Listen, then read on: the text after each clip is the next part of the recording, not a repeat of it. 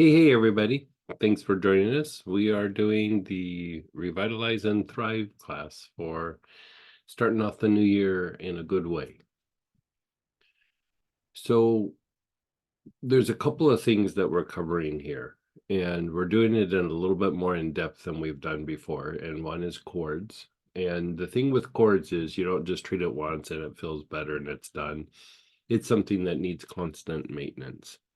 And there's different ways of utilizing chords. And so even here, we're going to go a little bit deeper than what we normally have done. And when we do the Sphinx class in the middle of January, we're going to go deep on some chord related issues that we've never addressed before. So chords are a little bit of a theme for this beginning part of the year. Okay, and so here, what I've done, like a lot of times we just talk about chords and then we talk about the oils that work, but here we're starting to break things up into different categories and utilizing these things specifically like that. Sometimes the categories like help you to differentiate that it's not just people. Sometimes we think of people as being a source of all the chords, but we're not necessarily with this whole booklet. It's a little bit more of a recipe booklet rather than we're going to cover everything today. There's just no way that we could cover everything in a weekend, let alone a whole day.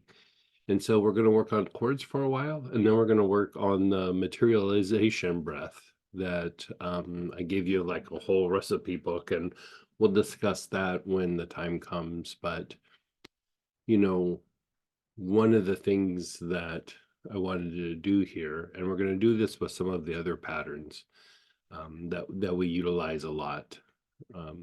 Wanted to give you a lot of options and show you why we're using it for all these different reasons, right? And then the oils that go along with that. And so, yeah, it should be a nice fun day, like fun day, but also day that helps you to feel better than you are. Even if you're feeling good, doesn't mean you can't feel a little better. You know? Okay, so right off the bat, let's just practice with the good old fashioned chords with other people. And so, other people, um,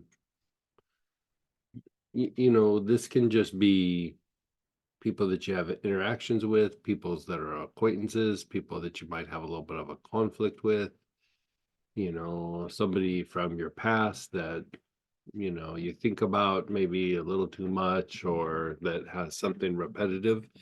Next, we are going to do relationships. So let's not have you do somebody close to you. Let's have you do something where it's like maybe a relative or somebody that is potentially obnoxious in your life. Relationships, I would say that there's something that's good there that you're trying to deepen. This one, let's say, maybe not Uncle Bob, but one of Uncle Bob's friends. You know what I mean? Like somebody who's maybe is not a massive jerk, but like when you get around them, you notice you feel a little anxious, you feel a little weird, you feel fill in the blank. Feel a little triggered. Um, you think about them a little too much, you grind on things that were said, going back and forth, you, you know, maybe there was a little bit of a heated discussion or a tense discussion, just something, it could be somebody at work, somebody in your periphery, could be even something that happened a couple of years ago. Yeah. Like for me, for example, like as I was waking this morning, I had this memory of uh, being at a retreat and somebody got really obnoxious and was like really raising their voice and getting kind of weird with people and like wasn't directed at me or anything, but it was still a little jarring at the time, given the setting. And I was like, yeah, that probably could be one that I would work. You know, it was quite a few years ago, but still that it popped up in my head means there's still a little something there, something to let go of, something to detach from. Maybe I felt a little poked by it. Maybe they were yelling at me and I didn't even know it. That has happened too.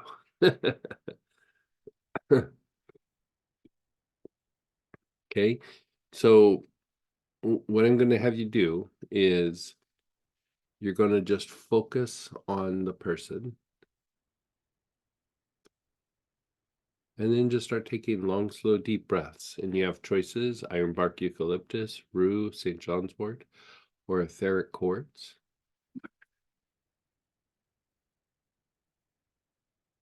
If for some reason you don't have one of those, then let us know and we'll try to come up with something for you.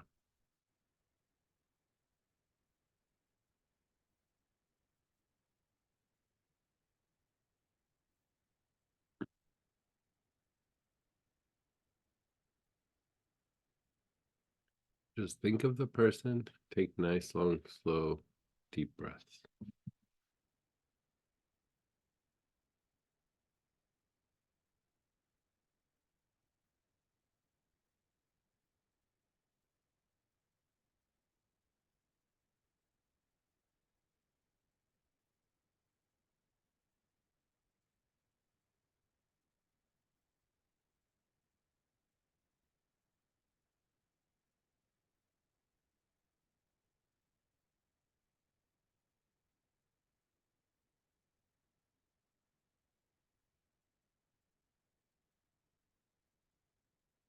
Now, you can do it a couple different ways. You could just think of the person right at the beginning, or you continue to think of the person as you're doing the inhalation. Both works. So if it makes it a little more real for you either way, then do it that way.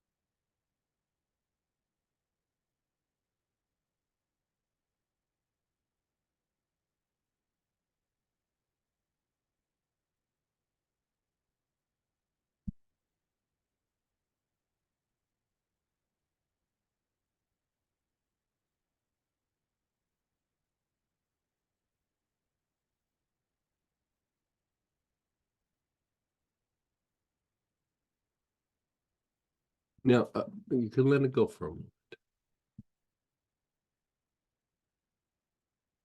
Notice how you feel.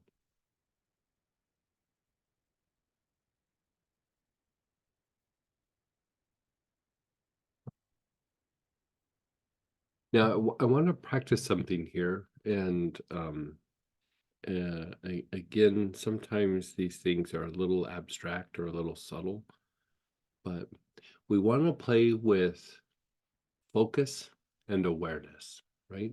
When you're super focused, you're not really aware of certain things. And when you're practicing awareness, it's hard to focus, right? So when we're focused, that is more of the intellect, more of the everyday mind. When we shift to awareness, we're utilizing the intuitive mind. So in the awareness is where if there's something that needs to be resolved with this person, that's where we're going to resolve it. If there's something that needs to be released from this person, concerning the situation, that's where we're going to release it, right? But the tendency is the more that it has caused us pain, the more that it's uncomfortable, the more that the person has insulted us, the more we go into focus. And the issue is that sometimes when that focused mind gets engaged and we're really focused on how they've harmed us or how they potentially may harm us, it's hard to shift out of it. So instead of trying to fight it, one of the ways to handle it is to um, lean into it. Like, you know what? Let's just lean in it to it a higher degree, right? So this is what I'd say. Let's just practice this and see if I'm even explaining it okay. But at first, you're going to, like, say my finger is the person. I'm going to exaggerate focus with my face. Really focus on the person, and you're inhaling, right? And then at one point you go, I let go. When I let go, I'm aware of it, but I'm also aware of the surroundings. I'm aware of other things than just the person, right? So you could be aware of behaviors, you could be aware of certain things that they've done. In the awareness is where there might be an inspiration or realization about the particular situation, not in the focused state. The focused state, you're just kind of connecting with the person, right? In the focused state, it's almost like you got to make something happen, or at least you feel the need to make something happen. So you're going to really focus on just the person, not what they did, not anything. You're just super going to focus on the person. And then as you release and you go to awareness, you're going to observe their behavior, their thoughts, their words, your guys' interactions, right? So focus is just the person, right? Nothing else, not what they said, nothing. Just like, okay, Uncle Bob. I'm thinking about Uncle Bob. I'm thinking about his brown hair. I'm thinking about how tall he is. I'm thinking, just thinking about him, right? And then I go, awareness. He said this, he said that, he did this, he cornered me and wanted me to listen to some podcast that he's really into, like, whatever it is, right? So you're going to focus on the person, and then you're going to look at the awareness of behavior and the things that they did, both while you're inhaling, okay? So you have your person, right? You're super focused on that person. What do they look like? How tall are they? What kind of shirt do they wear when you see them? Like what, whatever it is, just focus on the person, their form. Take long, slow, deep breaths.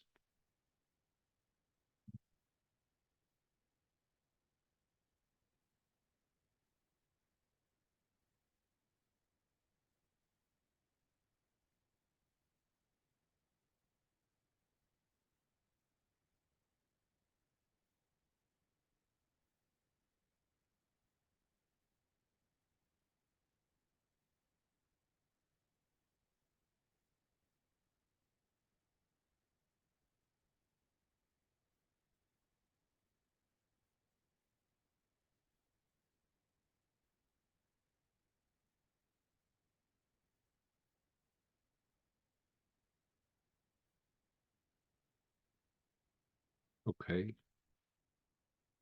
Now, let go of the focus on their form, on just thinking of their body and just them as a person. Now start observing behavior, thought, words they've said, the thoughts that arise when you think of them, your guys' interaction. Like just sit back and observe.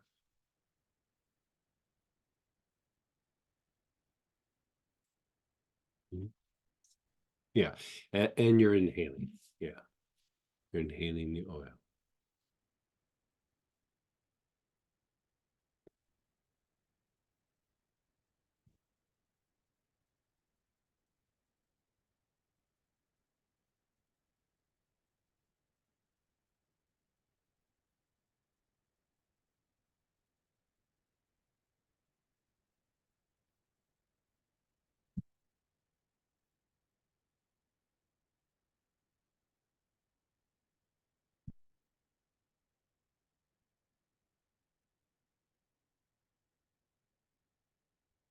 Just keep aware of all the little things that they've said, done, or if there was just one incident, Look at the interactions. Look at what got said and done, the way you felt afterward.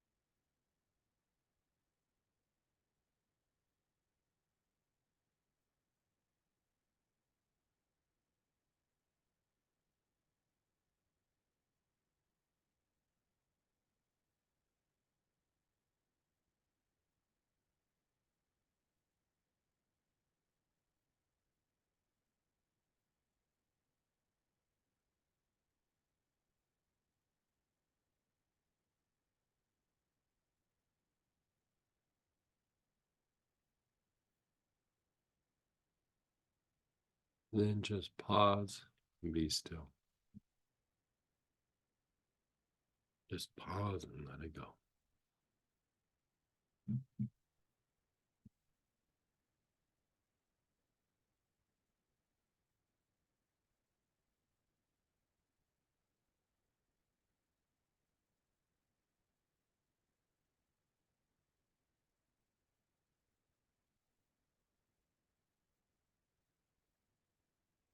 Okay, notice how you feel about that person.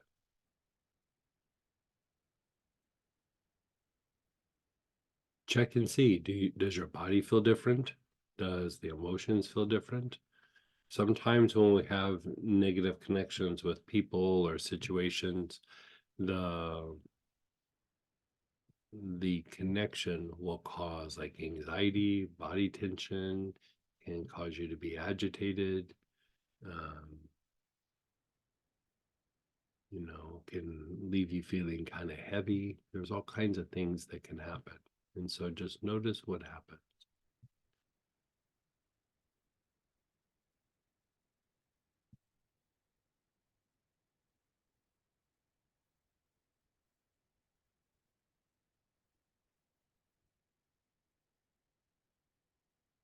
Okay. Same person, focus on them. Just focus on their body. Focus on what they look like. Just focus on them as a person. Long, slow, deep breaths.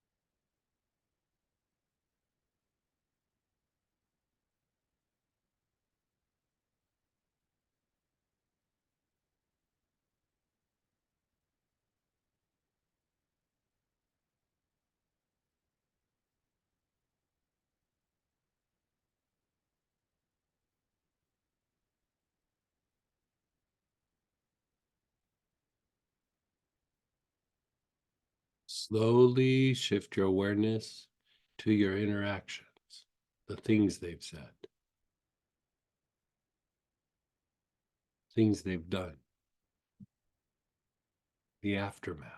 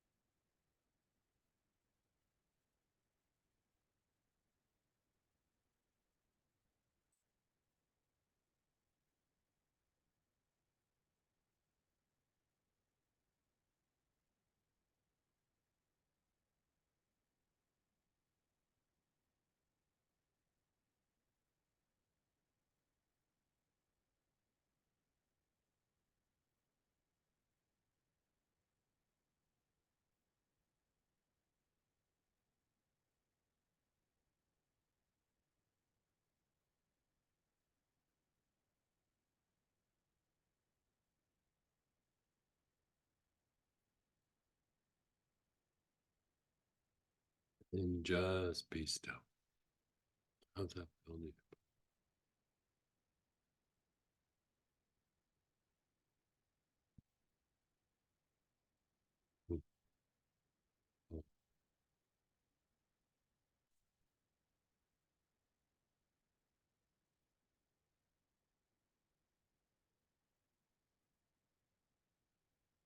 Wait, say that again.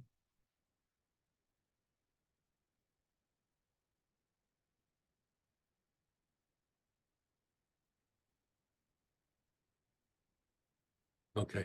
So like I'm just like doing this little process, and I was asking Samantha, and she made this comment, and I'm just throwing this out there. Um so when she focuses on the person, she'll sit and she'll think of the person and she'll go, "Oh, it's fine. Like it's fine. There's no issue with the person. Like no issue, or like doesn't feel like there's an issue or anything. You're doing it, you're doing it." She's like, just like, eh. And then when you shift to awareness and you go, okay, look at their their words, their actions, the dynamic, the interaction, she goes, that's when it's like, "Ugh, ugh," like there's agitation, right? So here's the thing, like when you're putting your awareness on the person, you are unwinding the like the direct connection between you and the person, right? But you could say that there's like these other component of the chords, or even a different set of chords that are more about the interactions, the pokes, the weird things that people say. A lot of times that's not like when we focus on something, we don't really think of those things. We just think of the person, right? But then we kind of take a step back and there's all this mishmash around this person that might make us feel good, but also might make us feel bad. And the way the intellect works, we just go right to the person and we just go, oh, they're good, they're bad, right?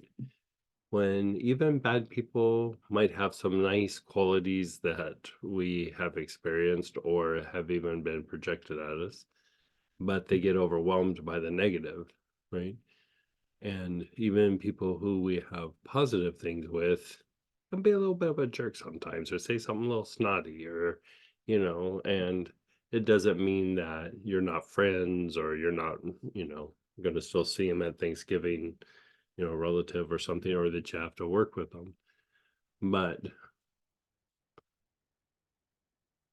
those unconscious things impact us way more than we realize, and they can be a source of anxiety. They can be a source of just low grade, like anger or hurt or something like that, that you might not even put two and two together and say, ah, this is because of these just repetitive things that a person has said, you know. And think of it like this: people aren't always saying that because they think something about you. Like sometimes they say little snotty things or take little pokes because of maybe low self esteem, low self image. They might be going through something. They have an opinion that's very different than yours, but they don't want to voice it. Um, you know, like in the office place, sometimes there's little cliques and you might not be part of the little clique that they're in. And so they're being a little judgy, but in the words, you don't really notice it, but it's the energy coming through the words. Like sometimes you'll go, I don't know why that bothers me. It just bothers me. It was probably because the words were fine, but the energy coming through the words were a little snot. You know what I mean?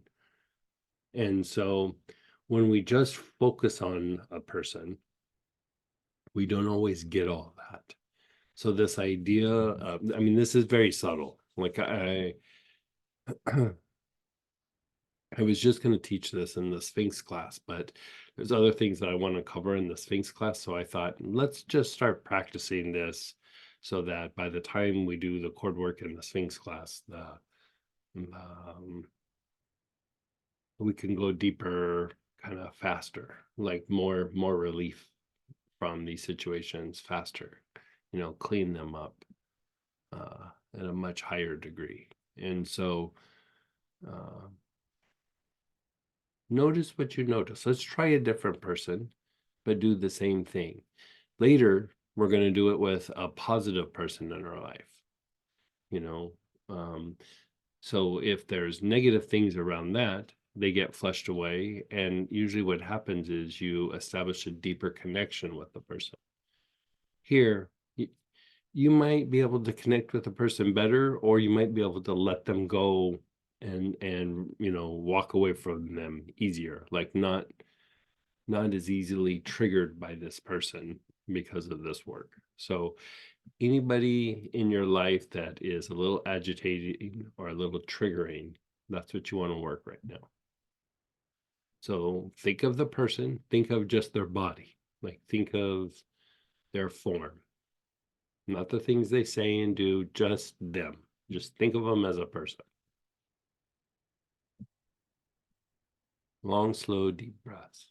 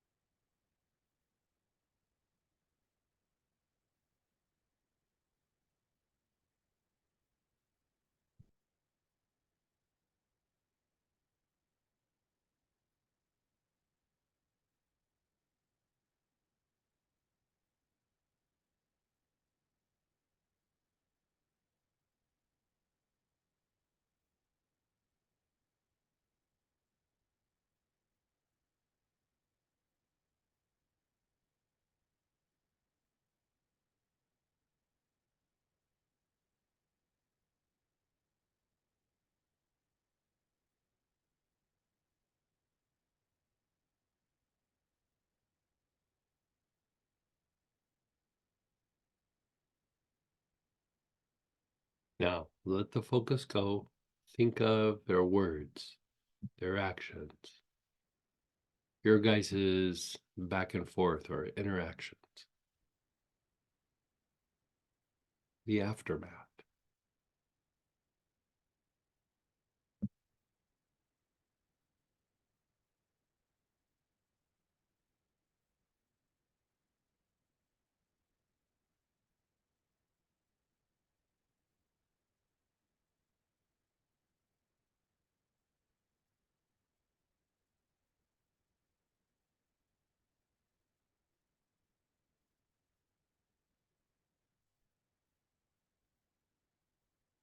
Okay?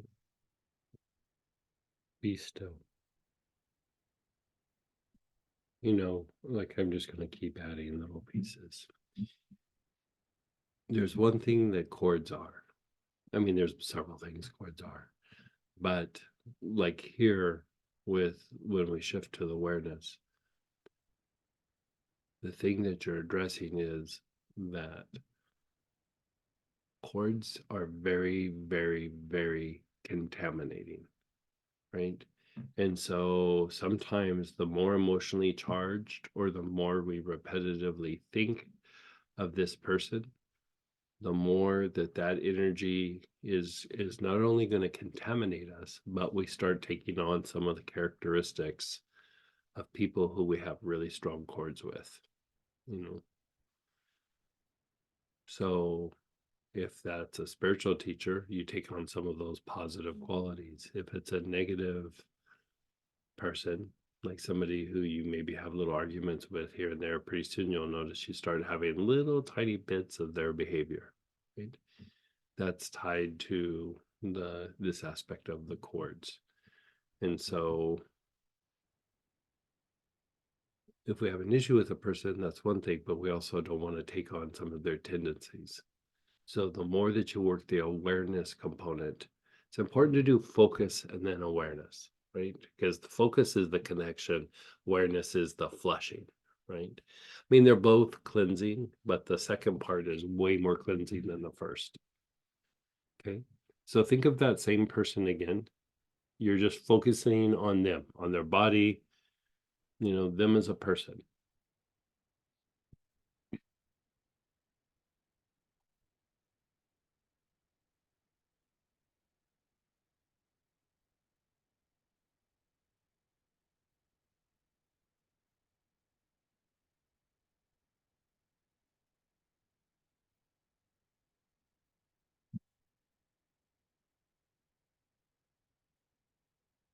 And then shift to awareness. Things they've said, things they've done, your guys' interactions, the aftermath.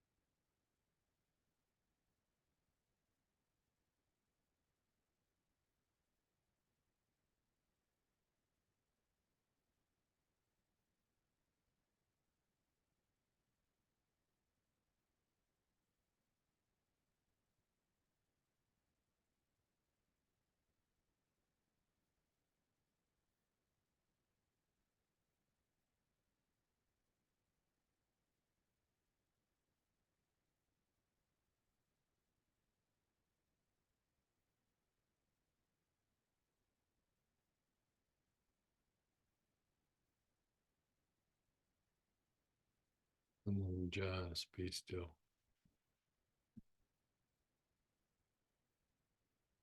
Notice how you feel in your body, your emotions, your mind.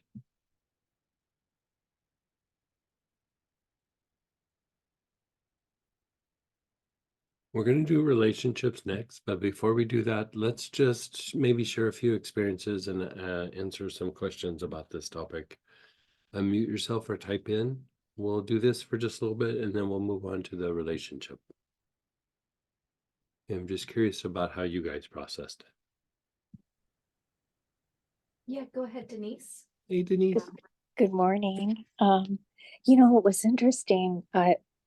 A couple rounds in, it switched to another person, and Yeah, it's okay.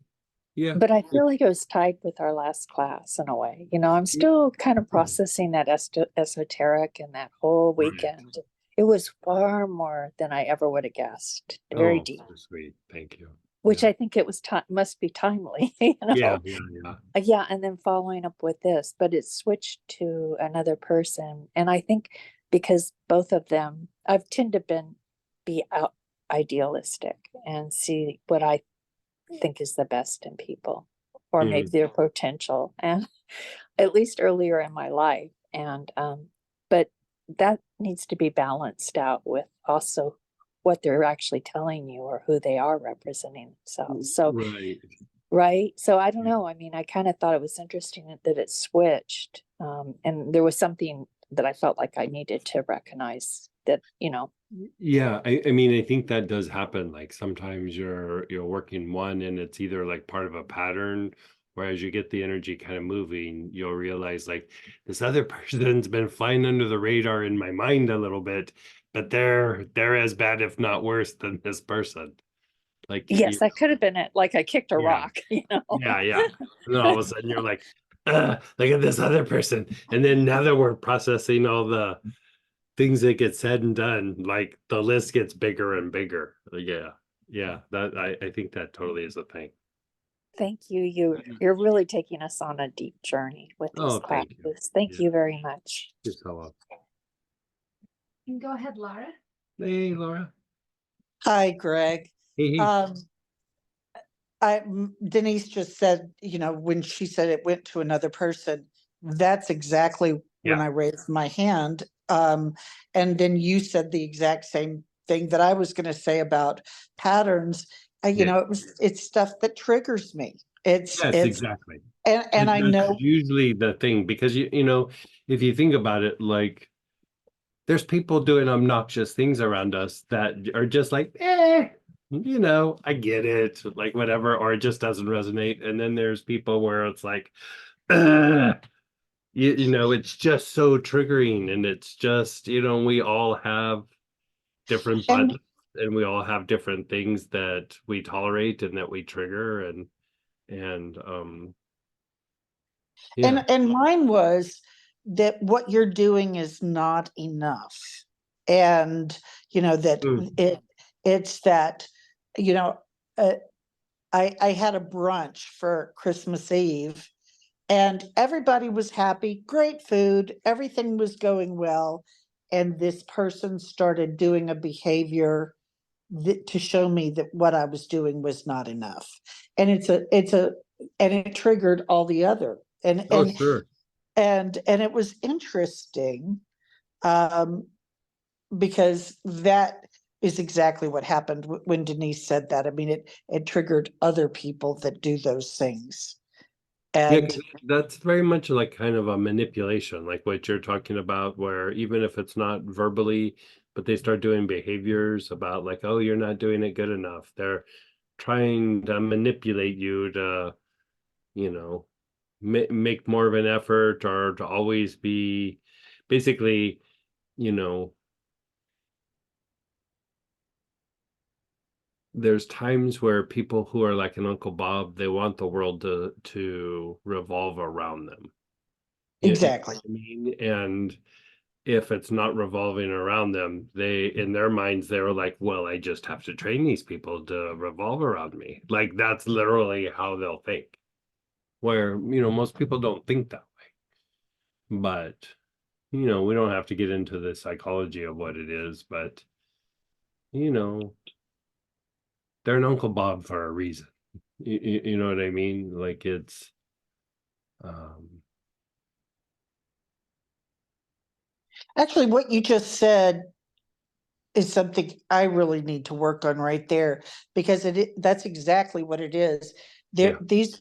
All these situations, people are trying to get me to revolve around them. Right. When, like, if you think about, like, you see a good friend or something, they're just like, hey, how are you? What's going on? Tell me what's going on with your life. It's not like, this conversation needs to revolve around me. It's not everybody, but the people who we would probably most likely, if you think about the Uncle Bob, whatever Uncle Bob we have in our world is usually they're wanting everything to revolve around them. And so the bully, adversarial, whatever component it is, it's like, you're not revolving around me enough, is basically what Uncle Bob is saying. Like, you need to do what I think. You need to think how I think. You need to do and feel the things that I approve of, or, ask me first, whatever it is, and those are the people who usually are a little bit more obnoxious, bottom line. And I have too many of them in my life at the Yeah, moment. I got a whole side of my family that way. Oh my God. When, like, I'm polite when I say, oh, I have an Uncle Bob or two. I have a whole side of family that's Uncle Bob's. Yeah, it makes it interesting. Yeah. it like the more that you work this, the more that you recognize it for what it is when you meet like new people, and it diminishes the potential for you getting sucked into their little, their little game or their little drama or whatever it is. And so,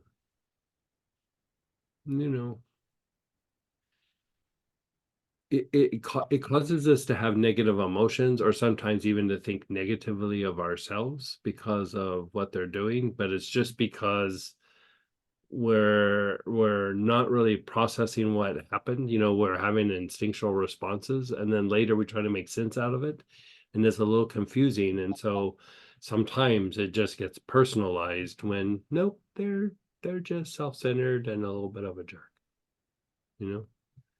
Like if you really think like the people, like for any of you guys, like the people that you focused on in this first thing where it's a little bit difficult, if they're not an Uncle Bob, they're Uncle Bob-ish.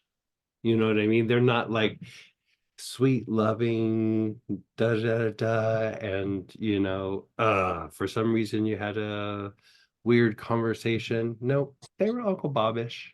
And like it's probably not been the first time, or it's gone on for a while. Thank you. Yeah. How did that feel? Did you notice it in your body, your emotions, your mind?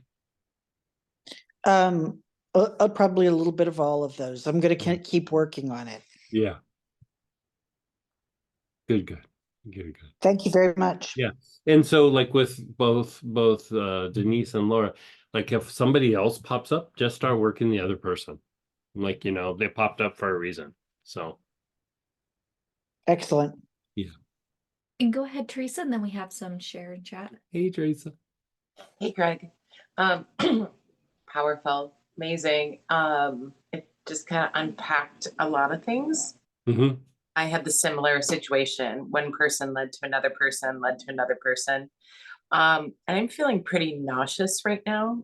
Like I could feel tightness in my solar plexus. Okay. And So we'll jump in and do the second half of it. It's a lot of times when you're releasing chords, especially like a deep release, the deepest part of that release is out of the spine, and it will make the solar plexus feel funny if you don't do it. okay. And so, we didn't do a lot, but we did enough to where if the person really was bugging you, or like, there was a negative thing, even just a little tiny bit will make you like, ugh, right? Okay. So yeah. So we'll do it here in just a sec. Yeah. Okay, great. Thank you. At the very end, I had an aha about how some of this person's behavior is reflected in me. Yeah. Yeah, that can be a thing sometimes. My thumb started aching, wondering if it is showing me my lungs were affected with this pattern or person I focused on. Thumbs. Not sure. Yeah, I'm not sure. I mean, anything's possible. Stuff could be coming out of your hands when you're starting to shift and have movement, like movement away from something. Comes out of the forehead, the palms, and the soles of your feet. So it could be that you're releasing something. Okay, so let's do the second part. If you have gingerly, sadness and grief, spine, or stagnation. Now, if for some reason you don't have any of those, let's have you dig out frankincense. And if you don't have those, let us know and we'll come up with a different choice.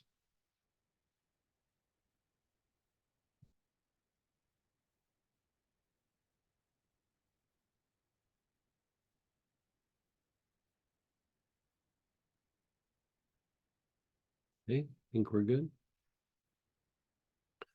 Okay, so you're just going to take some long, slow, deep breaths.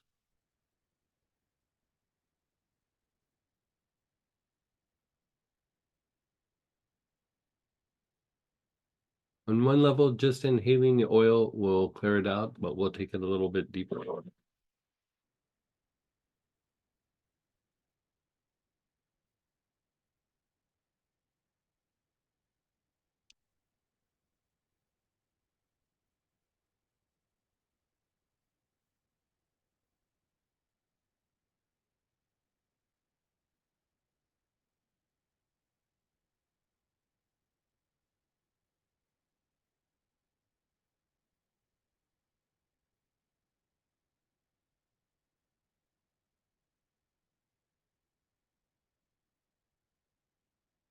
And then just be still.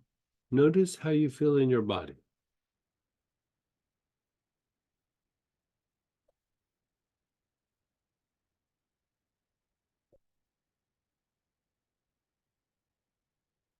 Start inhaling the oil again. You're just taking nice, long, slow, deep breaths.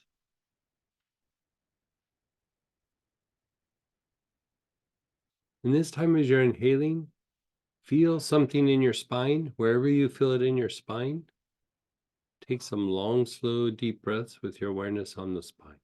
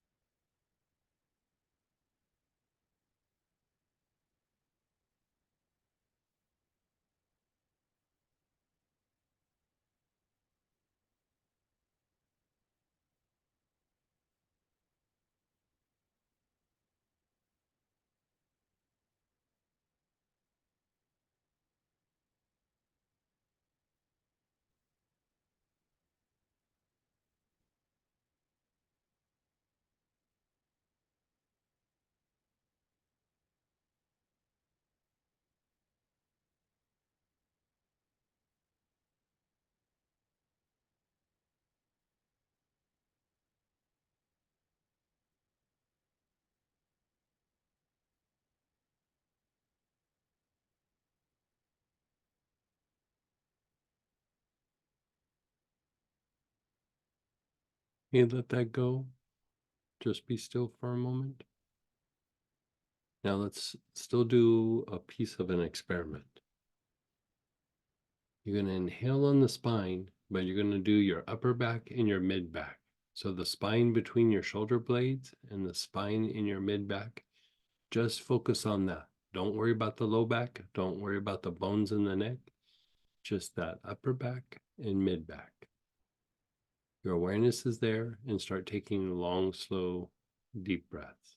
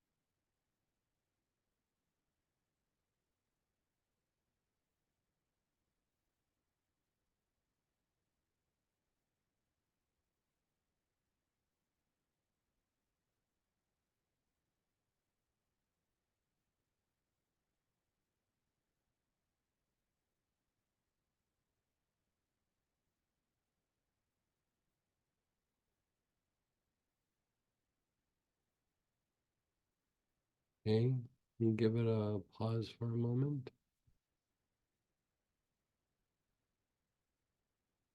Notice how you feel.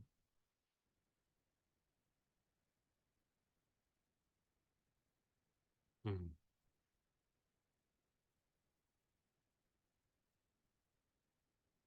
Mhm. Okay, just the upper back. The bones in your back, but just between the shoulder blades. Nice, long, slow, deep breaths.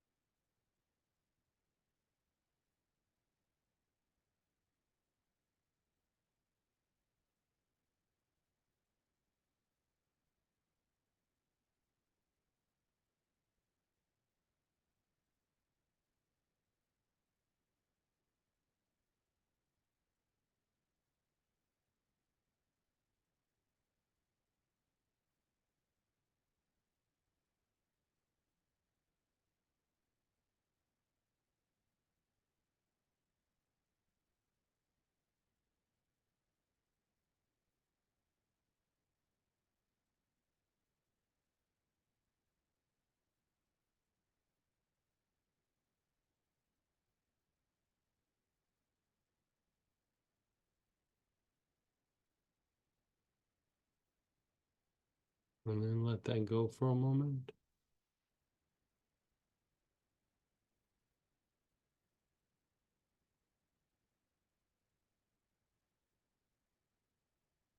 Notice how you feel. Notice your mind.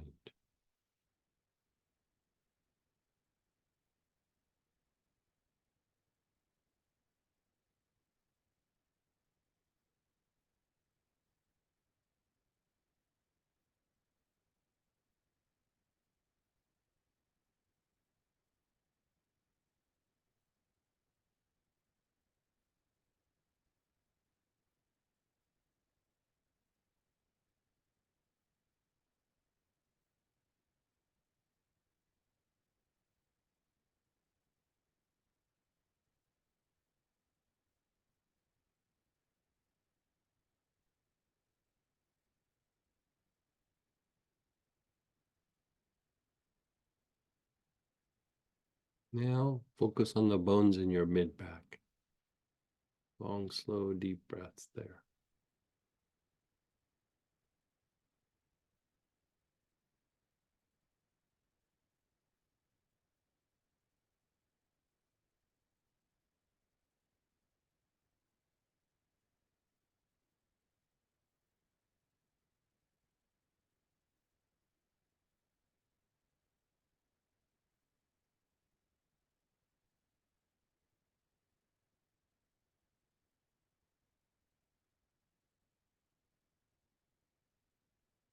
Okay, just let it go. Notice how you feel. How did that feel to you, like when you did the spine?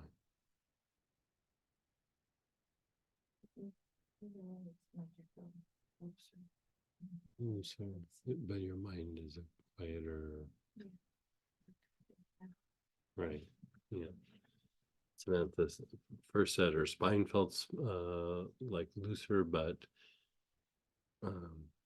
like mine just feels like kind of blank. Yeah, blankish. Yeah, like it's not attaching to anything. Like Right. Okay. So more like dream time. Mhm. So she said like things are passing through, but she's not attaching to it. Up between the shoulder blades is usually emotion or thought that is a little bit more trauma based. And the mid back is a little bit more fear based. So you can do both at the same time, but when you really have an issue with somebody, you want to go deeper. Think of it like this.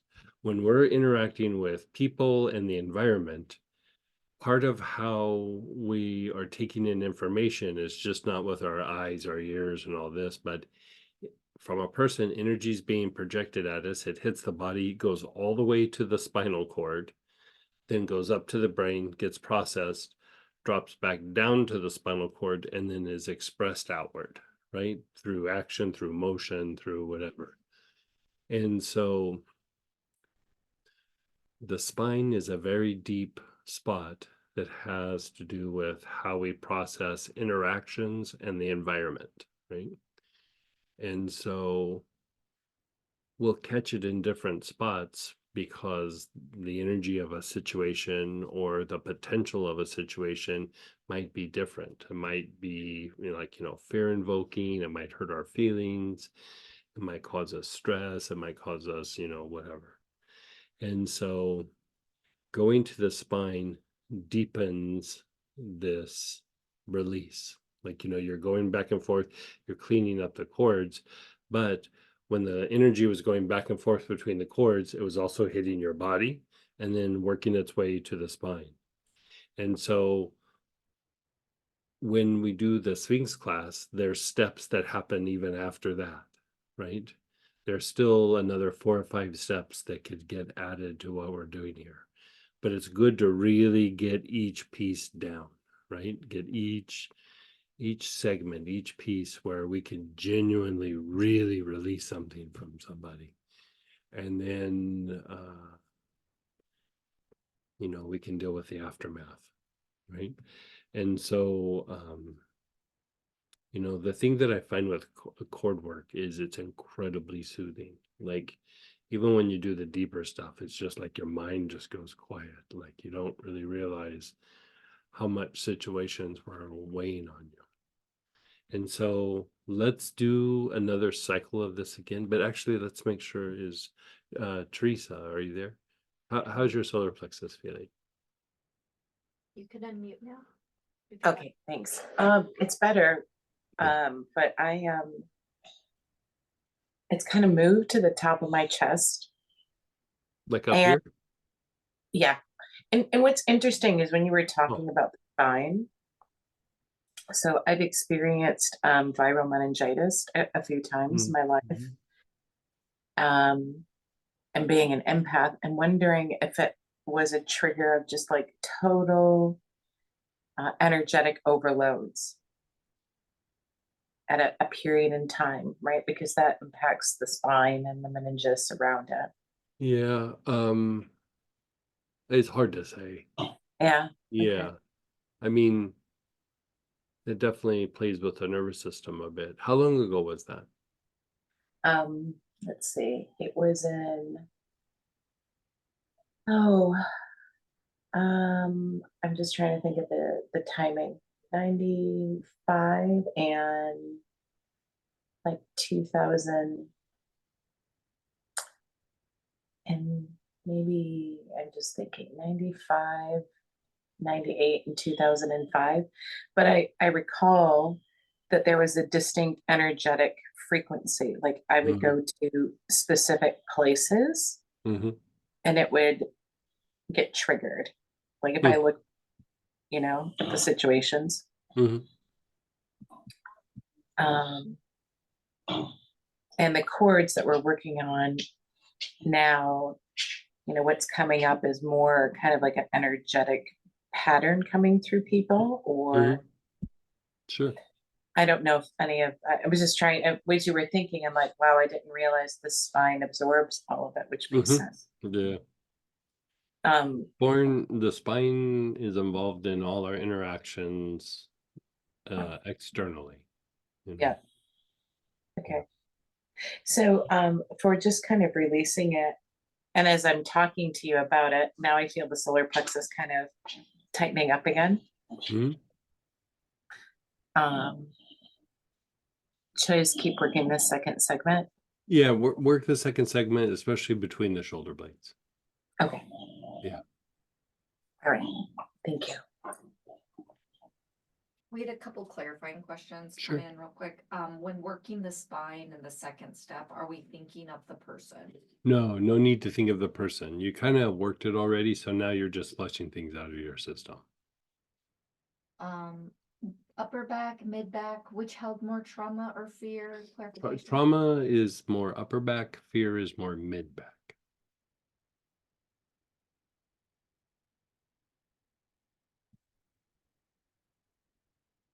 As Teresa's talking, I'm remembering a viral cycle for me. It relates to having to work with a troublesome man. Got sick with a viral infection after seeing the connections here. Yeah.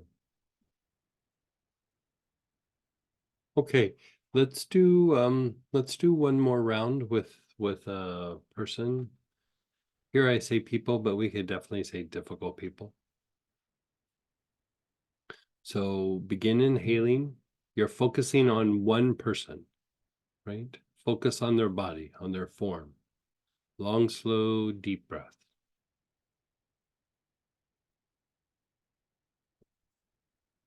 No, we're still doing the first. Number one. I do it back to number one with Mhm. theracords. Yeah, we're using the theracords. I'm sorry. Theracords, ironbark, eucalyptus, rue, St. John's wort. And we're back to thinking of the person and inhaling whichever oil you're using.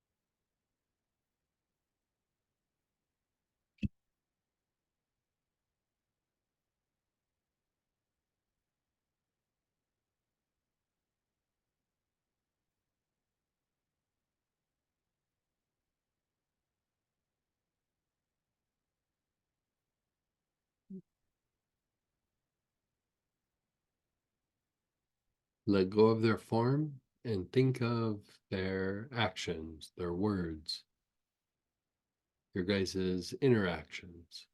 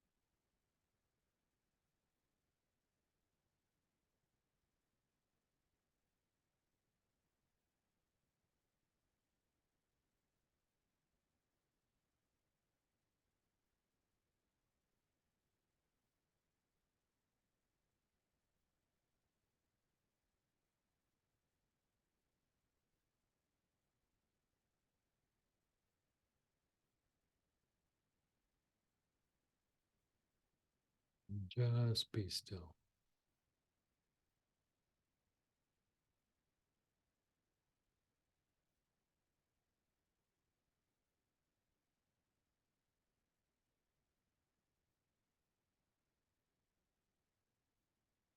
Same person. Think of their body. Just think of the person themselves. Nice, long, slow, deep breath.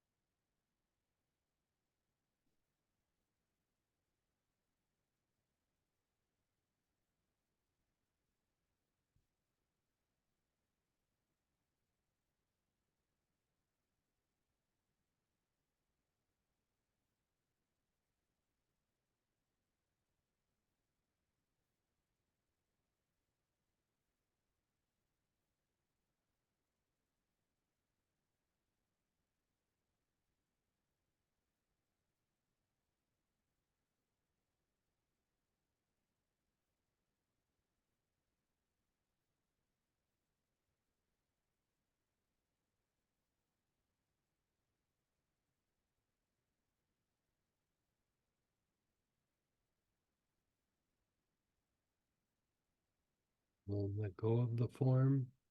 Go to the things they've said, the things they've done, your interactions.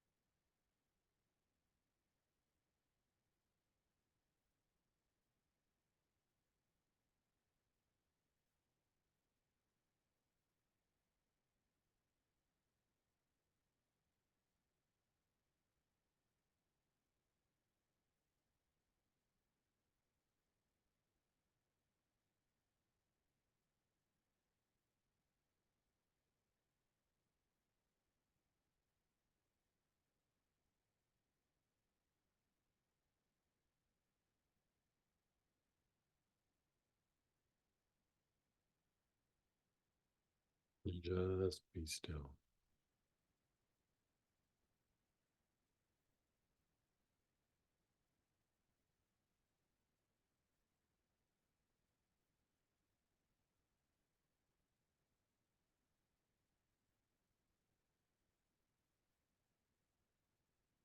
Now, pull out whatever oil you used for the spine. Stagnation, spine, sadness and grief, ginger lily, even frankincense if you don't have any of those. Begin inhaling. Let's just have you have your awareness somewhere on your spine.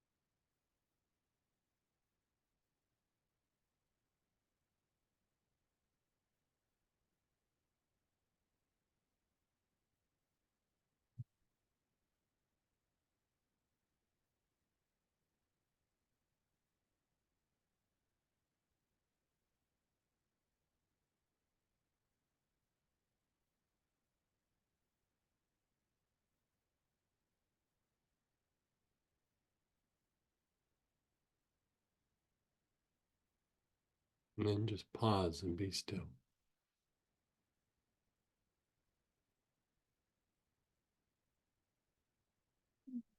Your awareness is between the shoulder blades, the vertebrae between the shoulder blades. Let's just see what that does for you.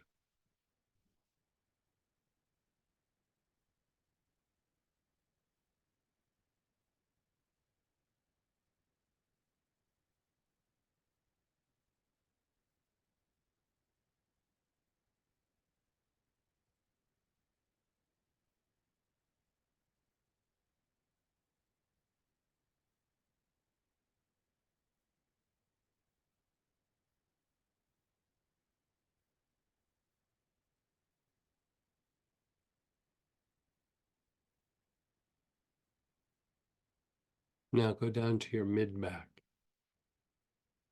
the vertebrae in your mid back. Long, slow, deep breath.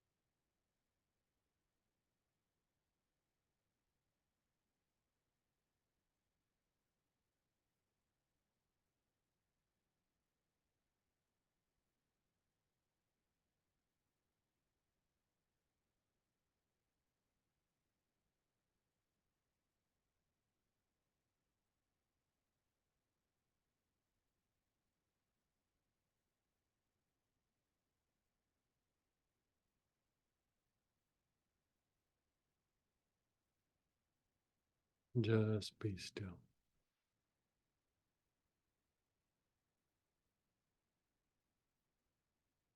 Notice how you feel.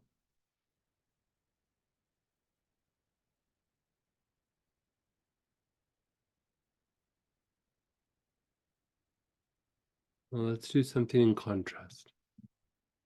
Think of a loved one, not a loved one where you have issues with, but somebody who, like, it's one of your favorite people, right?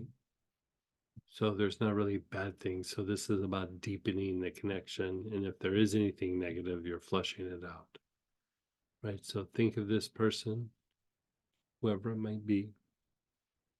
Focus on the person themselves. And again, using the etheric chords, the rue, the St. John's wort, ironbark eucalyptus, whatever it is. Think of this person who is a very big positive in your life. Focus on them, just their body. Long, slow, deep breath.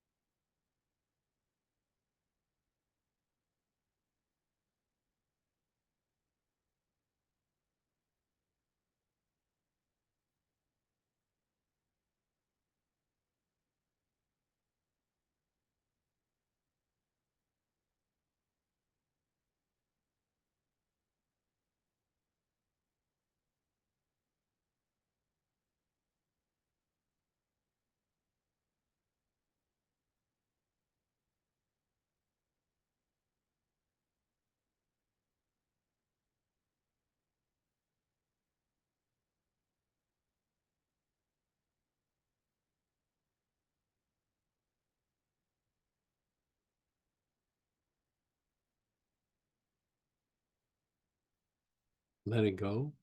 And then think of the interactions, the words,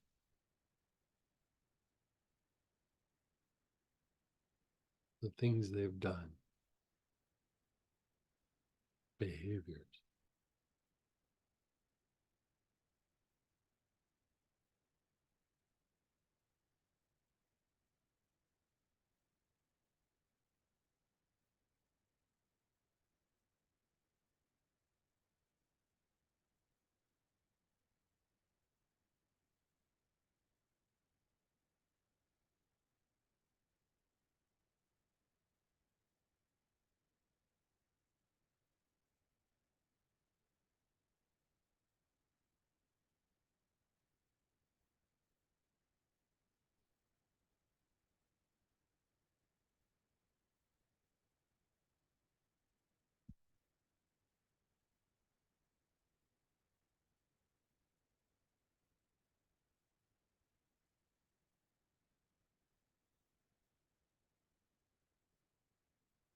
And then just be still.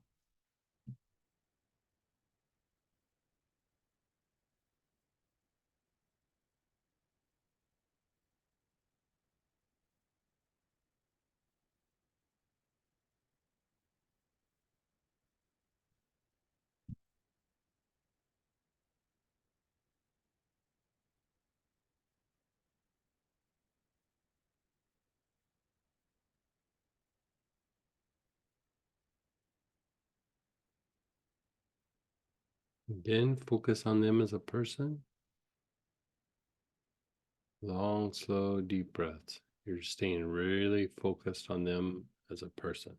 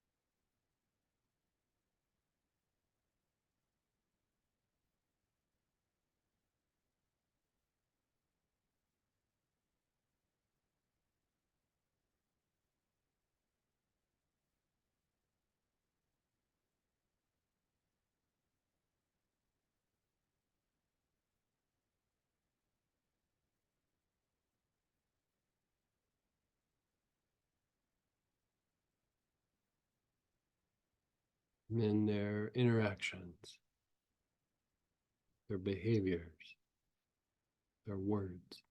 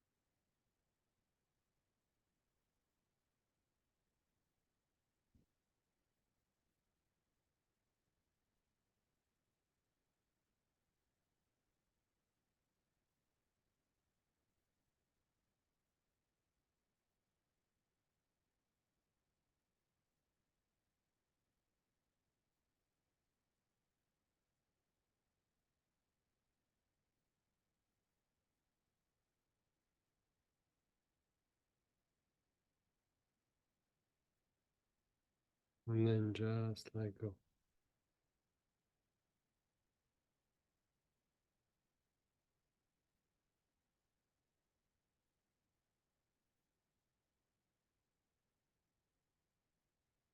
So here are some different choices for the spine.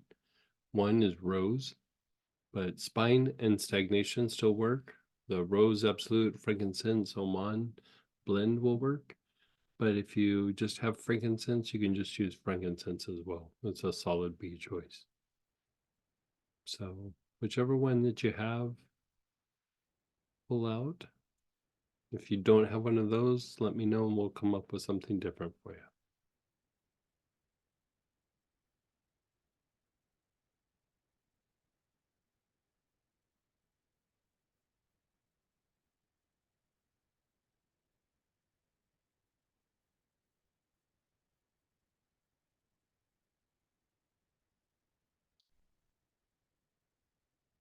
segment 2.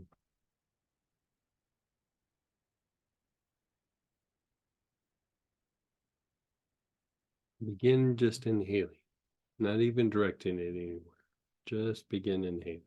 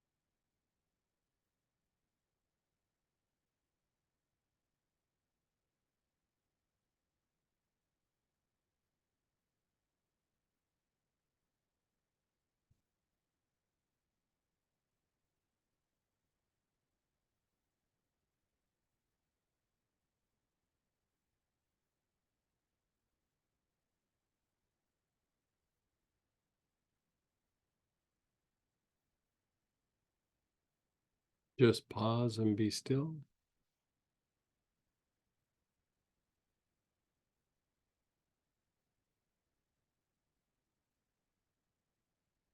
Now, let's have you focus just between the shoulder blades. Long, slow, deep breaths with your awareness between the shoulder blades.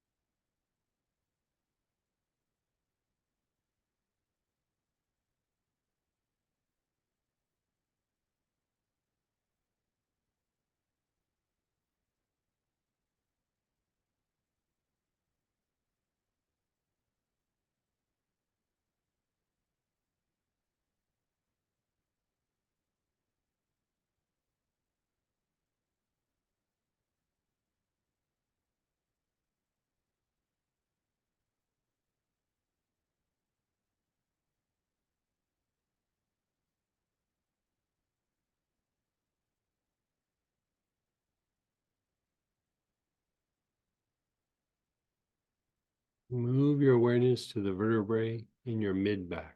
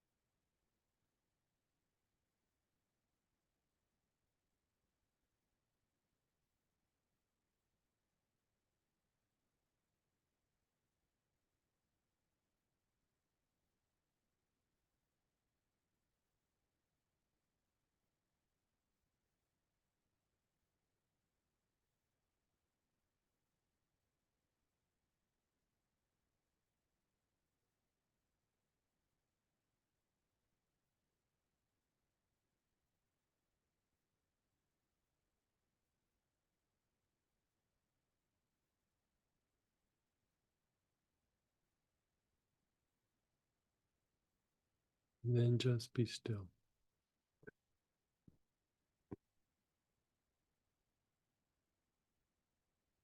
Just let go, just be still.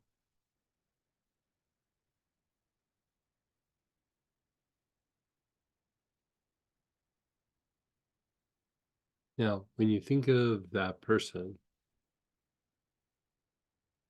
this time we did something very, a positive person. How do you feel towards that person?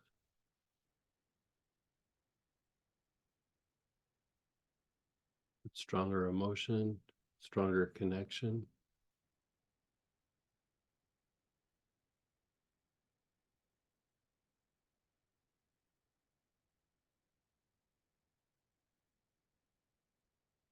let's do this. Let's take a little break and we're going to come back and we'll do some more. So I'll see you at 10 till the hour.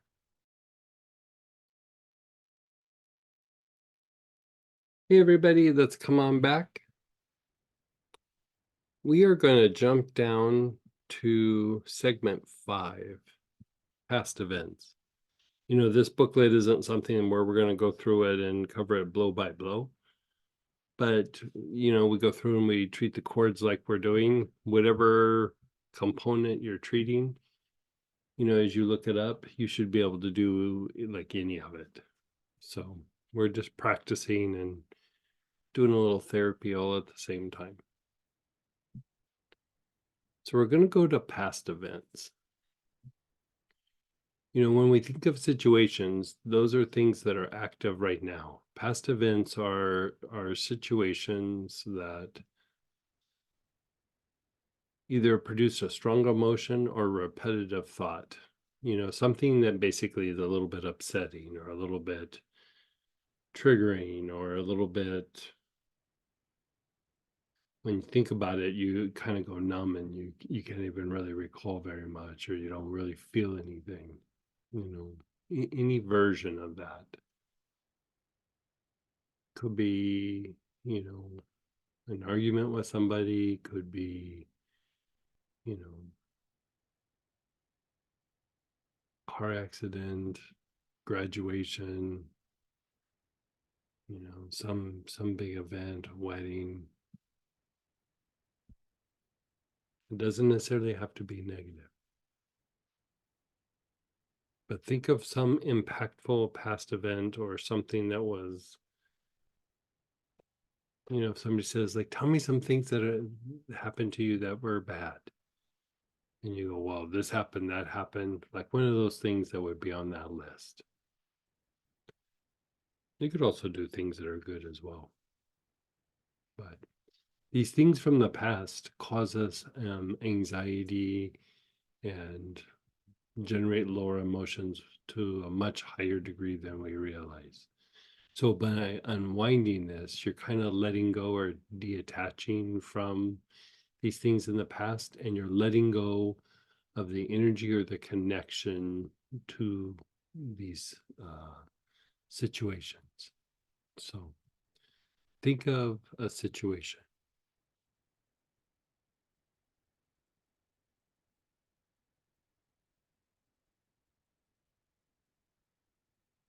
And we're going to do the same thing where we focus on the situation, like what happened, just the event itself.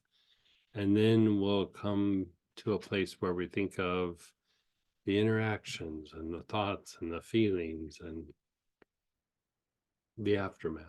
So first, focus on the event itself and begin inhaling with etheric cords, rue, St. John's wort, ironbark eucalyptus.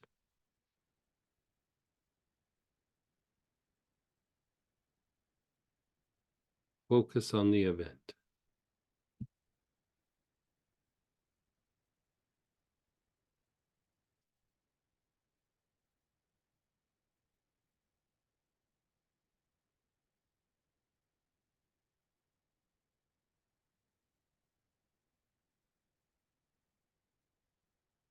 You're taking nice, long, slow, deep breaths.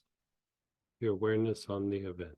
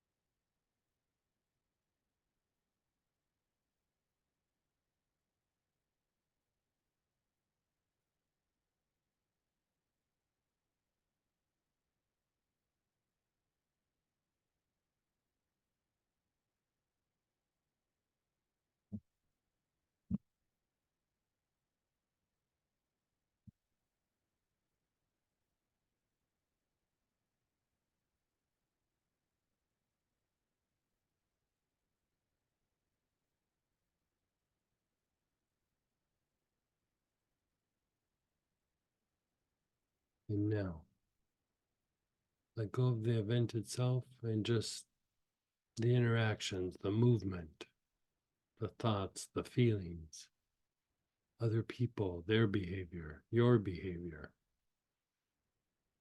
Think of that, even if it's just the aftermath of whatever happened.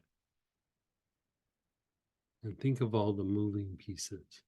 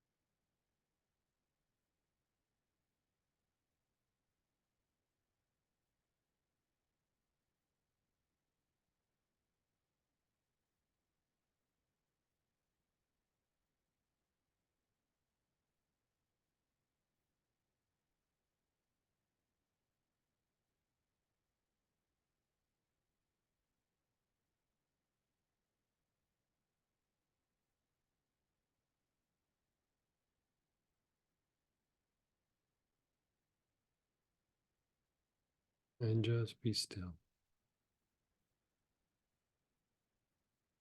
Just be still.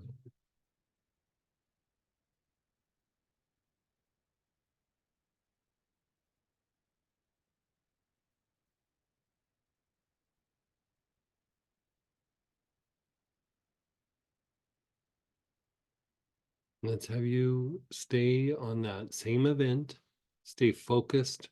Now just go to the event itself. Just like you're thinking of a person, just think of the event, whatever happened. Long, slow, deep breaths with you focused on the event.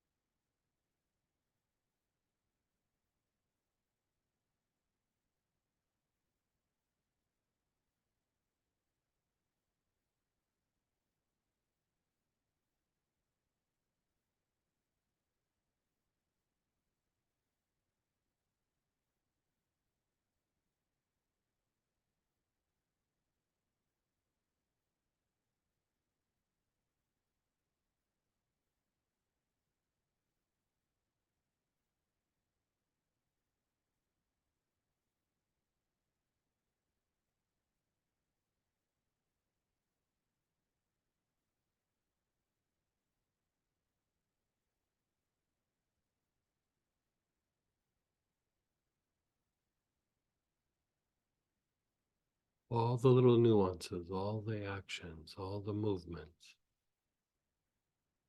the interactions, the thoughts, the feelings.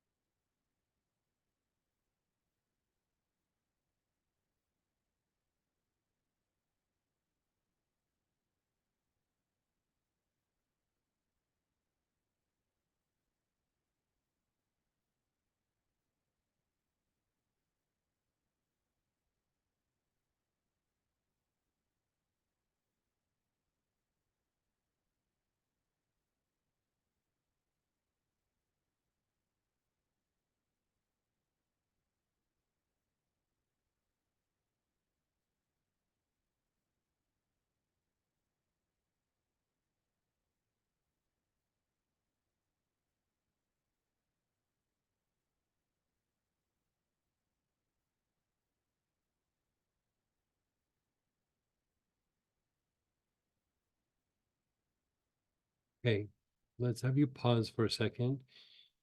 So we're going from focus. A lot of times when we think of working these chords, we think of a person, we think of an event.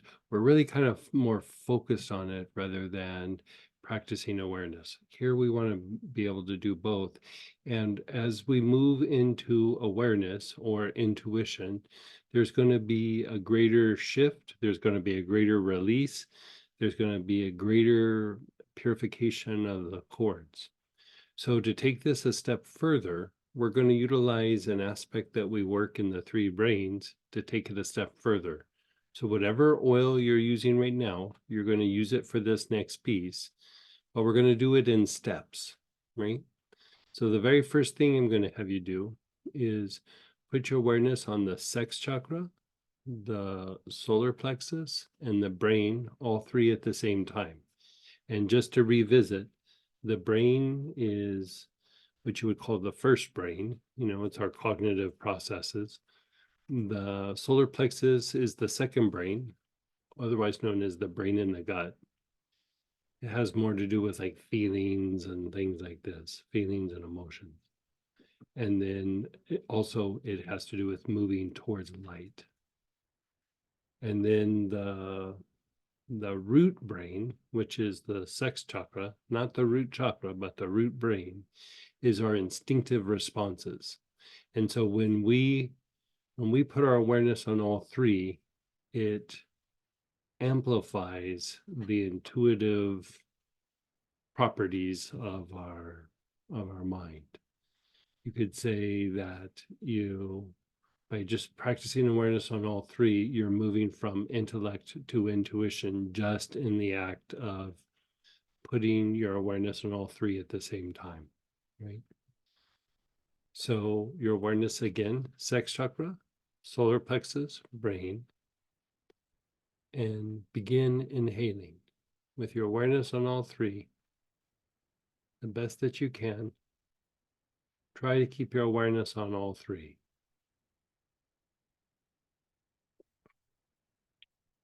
Long, slow, deep breaths with that same oil you're using.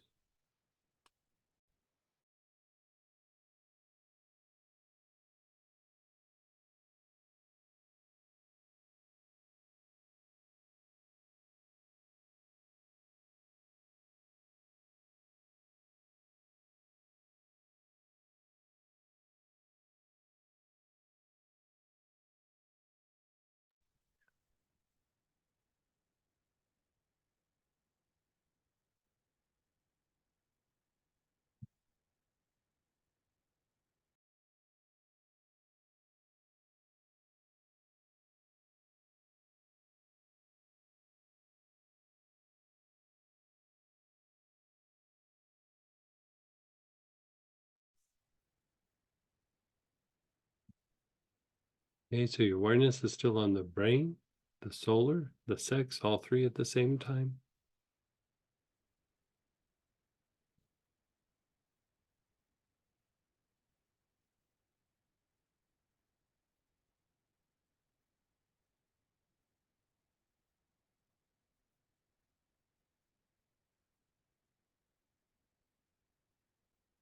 And then let it go. Just let it all go.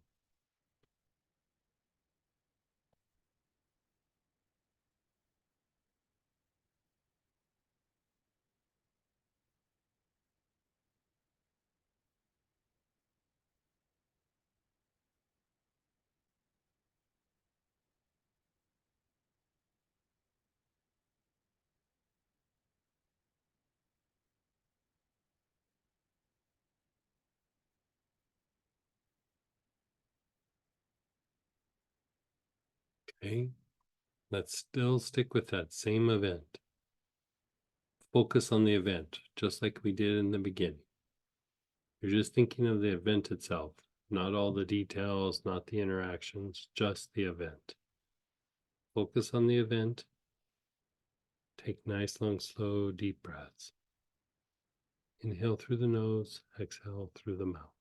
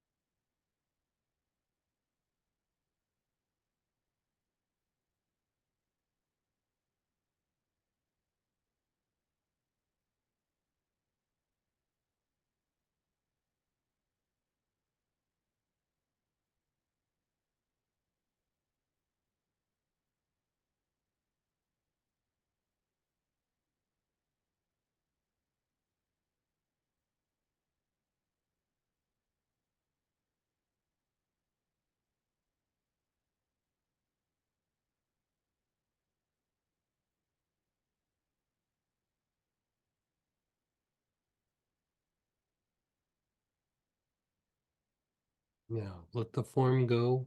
Look at all the little nuances, all the little movements, the interactions, the words, the thoughts, the feelings, the aftermath.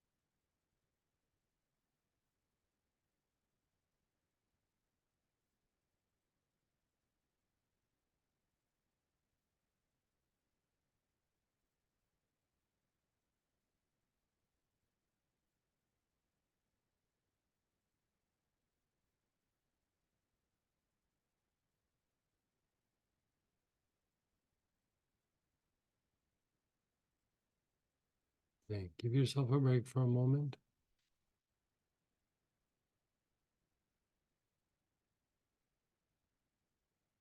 Put your awareness on the brain, the solar, the sex, all three at the same time.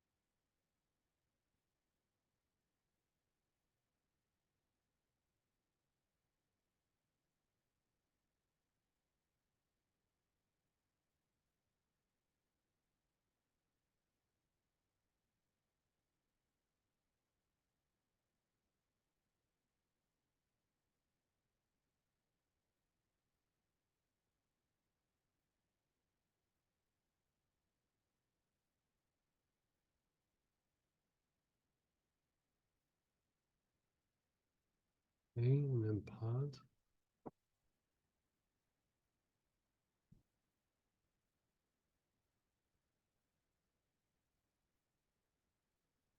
We're going to do the three brains again, but this time we're going to try to balance our awareness on all three.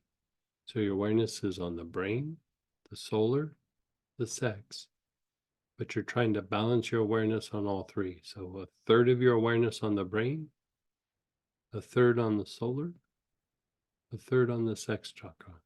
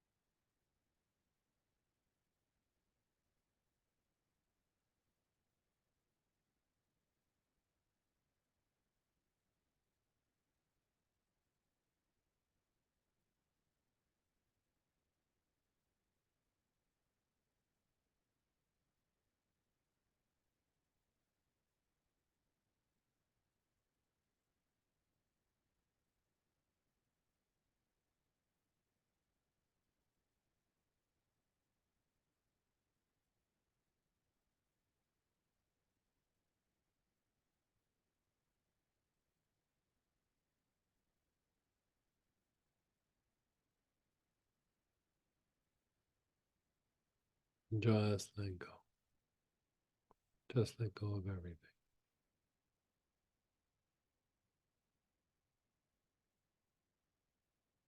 That-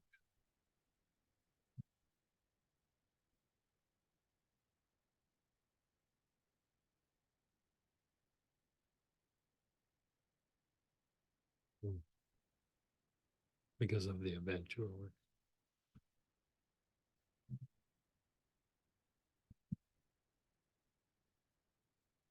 okay. But especially difficult past events, a lot of times are much harder than a difficult person. Um, so sometimes it's good to like cycle all the way through and then circle back around again. So we're going to jump to the part with the spine, and here different choices. Spine and stagnation still work, but different choices: aloes, frankincense, or white oud, which is a type of aloes. So if you need something different, let me know, but let's see if you have something in that realm.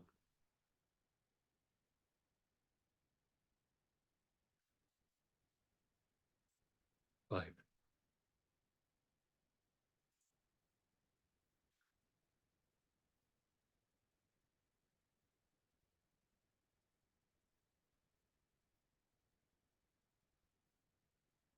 Okay, and begin inhaling. First, we'll just inhale.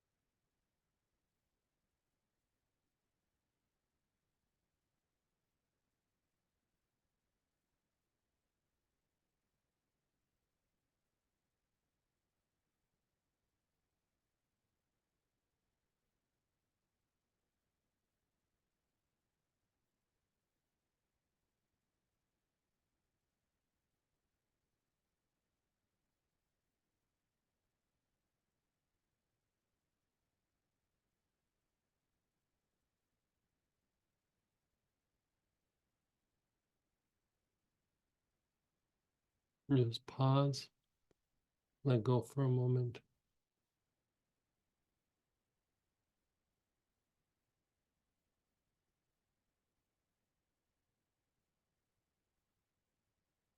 Begin inhaling, your awareness is on the spine. Let's just go right to that area between the shoulder blades.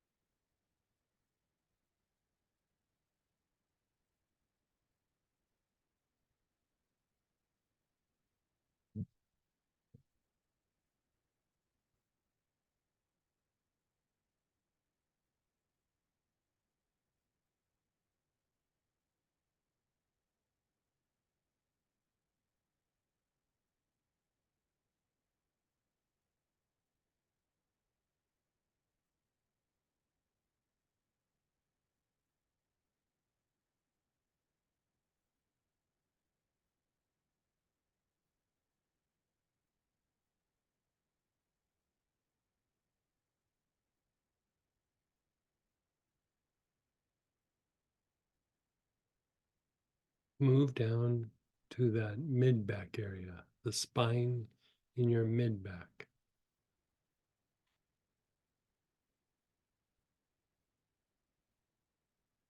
Oh, something.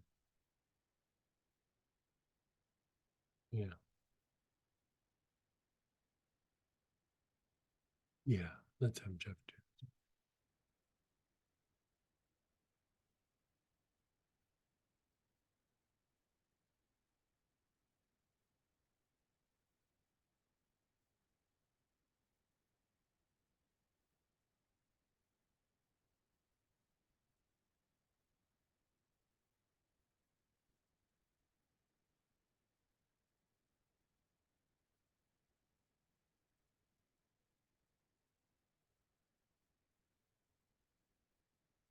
In deeper levels of treatment of things like PTSD and things of that nature, we don't do this right off the bat, but this is something that gets done at some point.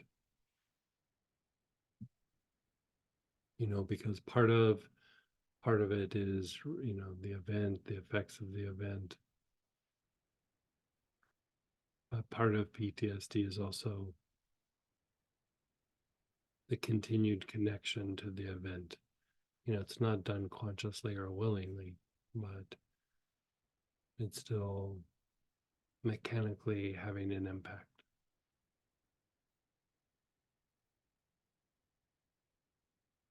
This idea of past events, situation and past events can generate, when they're not cleaned up, can generate a lot of lower emotion, a lot of emotion, a lot of body tension, a lot of repetitive thoughts. You know, can cause very chaotic dream time.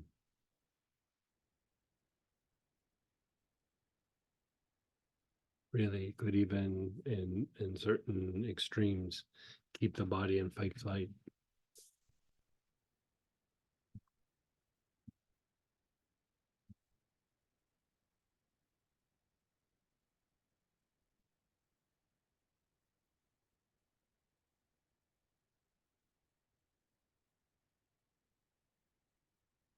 Okay, let's let it go. We are going to cycle through this again, but I also want you guys to share experiences, ask questions. So let's do that before we cycle through past events again. So unmute yourself or type in and go ahead and fire away. Yeah, go ahead, Denise. Hey, Miss Denise. Hi. Well, I'm a bit lost. Okay, so I imagine there's a reason for all that. So I just want to be clear on this Mhm. last segment that we just did, Mhm. and feeling the frankincense. And then we move to the mid back. Should we be thinking when we move to the mid back, you know, in the heart, like that back heart area, should we be thinking about the event, you know? No. Or- Like, so I mean, that's a very good question. So the thing is like when we're working the chords, like think of it as like it got set in motion. And so by the time we get to the spine, you're cleaning up what's already kind of been processed. It's already been released to a certain level or degree, and you're just kind of continuing it to go a bit deeper into the spine. Yeah. Okay, So no need to visual, basically what I'm saying is no need to visualize.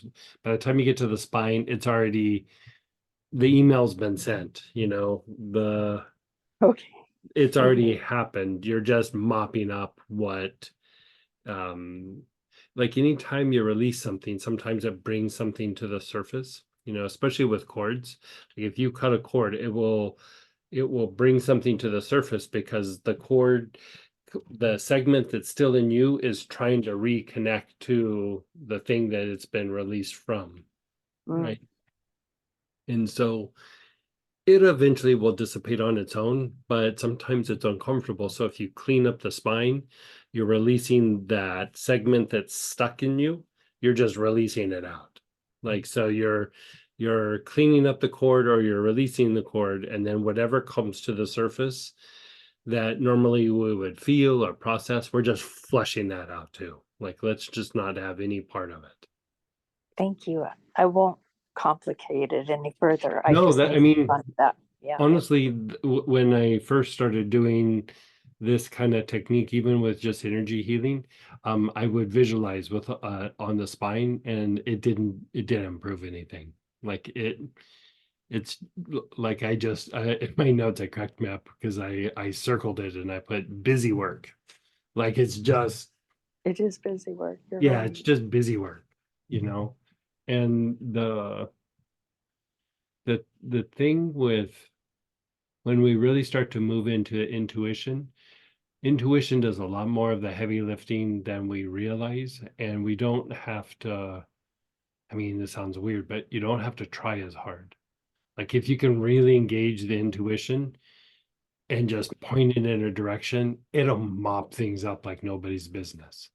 Where the intellect needs to kind of figure it out and like, okay, what are we going to do with this? Intuition just goes, I got this, don't worry about it. You know, it just cleans it up. So Thank you for clearing that up for yeah, me. And Yeah. everyone, thank you so much. You're so welcome. And go ahead, Helen. Hey, Ellen. Hey, Greg. Edie. What about chords to beliefs? Is that part of this? It could be like we are going to like when we do the Sphinx class, we are going to be doing things that are not like normal. So, but beliefs, you could throw it in here. You could throw it in with like we're going to do invested behaviors like we did on Wednesday night, and you could throw beliefs in there, and then one of my personal favorites, expectations. Oh, yeah, like I laugh because I always think, oh, I got this all cleaned up, and then I tackle expectations. Ugh. Because expectations will also cause like projections. And so beliefs, concepts, opinions, all of these things could play, you could unwind them with chords, like working the chord component. Yeah. Okay, so would you use the protocol for the whatever the behaviors one? Yeah, probably the behaviors, but even like behaviors, I don't have like etheric chords listed, but you could totally use it. Like you could use ironbark, eucalyptus. The ones that I have listed work a little bit better. But you could still use the same stuff that we're using. But I just differentiated it a little bit. Right, thank you. Yeah. How are you doing with this so far? It's yeah, I'm trying to balance a lot of things, so it's good. Thank you. Good. I do this with the like teachings, like whatever teachings, whatever tradition, you could just sit and think of the teachings, and you don't necessarily have to sit and read it or something, but just the idea of certain kinds of teachings, because when we're first exposed, we have a reaction, and we always have to factor in that we always don't perceive it accurately. We might be a little defensive. It might stir something in us. It might question a belief or something.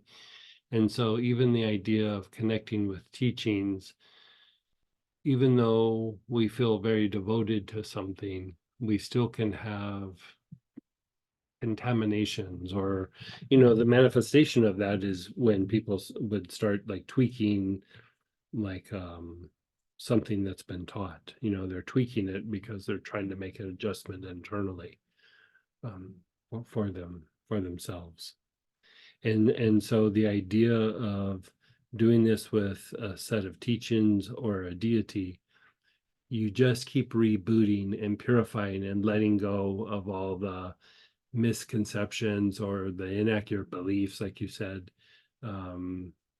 the reactions to the exposure of the teachings.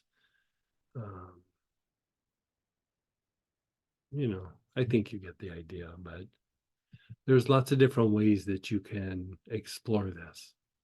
And so one of them is to like focus on particular things that,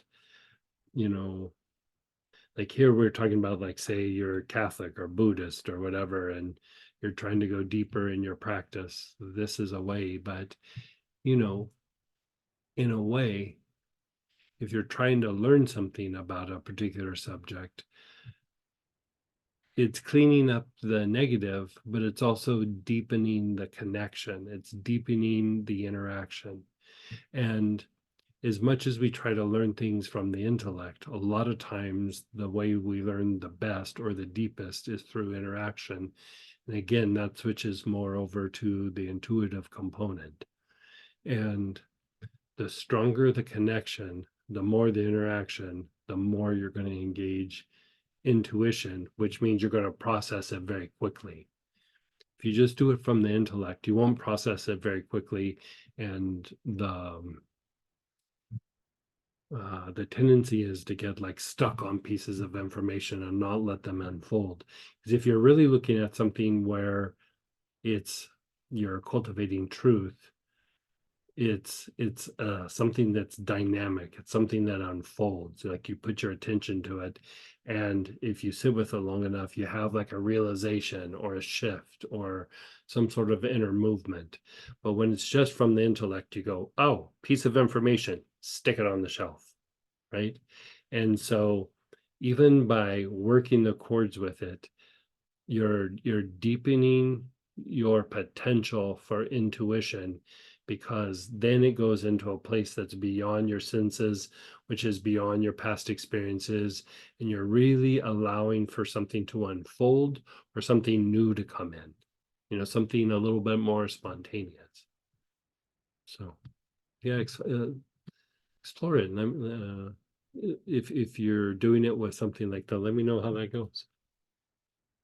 Yeah, no, I appreciate that. Thank you. Yeah.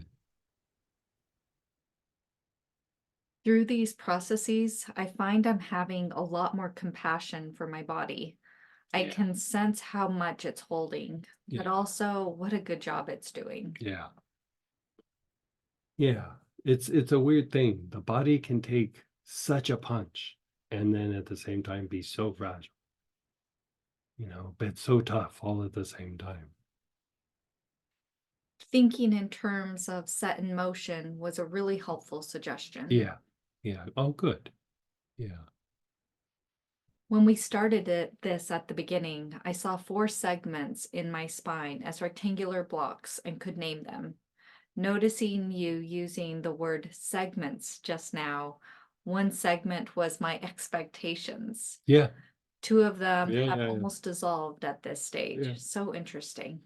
Expectations is a big one.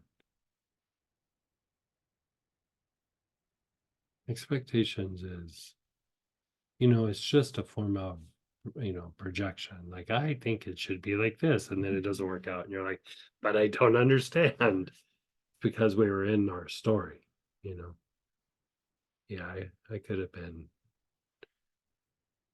a gold medalist if that would have been an Olympic event. Yeah. Can Greg explain the difference in the effects of ironbark and rue and etheric chords? Ironbark and etheric chords are very cleansing. Etheric chords is cleansing, and if it's negative, does have a bit of a cutting effect or a releasing effect. Rue has more of a releasing or cutting effect because it's a little bit more geared towards conflict. And so a lot of times when we have a negative chord, it is a conflict of some sort, right? So rue is good for that. St. John's wort has a cutting effect just because it's so cleansing. So it has some of the effects of etheric chords. It actually is not as cleansing as etheric chords, but it is a little bit more releasing than etheric chords. Like, it's in etheric chords, but etheric chords has a little bit more of an emphasis on the purifying effect. Do you use the same oil when you do it with the teaching/deities? Yeah. Yeah. Yeah. I tend to do it on more segment 6, but you could still do it with segment 5. Question. Start with first part event or most triggering or least logical or most hurtful or most confusing or most people involved or most angering, most hopeful/hopeless or out of control, or just the final result? That's way too vague. No, I'm kidding. Boy, that was a lot of detail. I could go slower. Yeah, no, that was good. So when we're doing the first part, just think of the event itself. Like your mind, because really what you're doing is you're engaging your intellect. So that it's not that there's like a right way or a wrong way. Like, whatever your mind focuses on when you think of that event is really where you want to go, right? And so if you just see what happened, that's great. If you go, this is the part of what happened, but really this part hurt the most, then let your mind go there. Like, wherever your mind goes, but focus as much as you can on the event itself. And like Helen is talking about, what about a belief? Focus on the belief itself. Like, just what is the belief? I believe that there is no gravity, right? Ugh.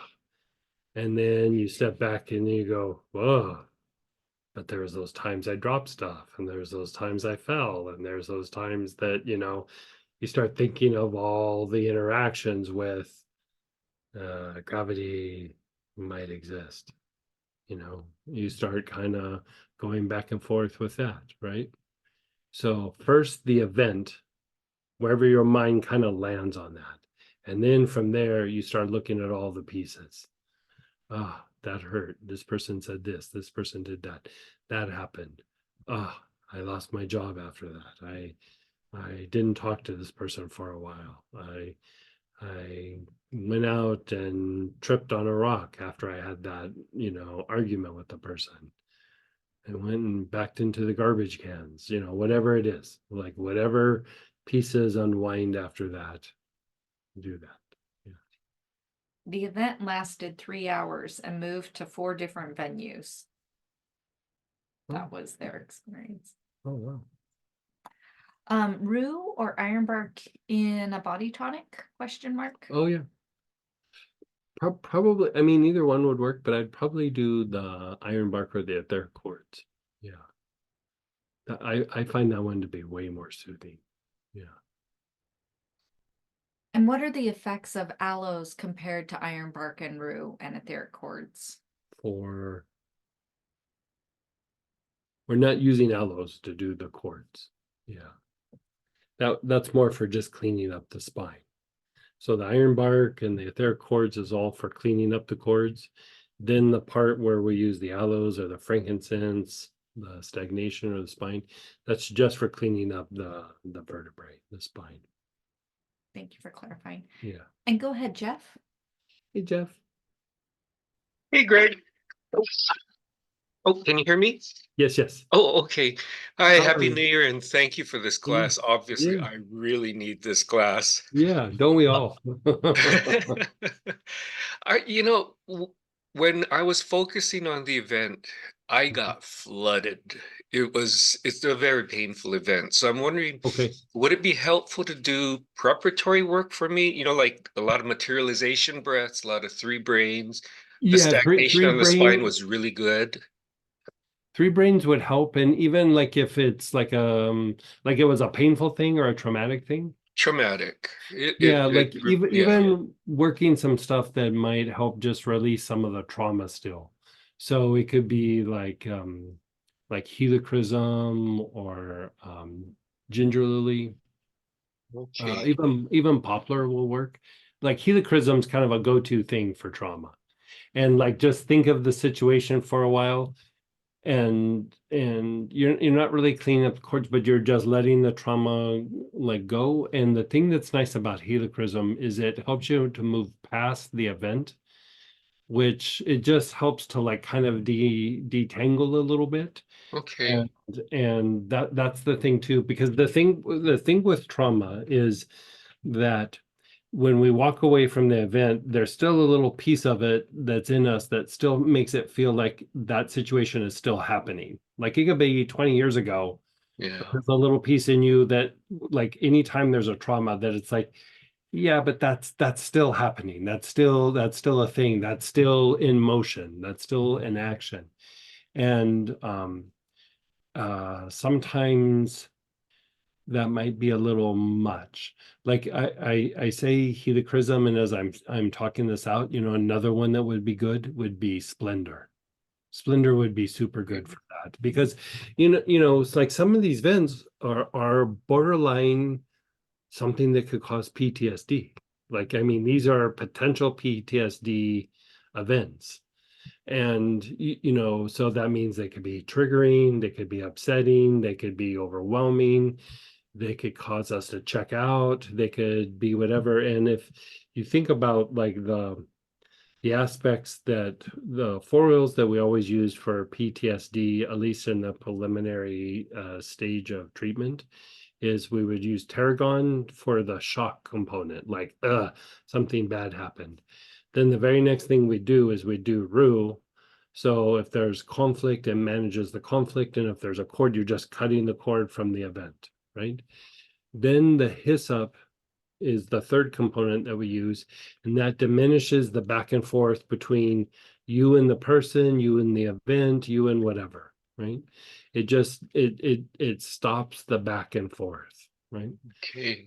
It basically what it does is it activates the heart and the crown, and it has an impact on the vagus nerve, and it helps things to be integrated and then move up and from the heart to the brain.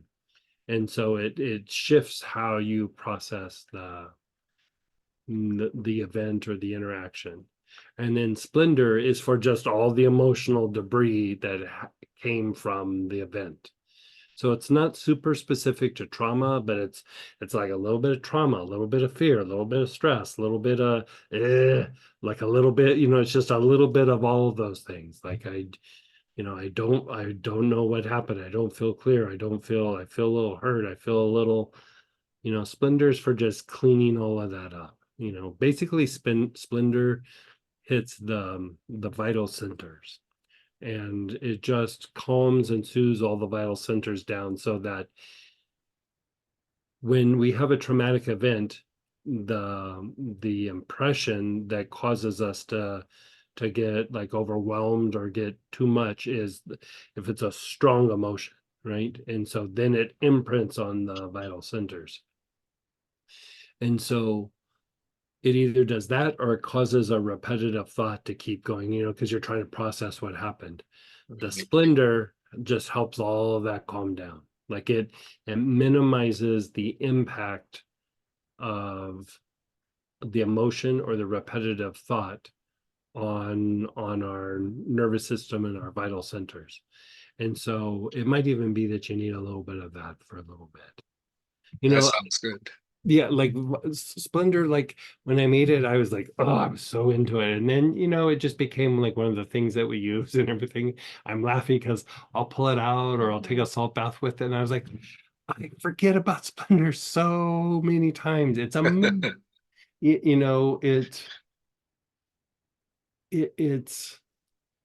it's a really good janitor for the emotions and the mind. It calms down some agitation in the body, but it could be really a treatment almost by itself for PTSD, because that's originally what I made it for, was for PTSD. And it could stand on its own. Like the other things definitely make it stronger, the tarragon, the rue, and the hyssop, but the splendor by itself is very helpful. It doesn't completely release the trauma, but you might even want to do it before you do the helichrysum, and then do the helichrysum, and then eventually come back to tackling it with the past events, or the chords.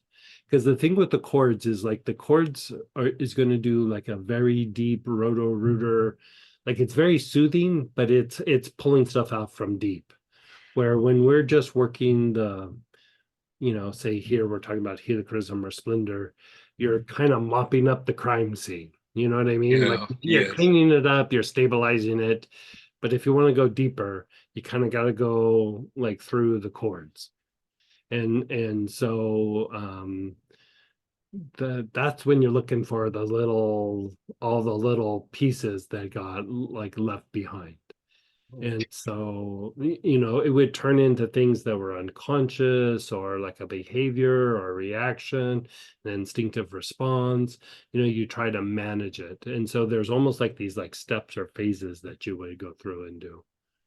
Yeah. So maybe go splendor, then helichrysum, then, and if you don't have splendor, like mugwort would work. Okay.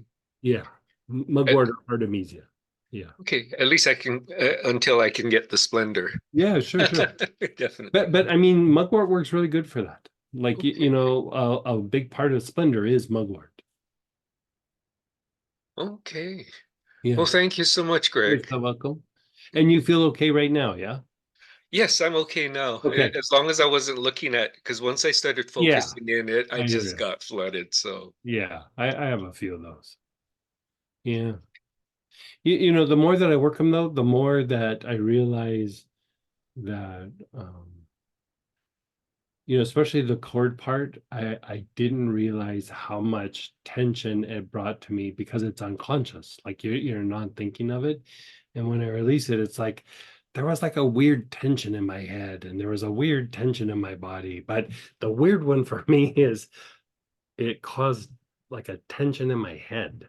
Like it made my head feel so much smaller than my body. Wow. And according to Samantha, I have a big head. I love your big head. Yeah, Thank that's a you, little Greg. little joke that we have around. And then go ahead, Laura. Hey, Laura. Hey, Greg. So, and I may have missed some of this, but I want to ask Yeah, specifically sure. if what I guess my thought was I have repeated, you know, what I was talking about earlier, where I was triggered and Yeah. could automatically go, oh, that's from this where I feel like I'm not doing enough. And Right. that was the message I was getting.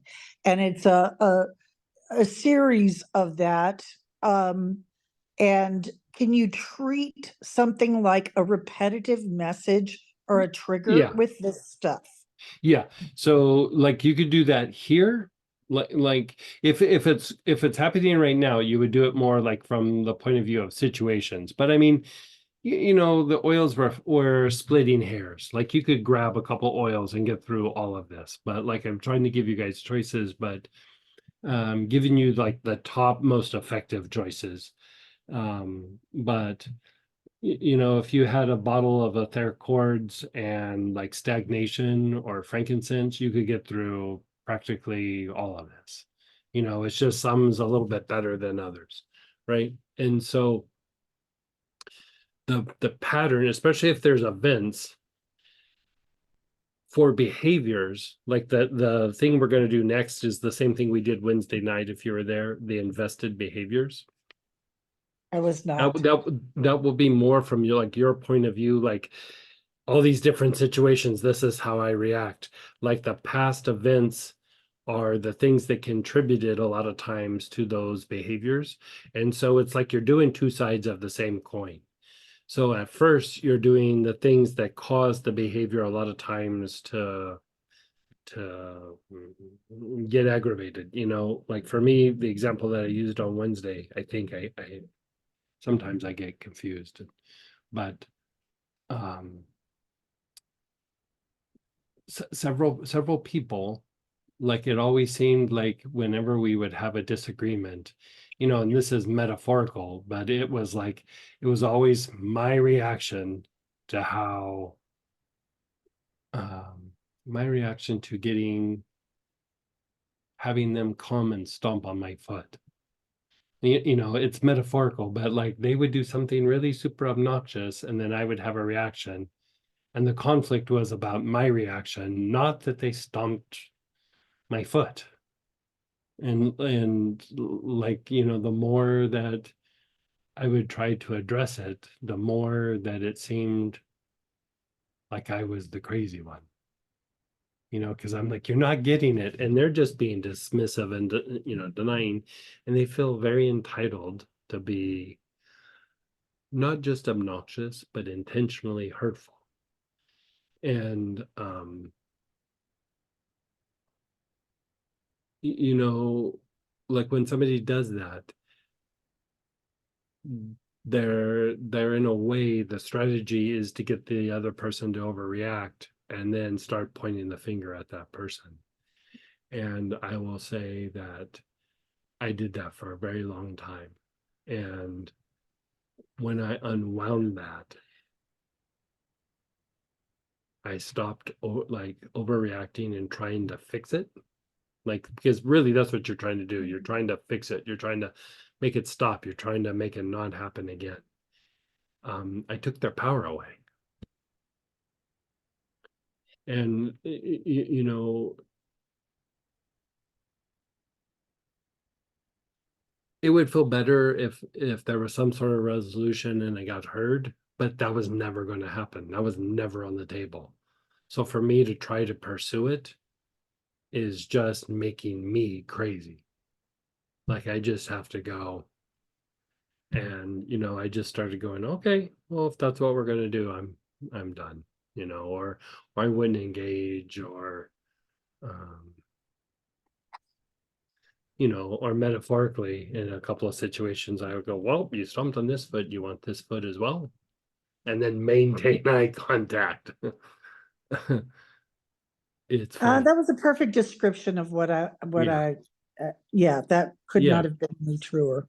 And so I would do, so going back to focus on the events, like, you know, because usually you have like 3 or 4 events or 2 or whatever, or a series where you go, you know, with this one person or this thing in the family or this, you know, X or, you know, whatever it is. And then just work on a couple of the events so that you unwind the event. And then in the next phase, we're going to do like our behavior towards it. Interesting. Got it. Yeah. How is it feeling, by the way? Oh, this is good. Yeah. This all good, feels good. good. Thank you. And your talking brought up some questions for Yeah, people. sure. I use Splendor in my diffuser almost every day. What does Good for you. Splendor actually mean? And how did Greg decide on naming it that one name? Splendor is an old school name, Kabbalistically for an aspect of transmutation.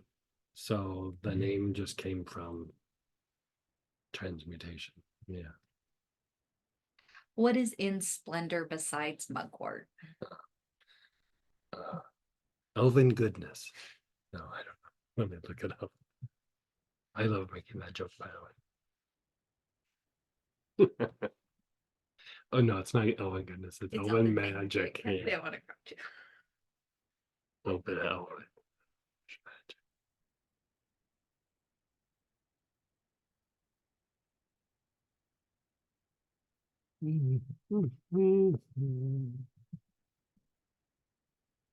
So there's a lot of oils in Splendor, heads up, guys. And Yeah, so there's a me bunch. trying to type them all I'll is go not slow. Yeah, gonna I'll go be that slow. easy. Okay, ready? Cypress, fir balsam, Letty just posted it, so we're just gonna do a double check with everything she posted. So Okay. go.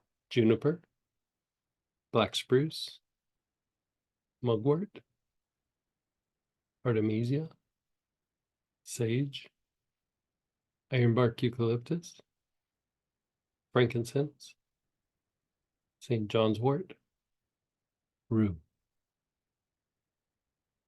Yep, right. Mhm. Heavy on the black spruce, heavy on the St. John's wort, ironbark, fir balsam.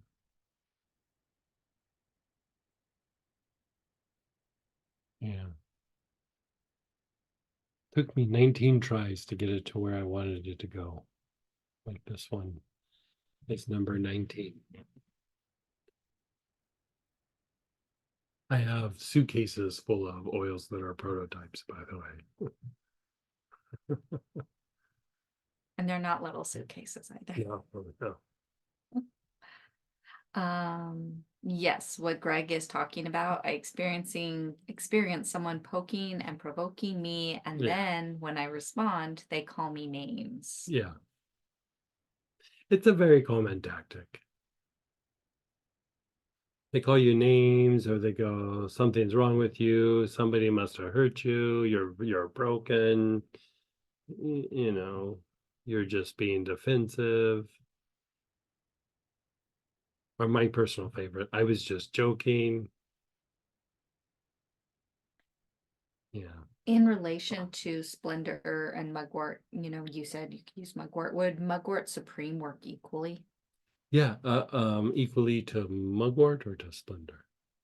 Wouldn't work equally to splendor, but it would work a little bit better than. Yeah. So, anybody else? Okay, so let's still do another round of past events.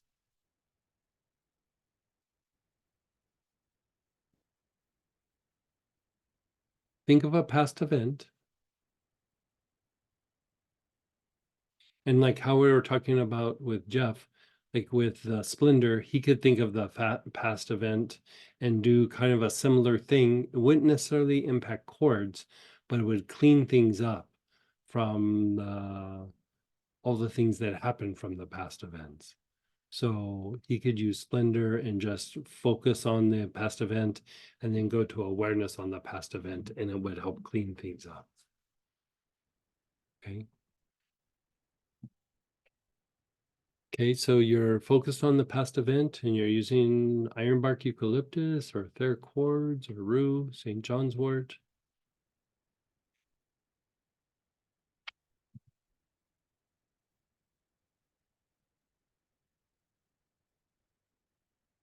I forgot a question. Sure.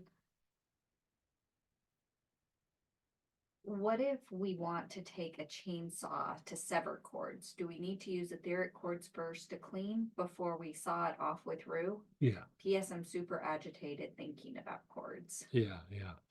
Yeah, it probably means there's a lot of contamination from quartz. Like it usually doesn't mean that you're like anxious because you're wanting to let it go, but it's like I gotta let go of these things that are in these cords. Like I mean, sometimes we distract ourselves or check out a little bit with the cords. That's why we're not aware of how these things are impacting us. And so, I mean, that happens to everybody, it happens to all of us. And so,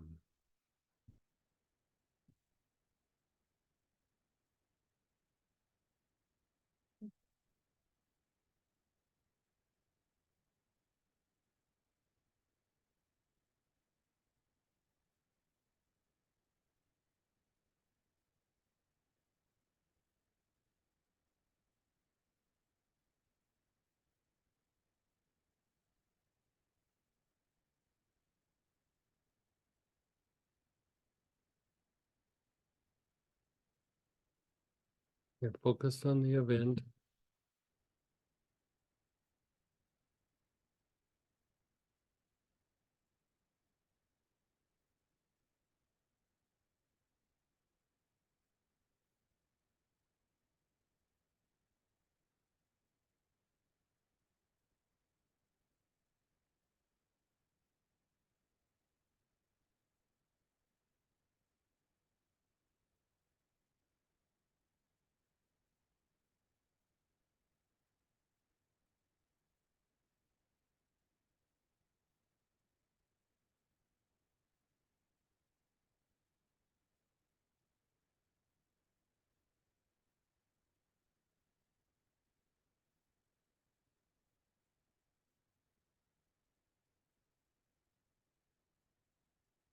Okay, and let it go. And now just all the nuances, all the movements, all the interactions, all the aftermath, the thoughts, the feelings.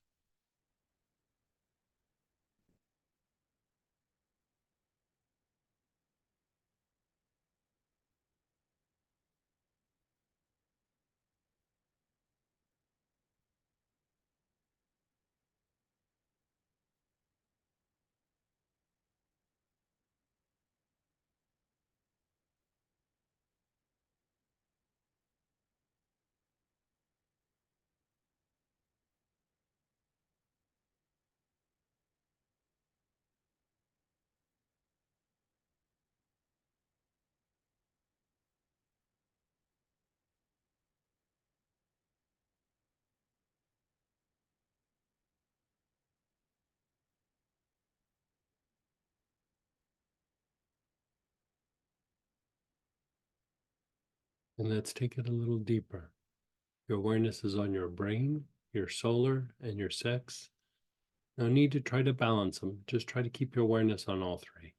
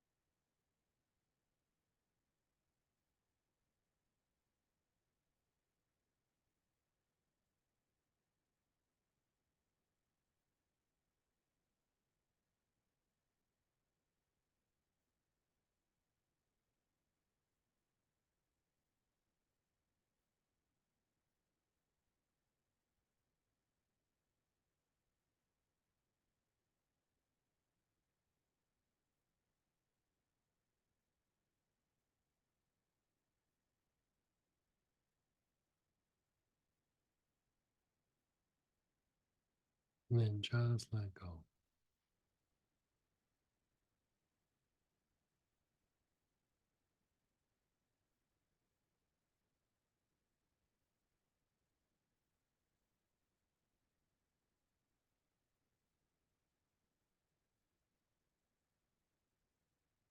Okay, let's do brain, solar, sex.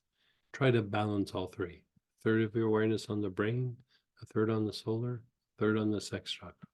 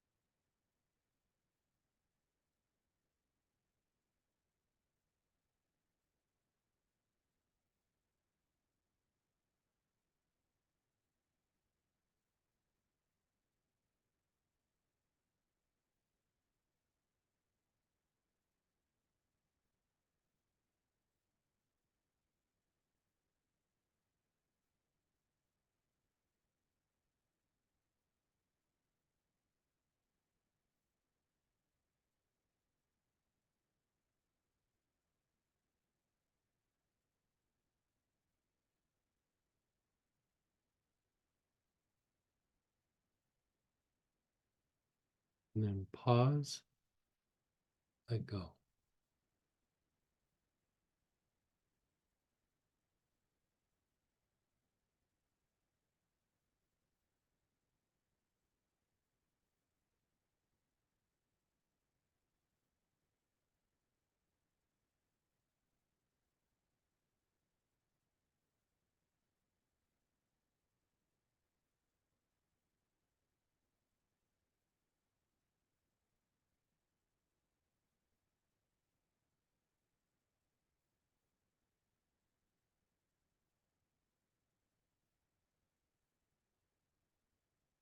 Now pull out your aloes, your frankincense, your white oud, stagnation, or spine blend.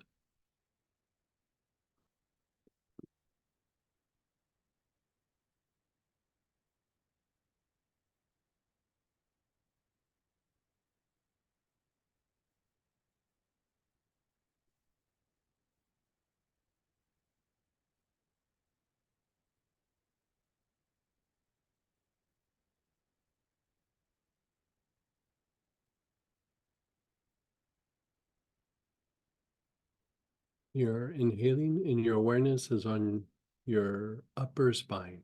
Let's do upper spine.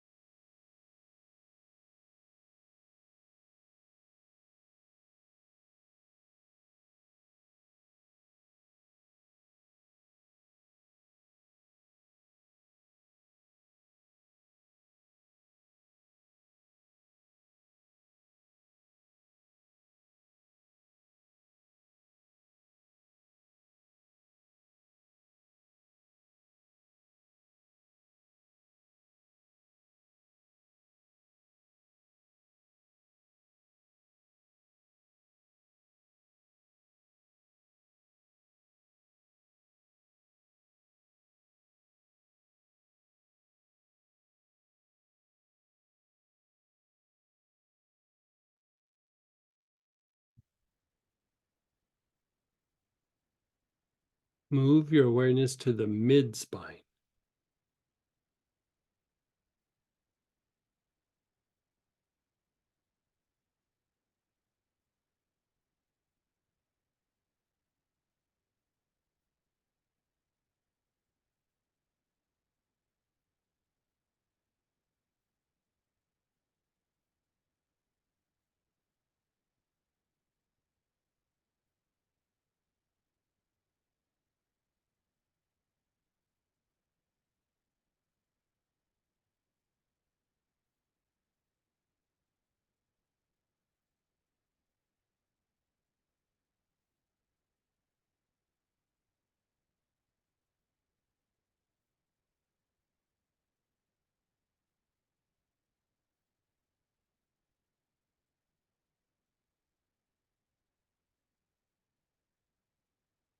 And then just be still. What do you think? Break.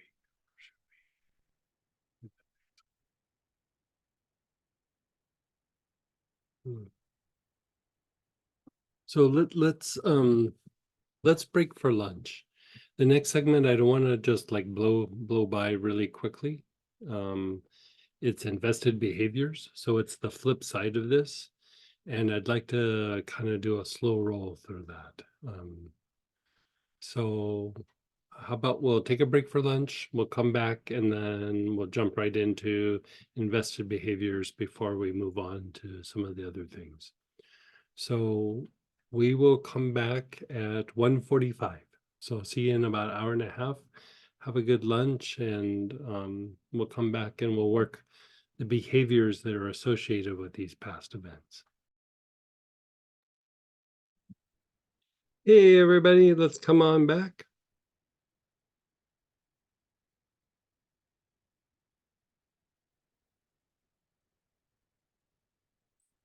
So we are going to jump to segment 6 on page 3. Segment 6. So this is the flip side of past events. You know, we have something that's traumatic, upsetting, confusing. It might induce a bunch of anxiety or stress. You know, but bottom line, if you boil it down, it's either increasing, you know, large amounts of stress or trauma, hurt feelings, whatever it might be. And so we've gone through and we've unwound that, but now we want to look at our behaviors. And if I go back to the thing that I was talking about,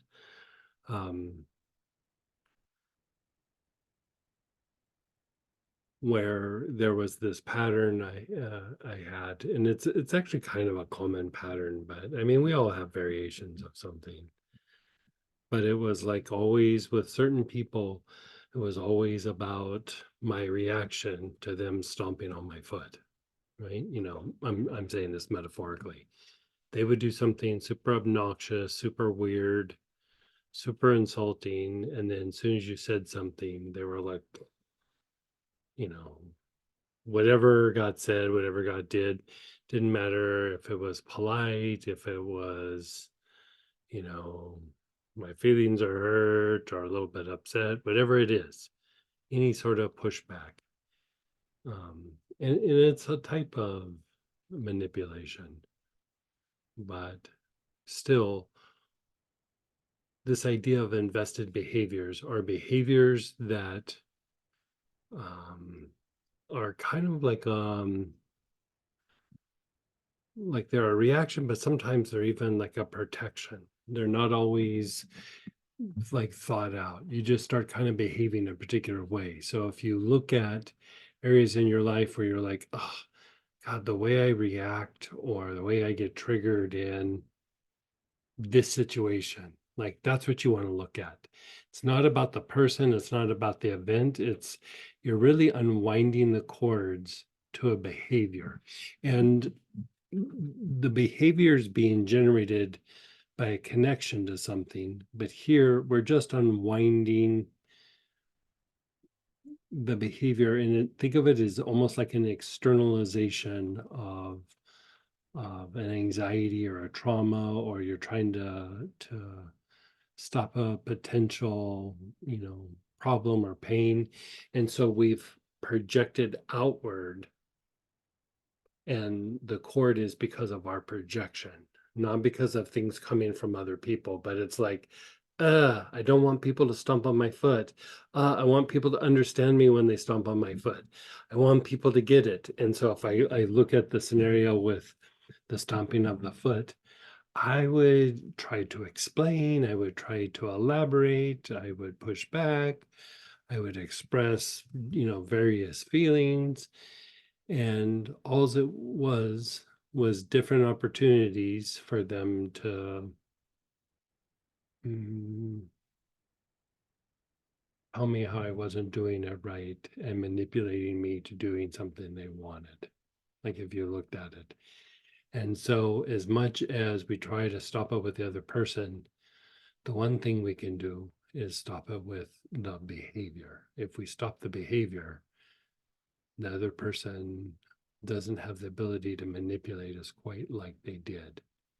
Now, sometimes it was invested behaviors are things that just how you approach things, right? Like sometimes I do this invested behavior thing, like, okay, how about my spiritual practice? How about with, my goals? How about with um, things with work? How about with how I interact with the family? Not so much the family itself, but my behavior towards the family or interacting. And like, if we go back to the Uncle Bob scenario, um,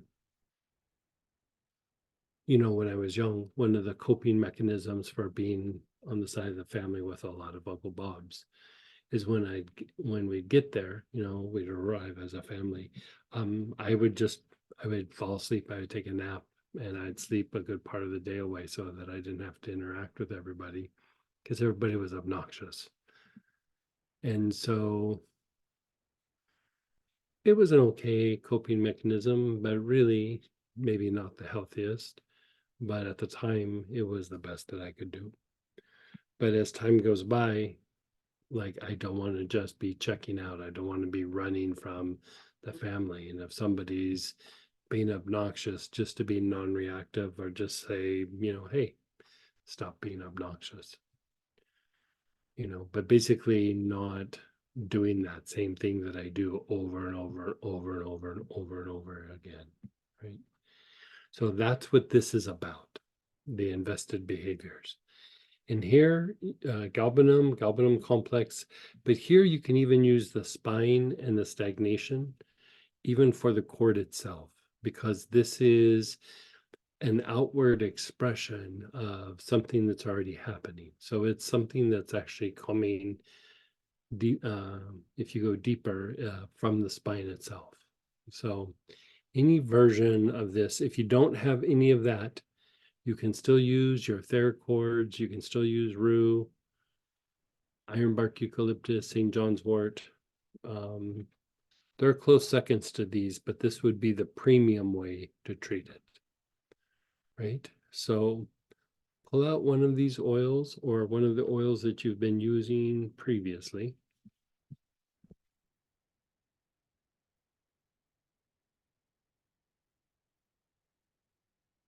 So I'm going back to like Laura's scenario where she had people, I think she was saying, if I remember right, always a situation where people were making her feel that it wasn't enough or wasn't good enough or wasn't enough effort or didn't do it right or something. So in that scenario, she's not thinking of the people or the situations from the past. She's thinking of the behavior of when people are telling her or making her feel like she's not good enough or it's not enough. So just think of your reaction, your behavior.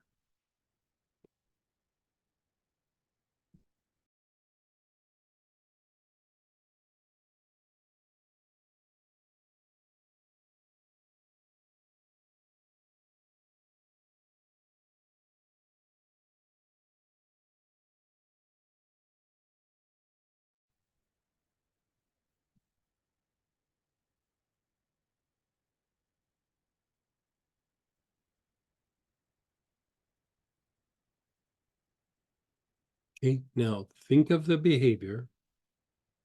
If it helps you to think of situations, but look at more of your behavior in the situation, not the situation itself, and begin inhaling. Stay really focused on the behavior itself.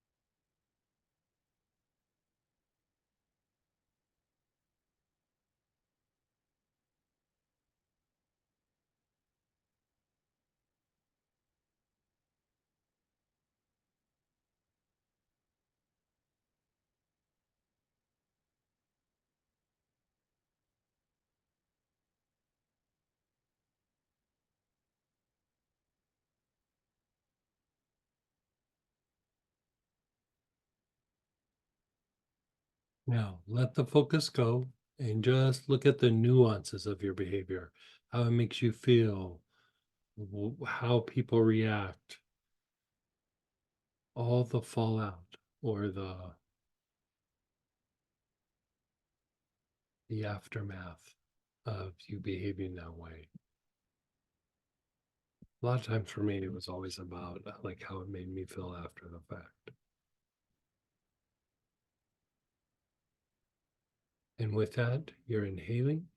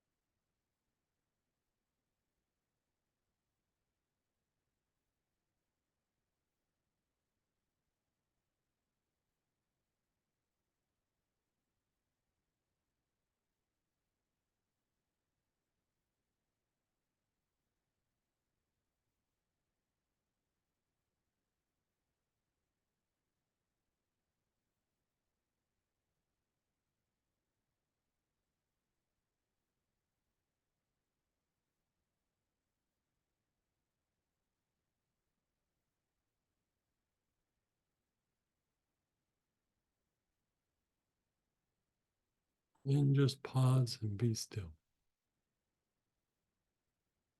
Just pause and be still. Notice how it makes you feel.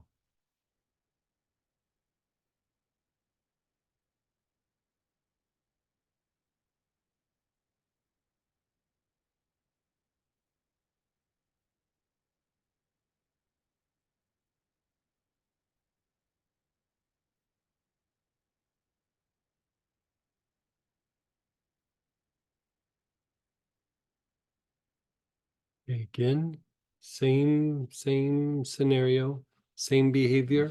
You're focused on it, and you're inhaling as you are focused on the behavior itself.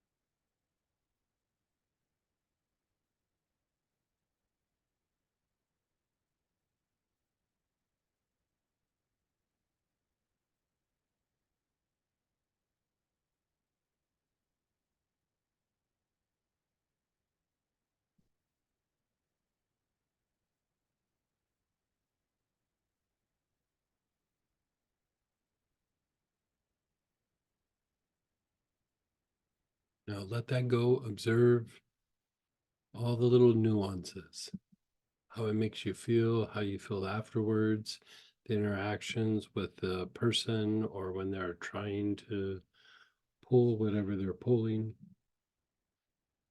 If it was a traumatic event.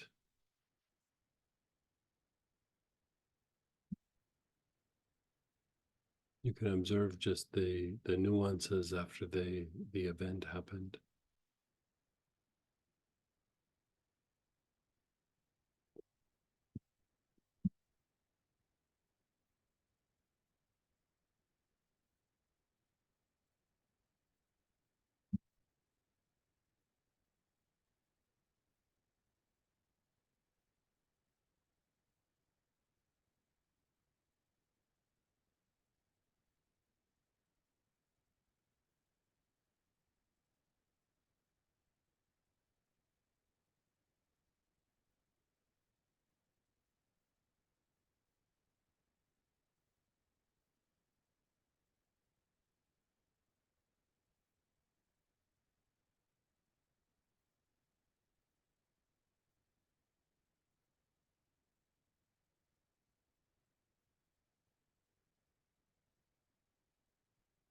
And then let that go. Balance your awareness on your brain, your solar, and the sex, all three at the same time.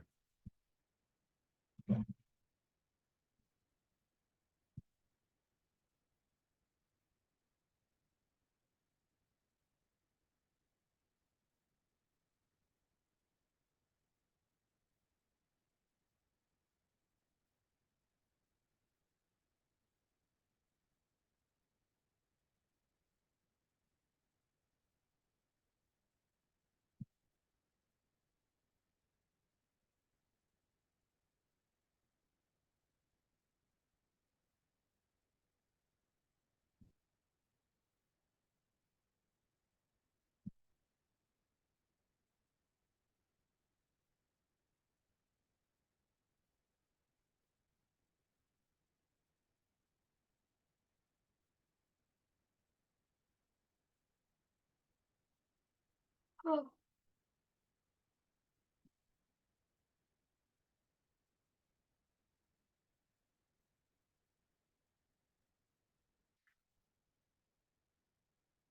And then let that go for a moment.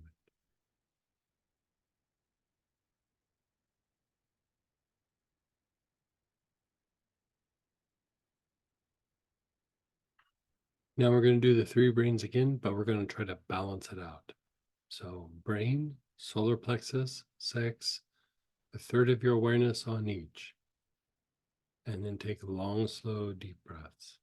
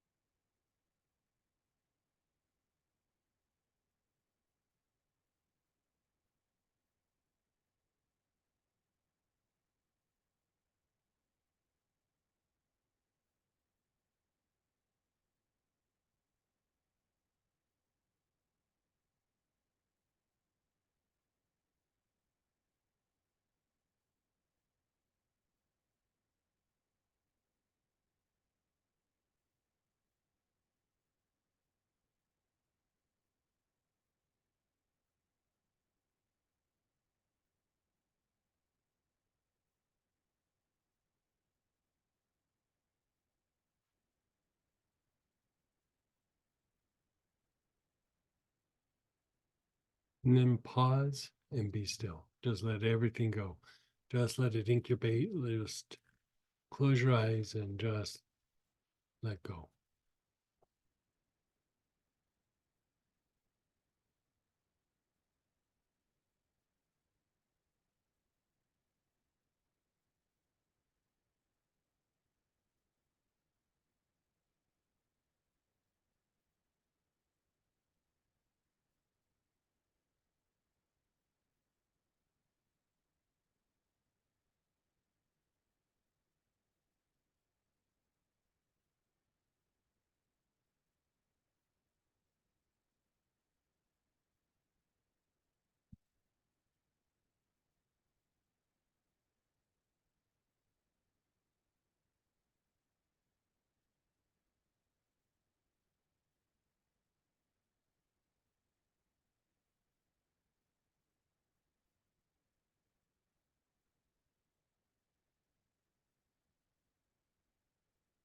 Let's look at that same behavior, that same way of acting.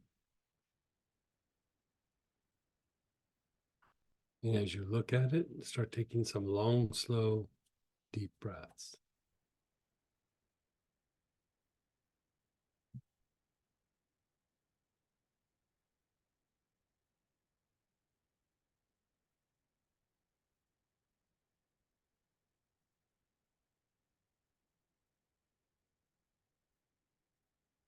You're staying focused on it. You're just looking at the behavior itself.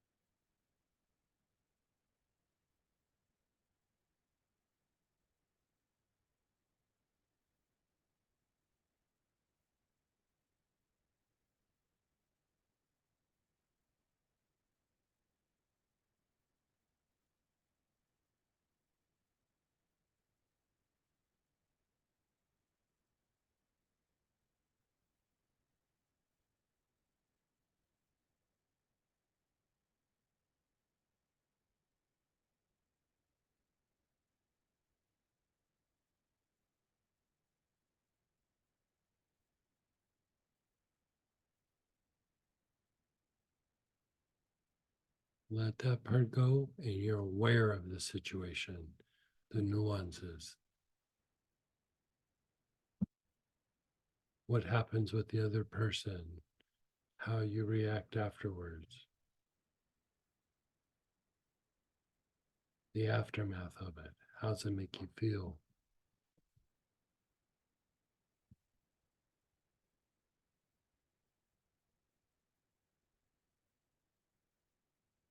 How does it make you act towards that person the next time you interact with them?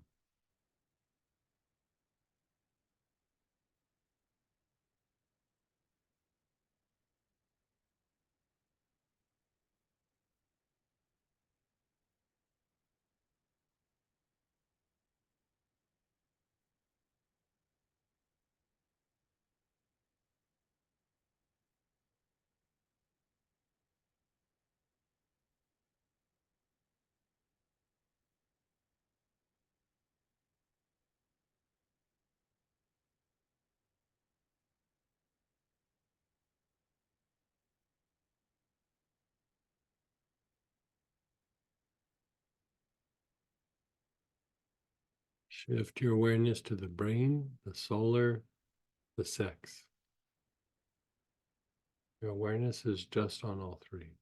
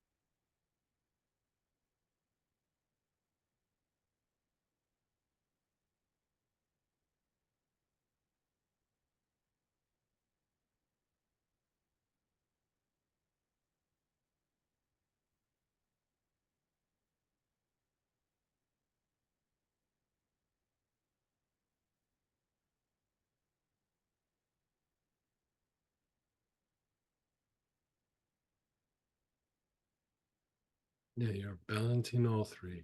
A third of your awareness on the brain, third on the solar, third on the sex chakra.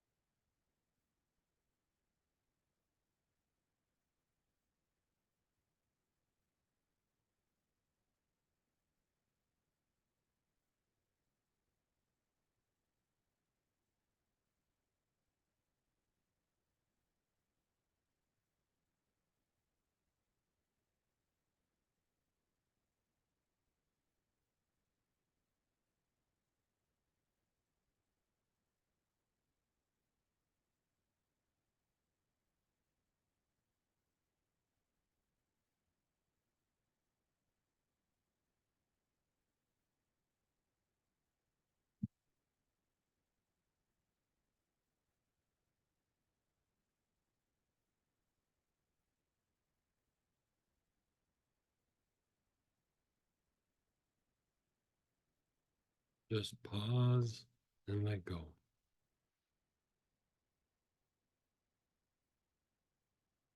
Now we're going to clean up the spine. So you can still use spine or stagnation, or your frankincense, your aloes, white oud, anything that you got in that realm. If you don't have any of those, let us know.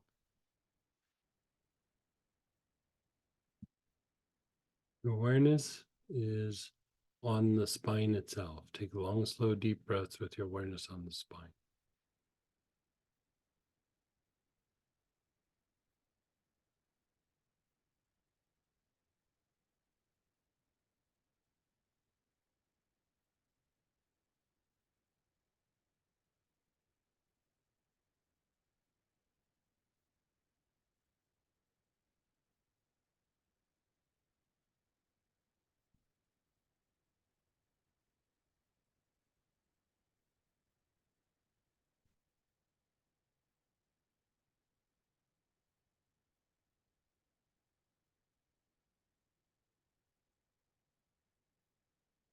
And focus on that area of your mid back, the mid spine.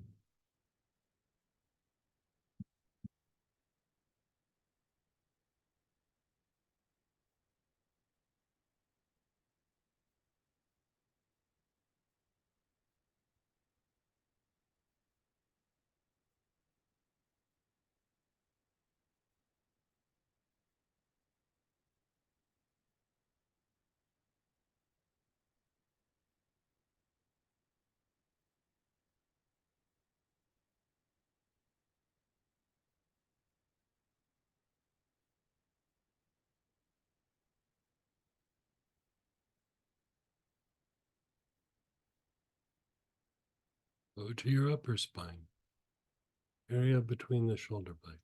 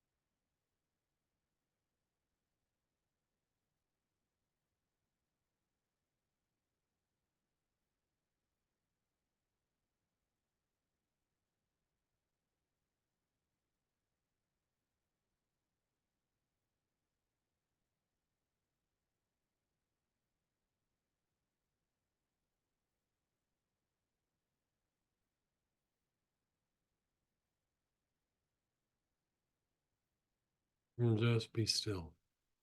Just be still.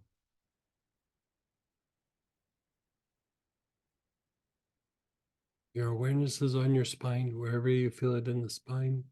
Long, slow, deep breath.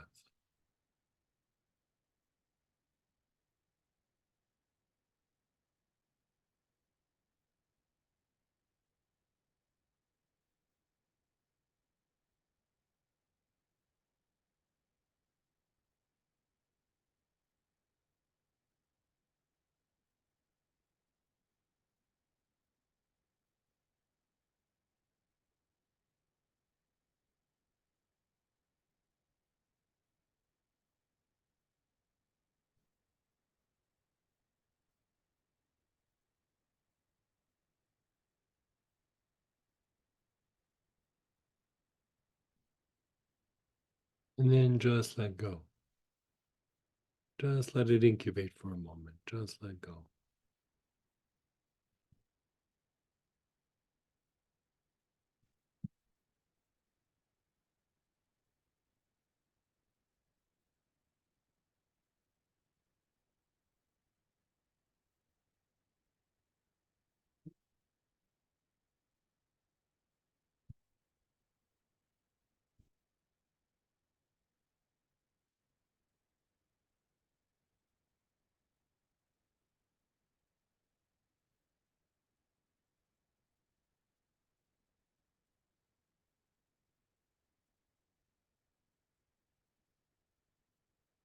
Okay, we're gonna go through and do that again. So you can either do the same behavior, or you can look at a different behavior, a different situation. Like when this starts to unwind, it really opens up the intuitive faculties. It helps you gain access more inward, like to the inner world. But it starts to cause a kind of awareness to where you start to see patterns to a much higher degree. Like you start to see some of the behavioral patterns to a much higher degree, and you realize like, this one's not of my choosing. This one's not of my choosing. Like you can almost start generating a little bit of a list. Like this is just a weird reaction because of when I was young.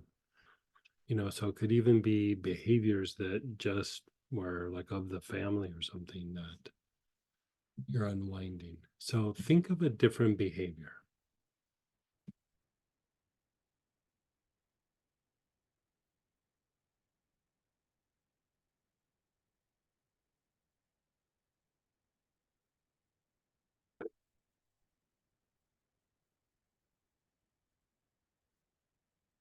And again, you're going back to the first oil, the galbanum complex, spine, stagnation.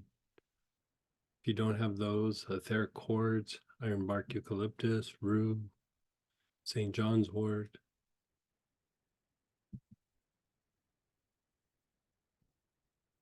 Etheric cords. Think of the behavior and begin inhaling.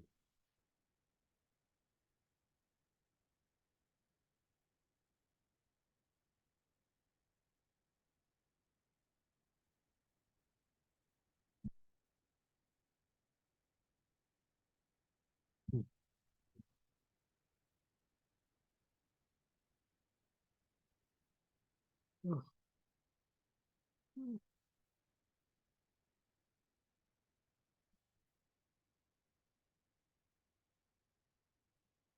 What was in that?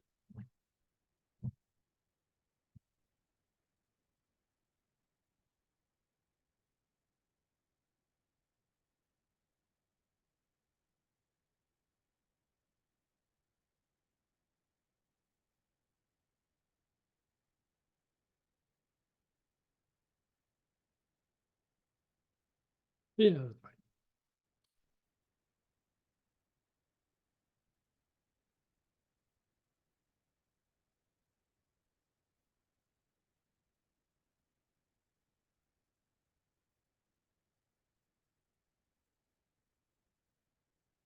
Okay, now you're slipping into awareness. All the little nuances, how you felt afterwards, the interaction.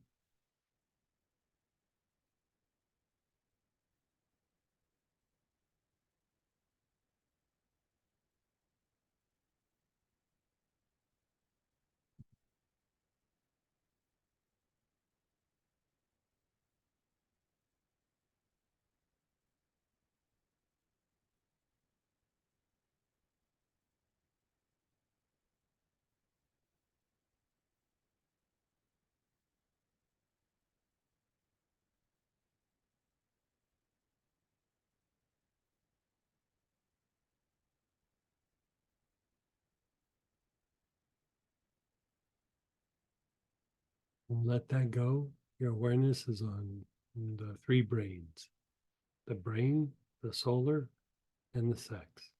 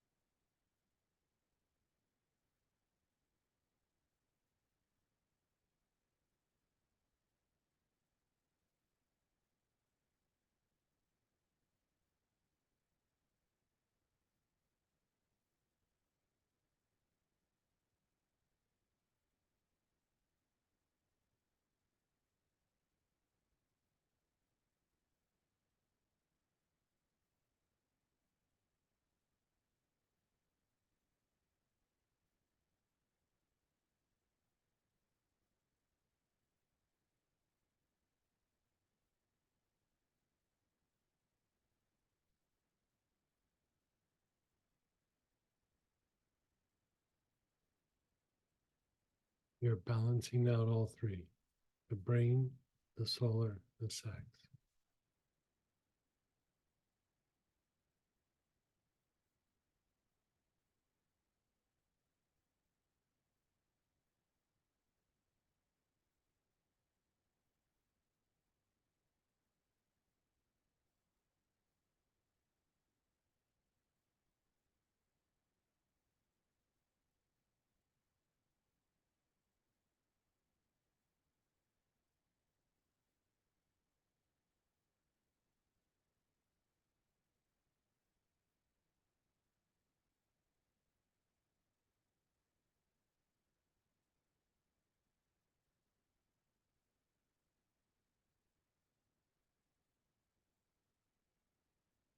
Just let go.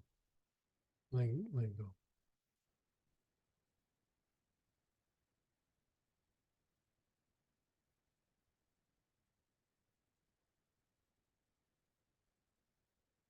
Pull out the oil for the spine.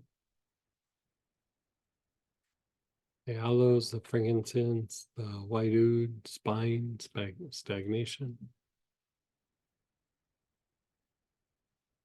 And let's go to the area between the shoulder blades. Nice, long, slow, deep breath.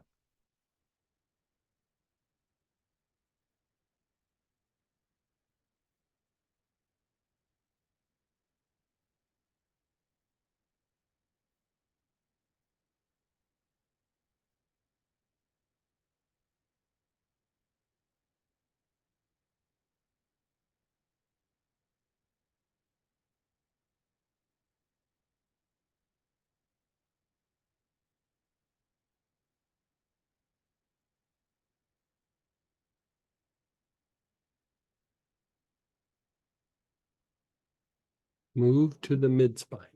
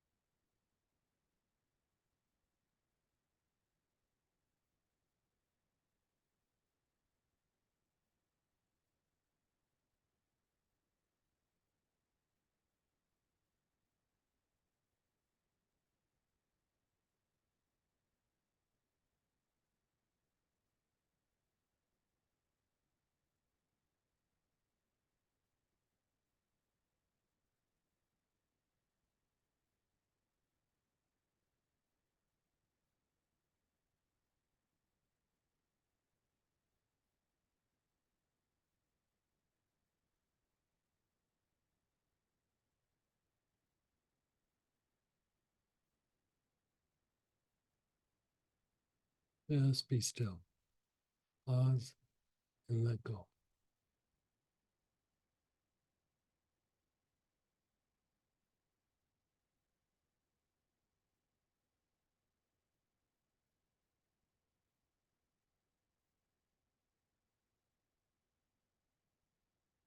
Now, we've done a couple of our own behaviors, but say there's a behavior that you see in other person, be it in some of these events or just in general, you see a particular behavior. Think of that behavior, and again, think of behaviors as these interacting units that they interact almost like the way people interact. Behaviors between people can have attractions and repulsions. So if there's a particular behavior that really bothers you, that's in people, not about a particular person, but just like when people do X, Y, Z, like when people, I don't know. Yeah, manipulation's a behavior. Yeah.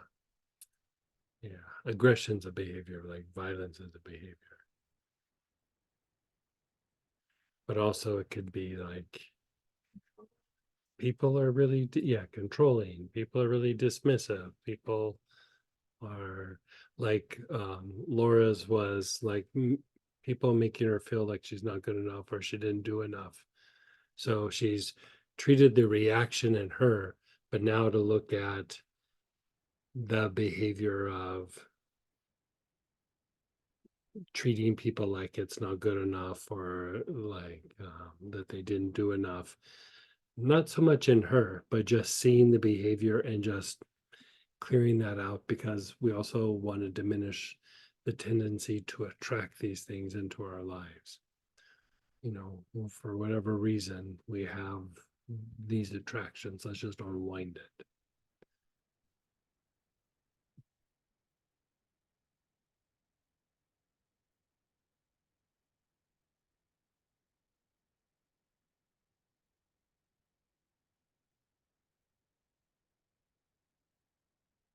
You're focused on the behavior.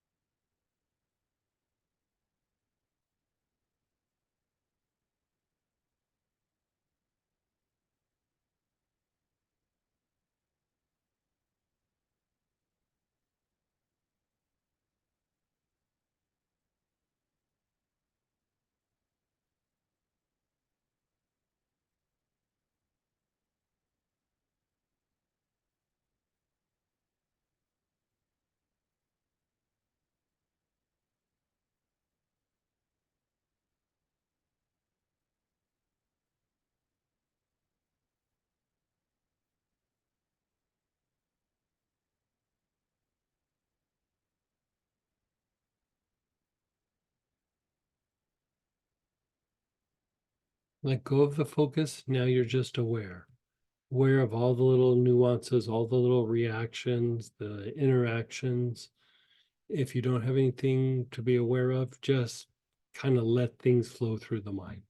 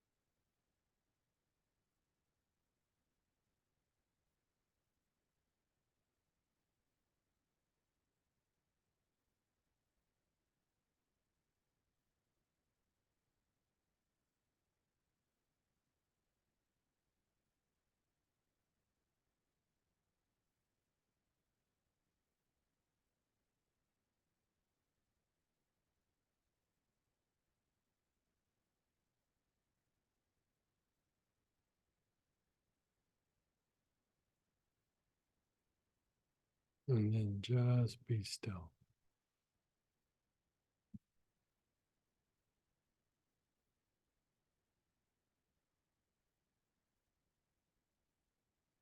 Let's just jump right to the frankincense, hollows, white oud, spine, stagnation. Your awareness is on the spine. Anywhere on your spine.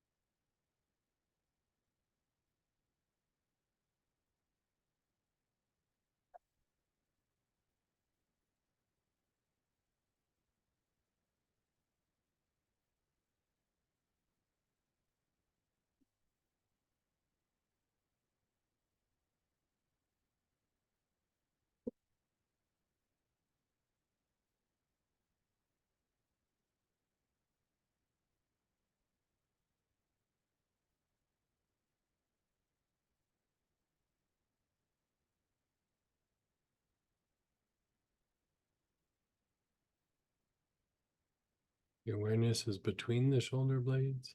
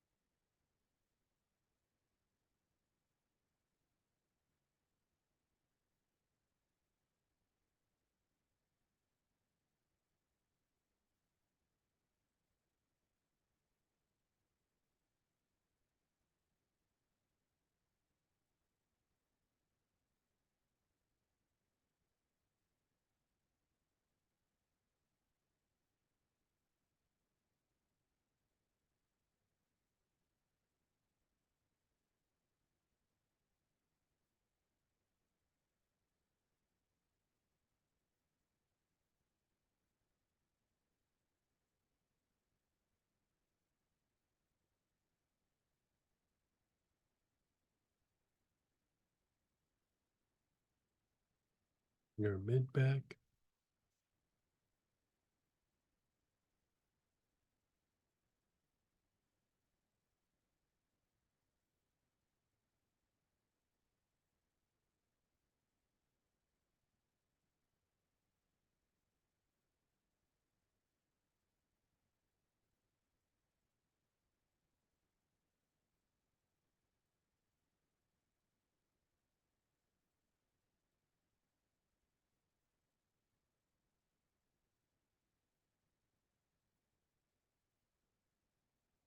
Just let go.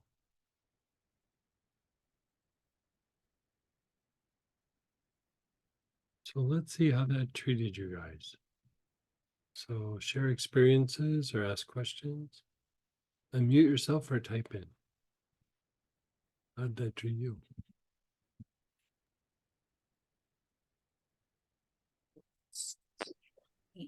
Go ahead, Denise. Hi again. Mhm.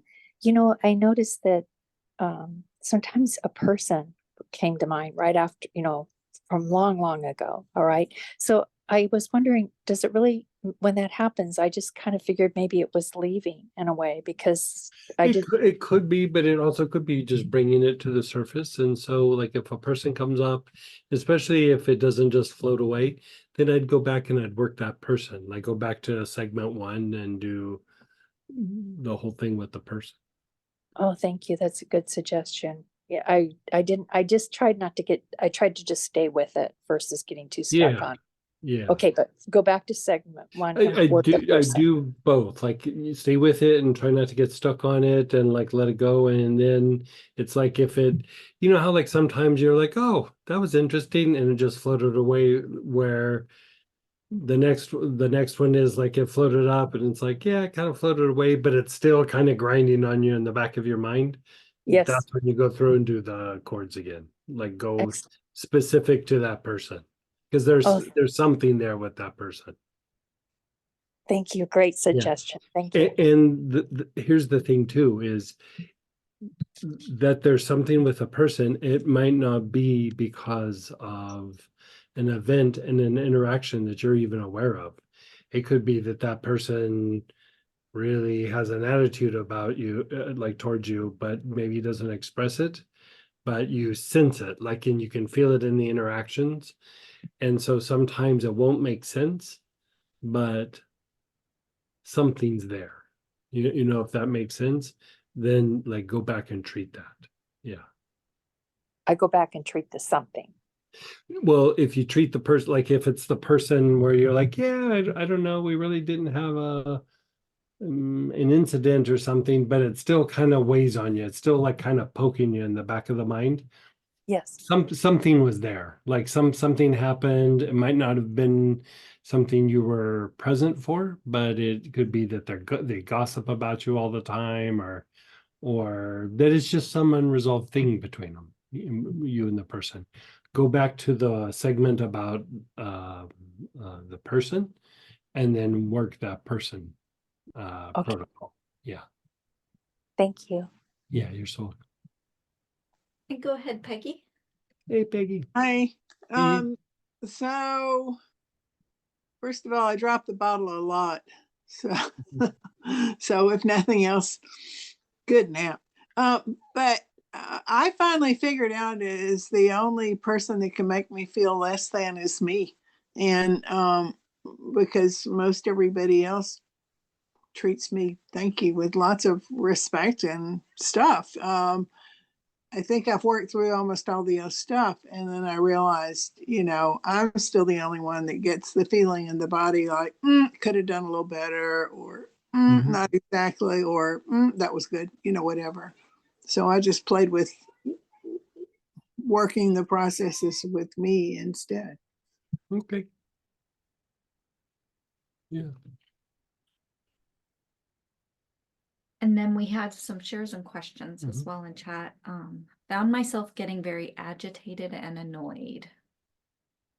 I would like for this last piece, right? I'm Yeah. guessing. I would probably work it a little bit more rather than like doing it less.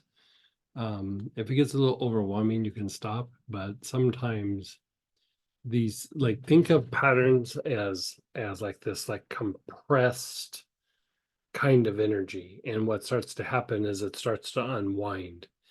And so I would unwind it until it feels comfortable, or you almost feel like a little spacey, like, you're just like, ugh.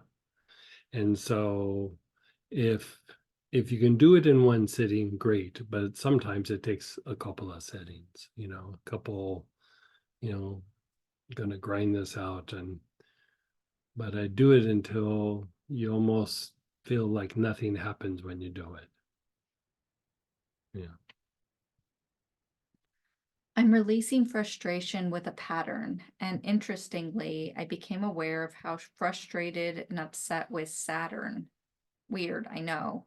I got some clarity about how upsetting the negative influences of Saturn has been in my life. Yeah. Saturn was like a bearded, grumpy old man. I don't think it's like a bearded, grumpy old man. I think it is a bearded, grumpy old man. Oh, Saturn. Yeah. Yeah. Whoa. Totally gone out of the ethers. Yeah. Greg's voice brought me back to awareness on what we were doing. Yeah. Yeah, like the pattern thing, or the behavior thing, I should say, very, very potent. Like when you look at how you interact with people or situations, or when something is triggering, or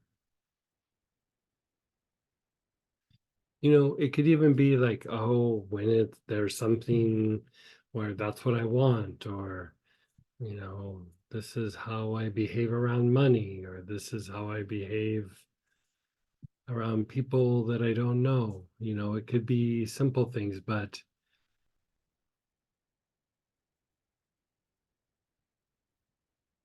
there's like, the more you sit with this, there's just these like little behaviors that aren't even about something big, but there's just these little weird, like, a lot of times we pick them up from our family, and it's just like, oh, we behave like this in this situation, or we behave like this when we're out in public, we behave like this when, we talk about sports or politics or whatever. And just to be able to let it go so that you get to choose rather than it just being a thing that plays out from generation to generation. Gaining a deeper awareness of my behavioral responses in different situations. Mm.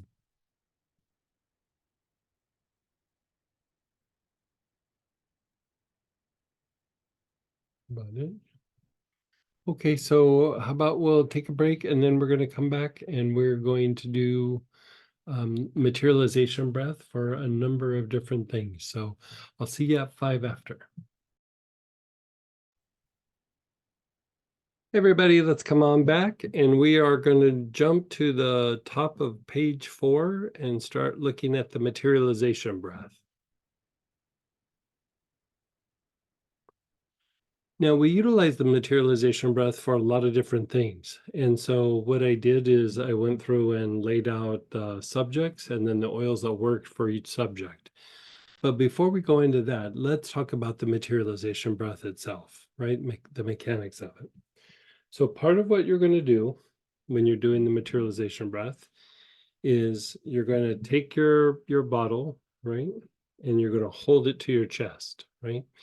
This doesn't do anything energetic or anything. It just helps you with the mechanics of how you're going to be moving your head, right? So the idea is to go down, inhale, hold your breath, and then up, exhale. And then down, inhale, up, exhale. Down, inhale, up, exhale. Down, inhale, up, exhale. So the down, inhale, up, exhale would be one breathing cycle. You want to do at least 4. You do like usually about 8 to 9. But part of what you're doing with that is you're materializing light into whatever thing you evoked, right? So if you're thinking about something that needs healing, you think about it for a moment, and then you do the materialization breath, it brings light into that situation. If it's a conflict with another person, again, it brings light to that situation. If it's a goal or something you're trying to bring in, some virtue or quality in yourself, again, it brings light into the situation. Now, why is light important for these situations? Light is essence. Light is what stimulates the growth, or you could say represents movement, right? So it is what is going to help that situation to grow and evolve. A lot of times when we're having a difficult time or we're stuck with things that are causing us suffering, it's because it's in repetition. It's something that's in repetitive motion and there's no movement other than the repetition itself. You're wanting a different outcome, you're wanting some growth, you're wanting evolution, you're wanting healing, whatever it might be. The light represents the movement from the form, from the thing that just keeps happening over and over again. And so that is what a prayer is. You're trying to bring in a light or an essence to make something different happen. Even when you're praying for like, oh, let these difficult times pass, you're saying, bring in the light so that we can move out of this difficult time and start having patterns that are more evolved that cause less suffering or no suffering, right? So you're materializing light. You're not materializing your thoughts, right? So, you know, one person, she brought up a very good point many sessions ago, but she said, I don't feel good enough about myself. I don't want to materialize my negative thoughts about myself. And I would say it's almost the opposite. Like, the idea is you're materializing light, so you're throwing off those negative ways of thinking about yourself. That's usually based on past experiences, so it's even moving past the past experiences. So if it's just because you being hard on yourself, it helps move past that. You being or other people being hard on you, it helps you to move past that. You know, life has thrown you a lot of curveballs and you gotten hit over the head a bunch with a 2x4.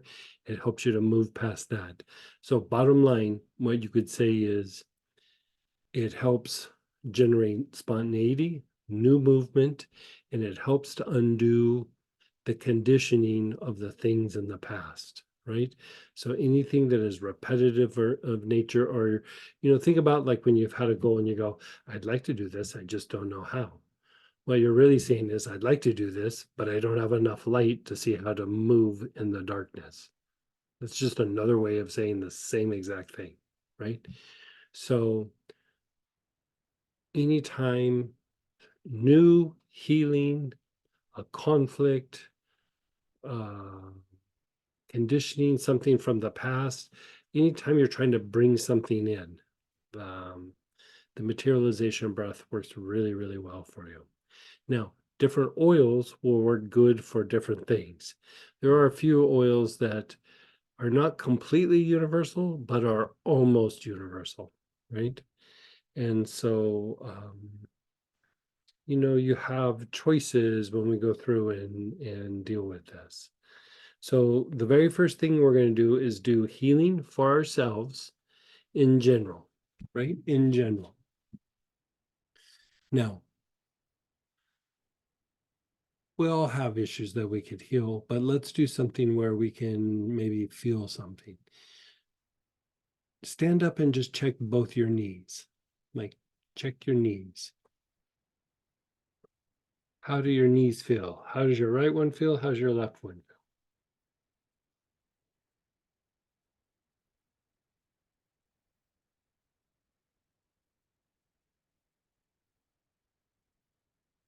feel? Oh, it gets better with age. Okay, so you've checked out both your knees. Let's do your right knee. Regardless if it's injured or not or compromised, just sit and contemplate your right knee.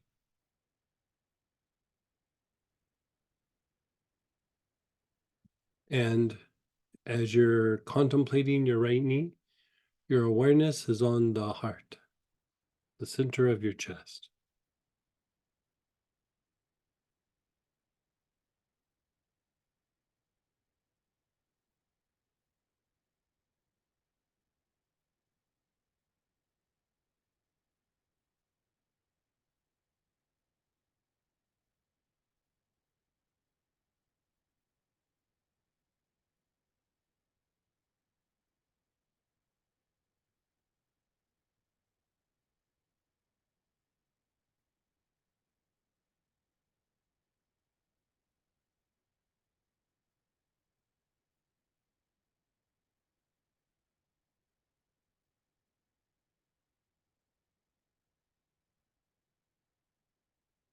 Okay, so you're going to choose one of the oils that is listed.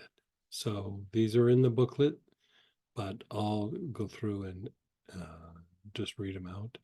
Acacia, angelica, any form of cedar, ginger lily, lemongrass, any form of myrtle, spikenard, tuberose, valerian, lang lang, angel oriphiel, angel sabriel, angel archangel Raphael, assemblage point, healing elixir, majesty, oil of Muron, shabumi, and violet flame.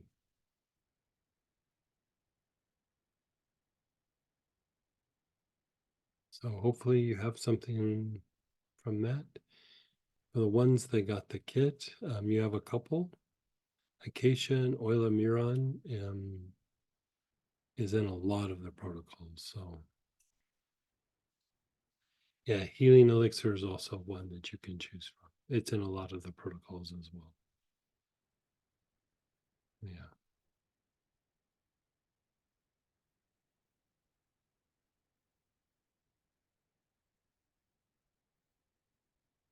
Okay, you're just inhaling a little bit. Your awareness is on the heart. Bottle to your chest. You've let go of everything that you're visualizing or recalling. Chin down. Inhale. Hold your breath. Head up. Exhale. Down. Inhale. Up. Exhale. Down. Inhale. Up. Exhale. Down. Inhale. Up. Exhale. Down. Inhale. Up. Exhale. Down. Inhale. Up. Exhale. Down. Inhale. Up. Exhale. Down. Inhale. Up. Exhale. Just be still. Just be aware.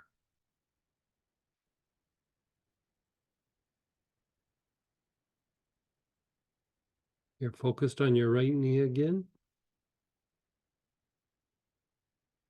The front, the sides, the back. Any tension you feel in the knee. Stay focused on the knee. Your awareness is on your heart as you think about your knee, your right knee.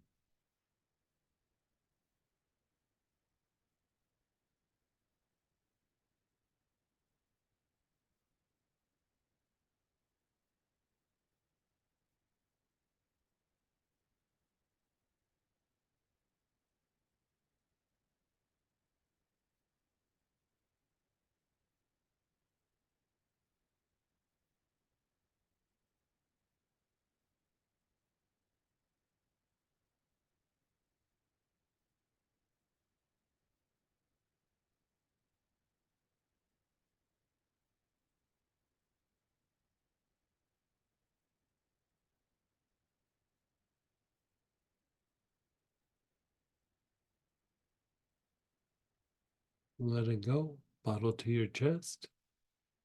Head down. Inhale. Hold your breath. Up. Exhale. Down. Inhale. Hold your breath. Up. Exhale. Down. Inhale. Up. Exhale. Down. Up. Down. Up. Do about 3 or 4 more on your own.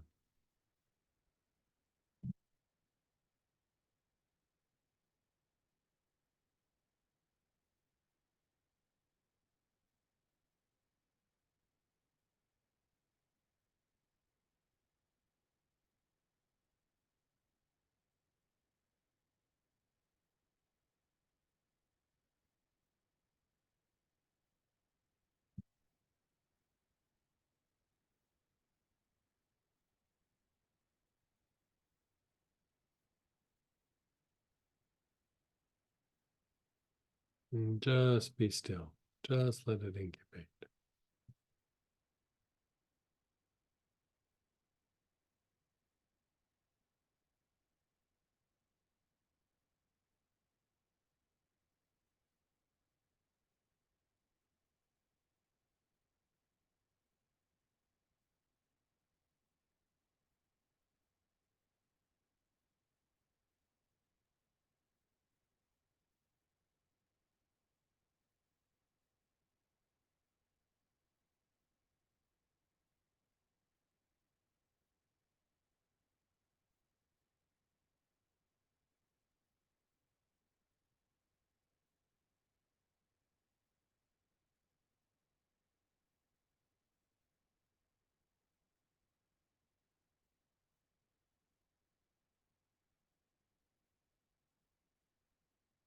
As you're sitting there with your awareness,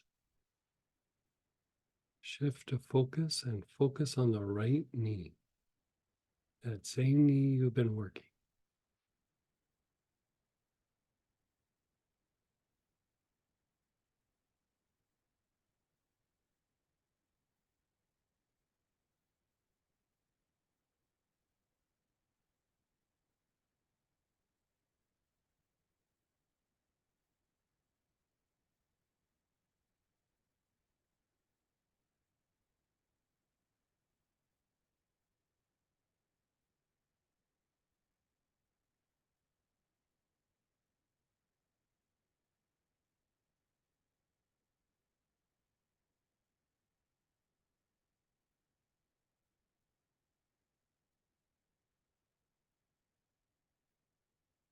Your awareness is on the heart.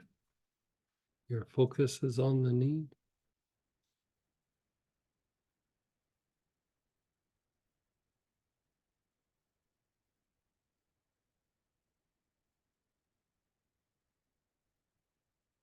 Let it all go, bottle to the chest, and do 8 or 9 of the materialization breaths. You can go at your own pace.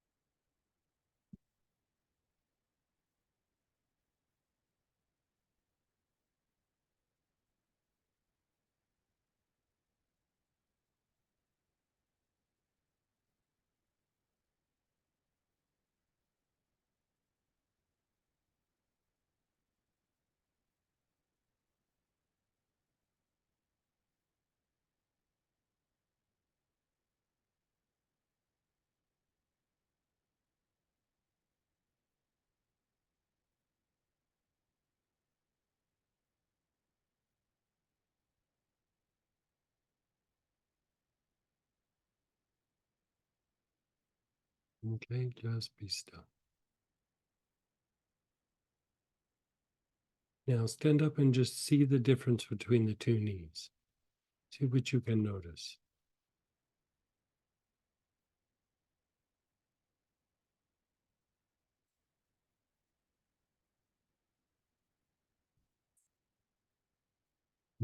Feels lighter and like greater range of motion. The other one feels achy. Right. So Samantha's sharing like her knee feels like it's lighter, it moves easier, it moves with less restriction and feels pretty good, while the other one now feels kind of achy. So the issue is that sometimes we feel achy and we just get used to it. We don't know. So as you make something feel better, all of a sudden you go, whoa, the other one doesn't feel so good. It's just, that's the way we always were feeling, right? And so the idea of bringing light into a situation is also the fuel or energy that's needed for that area in the body to heal or start engaging healing processes. So how about we just balance out the other knee for a second? You know, otherwise you'll walk in circles all day. Maybe not in circles, but you'll go like this all day, like the whole day, like you'll do it the whole day. Okay. So focus on the other knee, the left knee.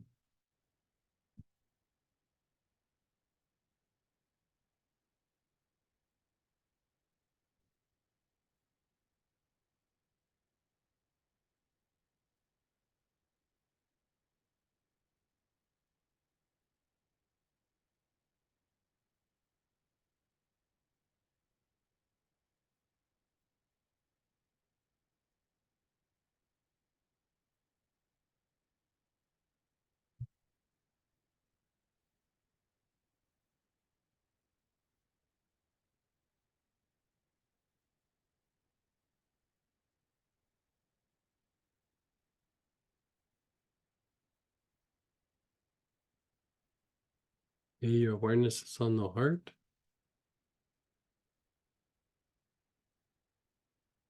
let it go. And again, bottle to your chest, 8 or 9 materialization breaths. Do it at your own pace.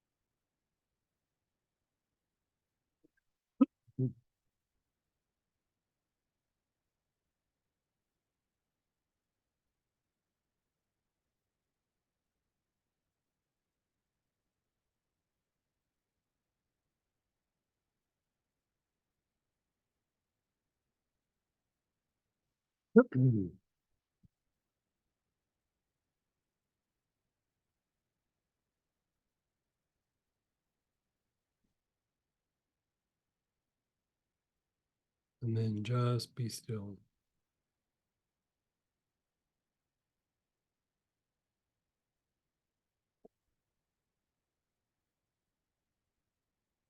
Focus on the left knee again.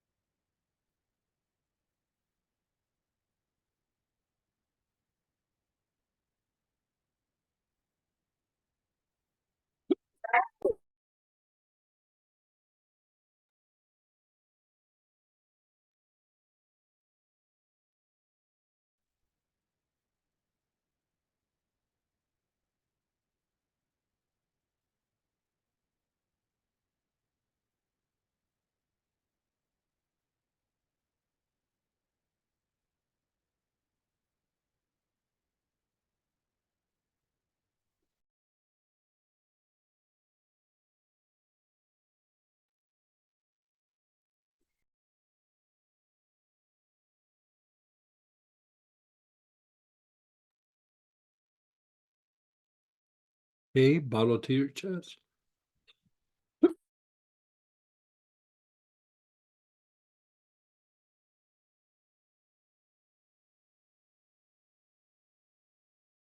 Short breaths.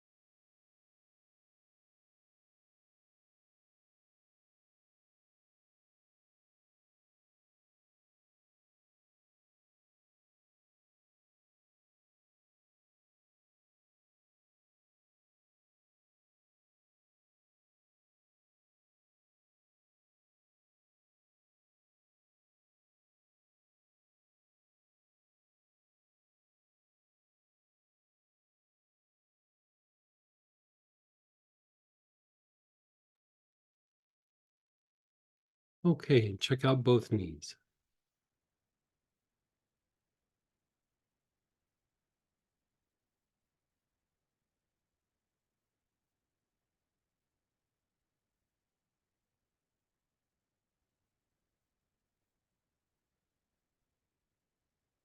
Okay, one thing I want to bring your attention to, like if you look down below on that first segment and there's that red box, I didn't put it on everything, but I put it on a bunch of the segments here. And it's just a way to reference, like if you're working this and you're like, oh, I really want to work this one particular situation, you could go back to these classes and work it also to take that aspect and go much deeper on it if you wanted to. So instead of having you try to figure out what can I draw upon from past classes, I kind of gave you some things from past classes to draw upon.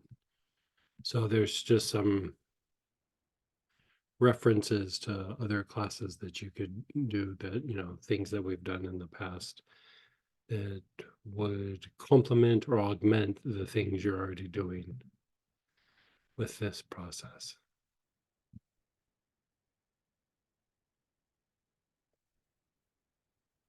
Okay, so let's drop that one and go to the top of page 7 where it's segment 4, healing others.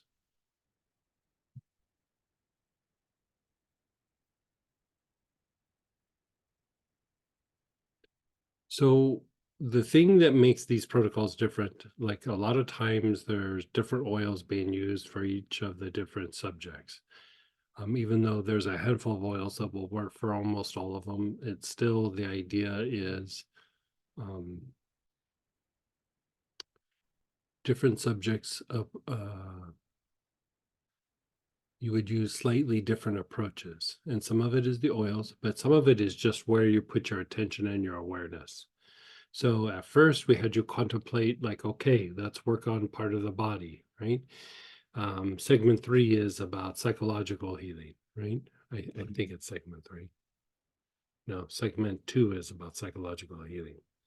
3 is about abandonment.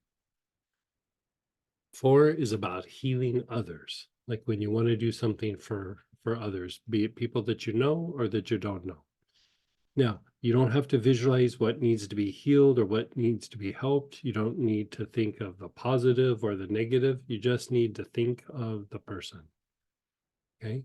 So what I'd like you to do is choose one of the oils first. Angelica, Cape Chamomile, any of the firs, ginger lily, lotus, any of the lotuses, milfoil, Roman chamomile, sage, tuberose, yarrow. And then blue healer, chamomile complex, katumi, and oil of miron.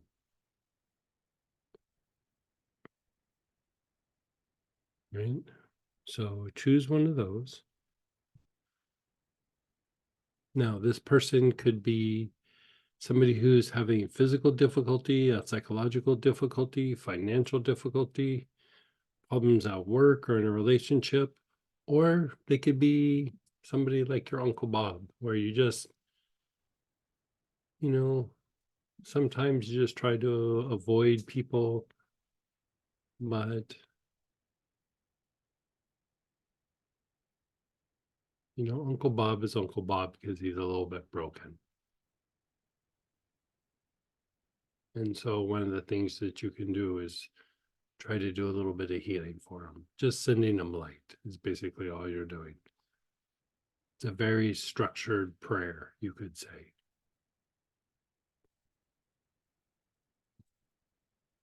So think of a person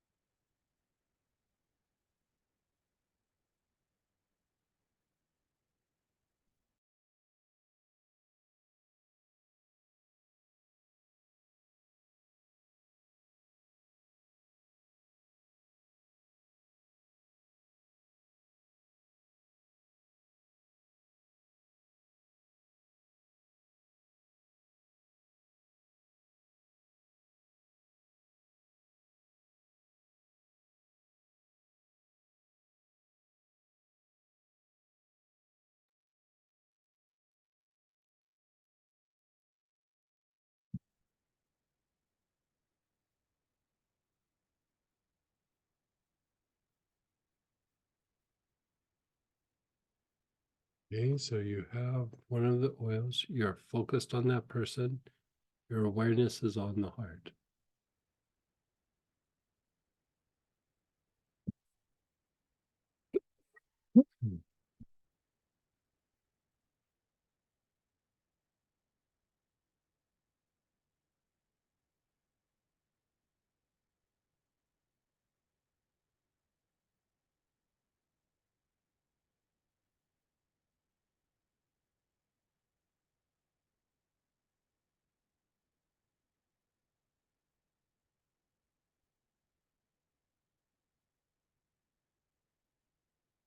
Let it go, bottle to the chest, chin down, 8 or 9 of the materialization breaths.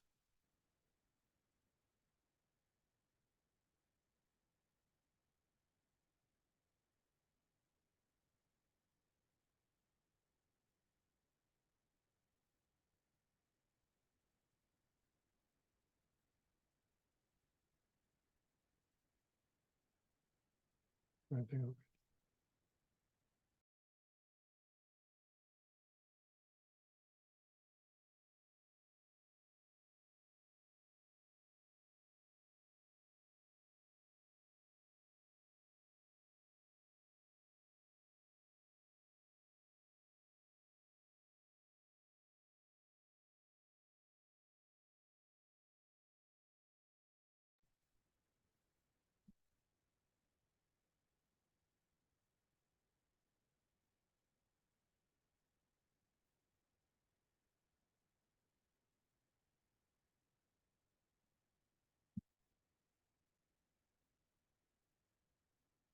You're doing 8 or 9 of the materialization breath.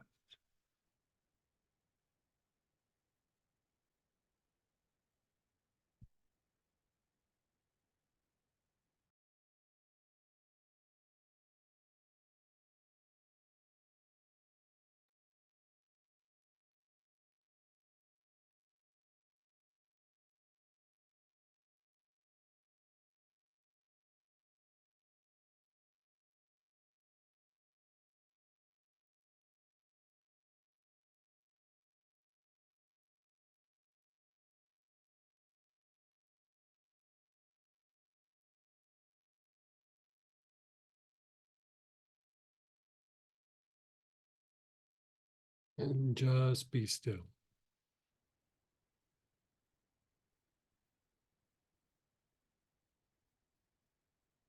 Think of the other person. And as you think of the other person, your awareness is on the heart.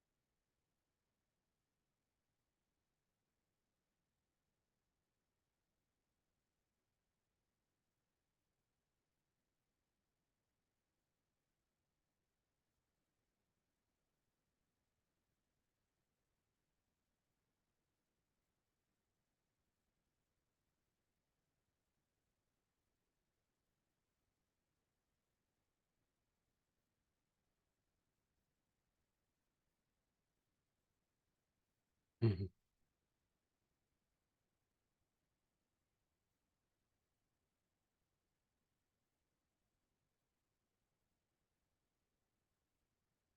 Bottle to your chest, chin down.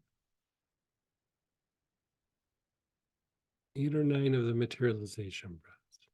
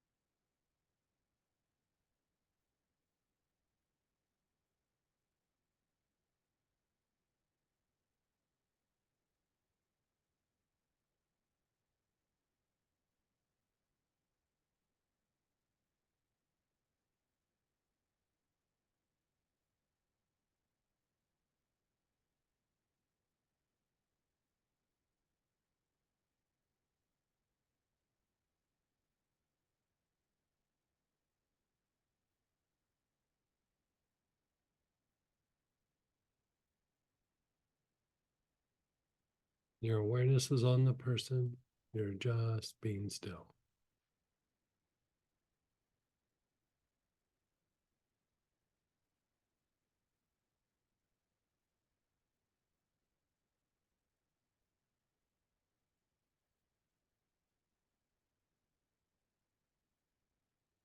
Keep your awareness on the person.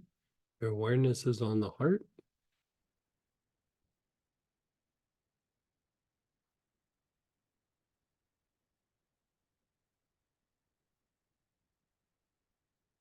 No, it's okay. You can do it either way, actually.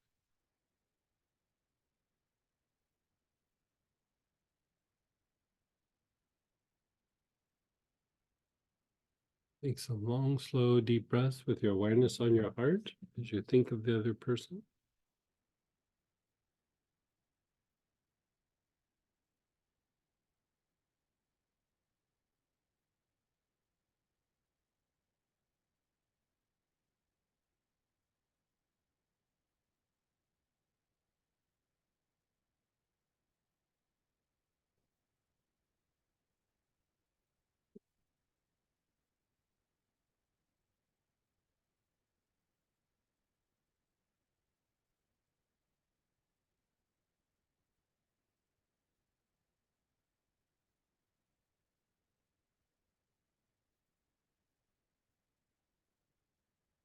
Let the inhalation go. Just be still.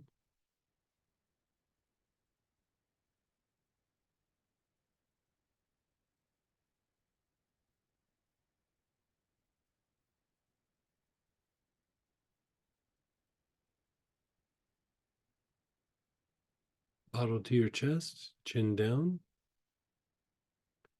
8 or 9 of the materialization breaths. Go at your own pace.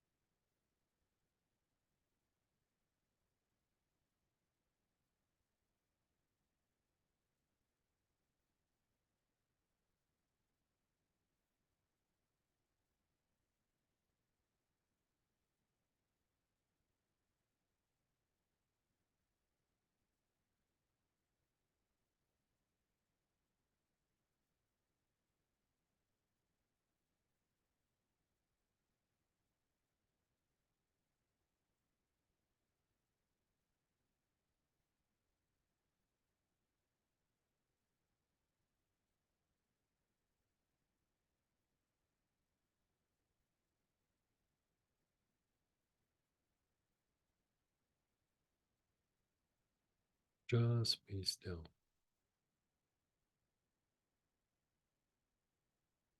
Notice the peace and stillness that comes when you do work on other people.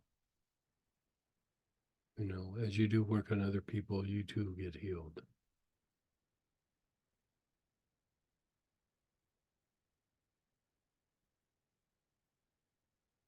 You could also say you generate the karma of healing.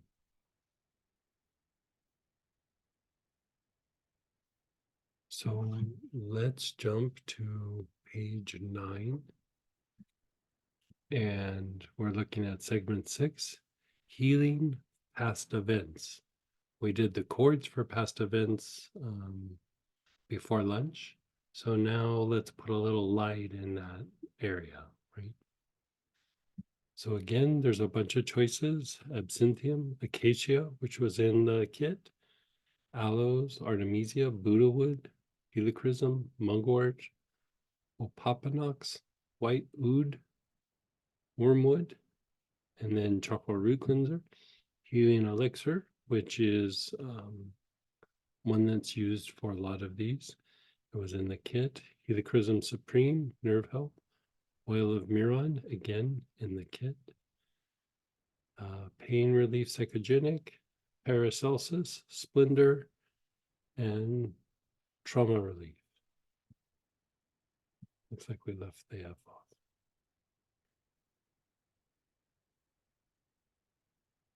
Okay, so choose one of your oils.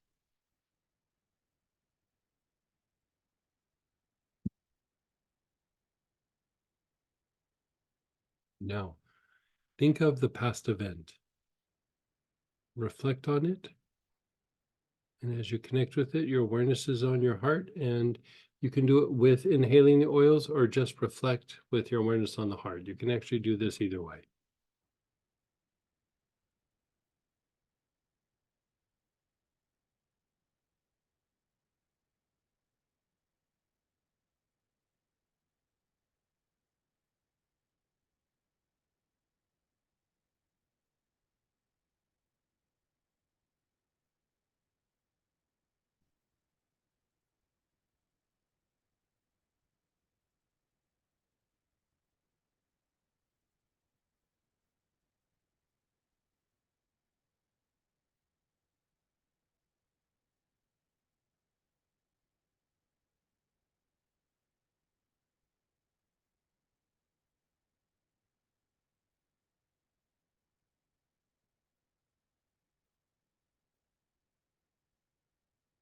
And let it go for a moment.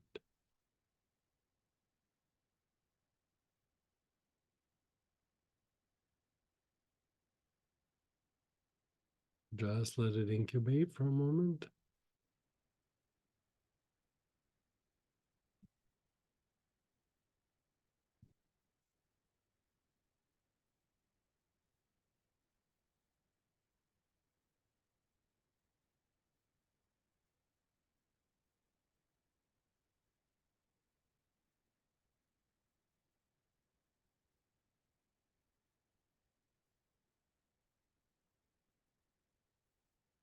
And then bottle to your chest. 8 or 9 of the materialization breaths. Go at your own pace.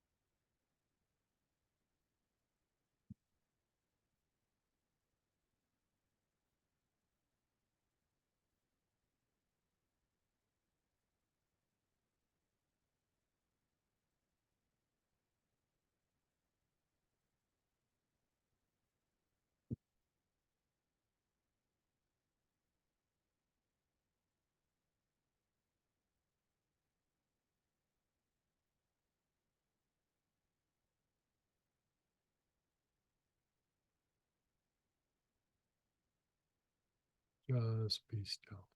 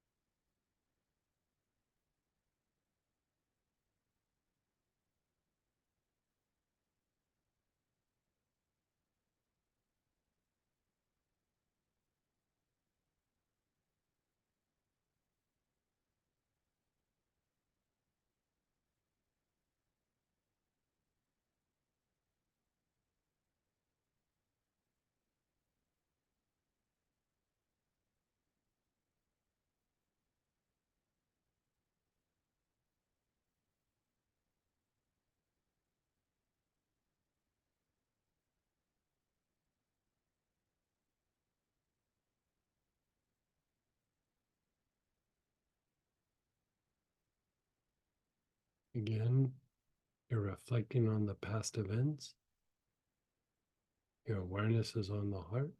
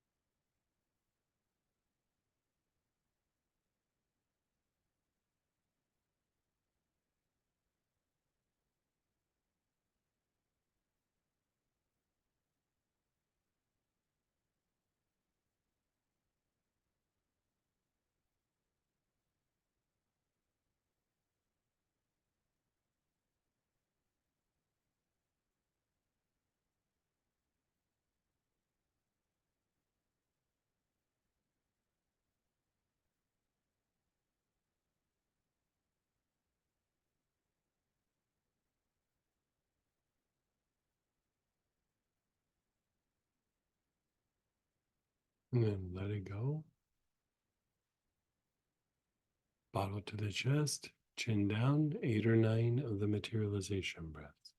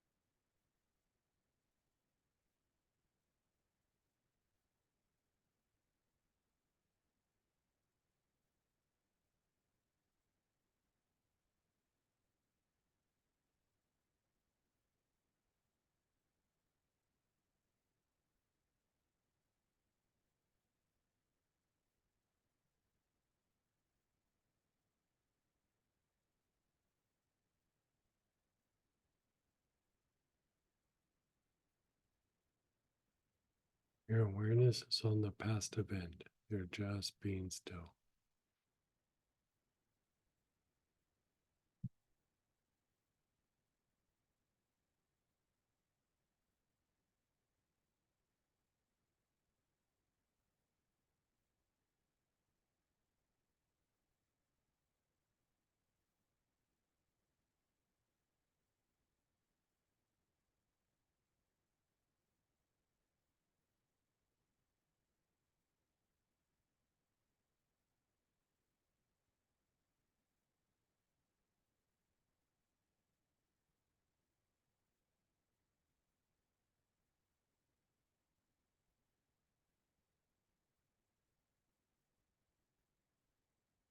As you reflect, your awareness is on the heart.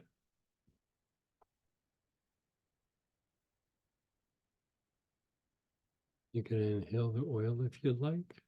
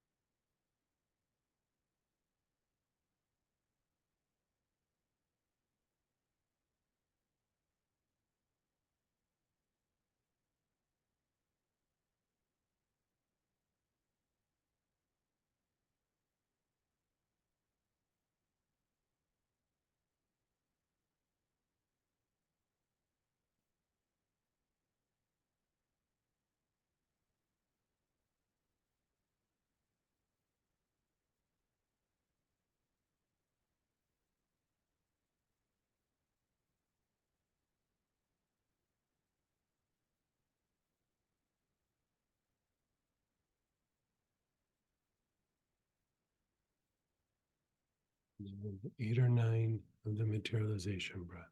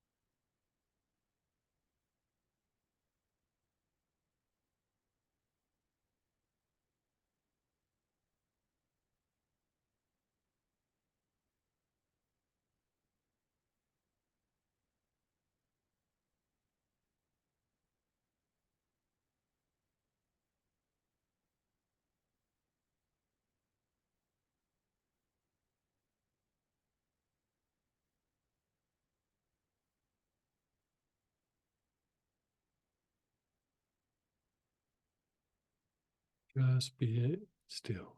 Awareness is on the past event.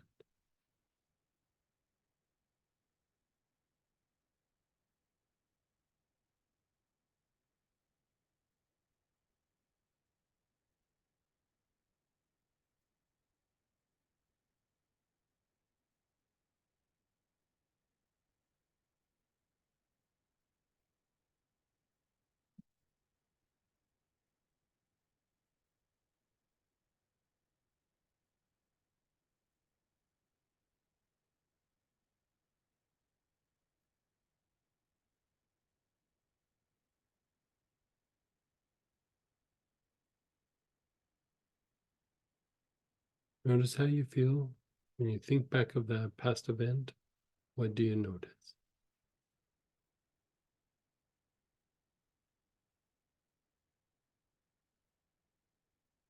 Let's share experiences or ask questions. We are going to do more of the materialization work, but right now I just thought I'd open it up to share experiences, ask questions. You can unmute yourself or type in.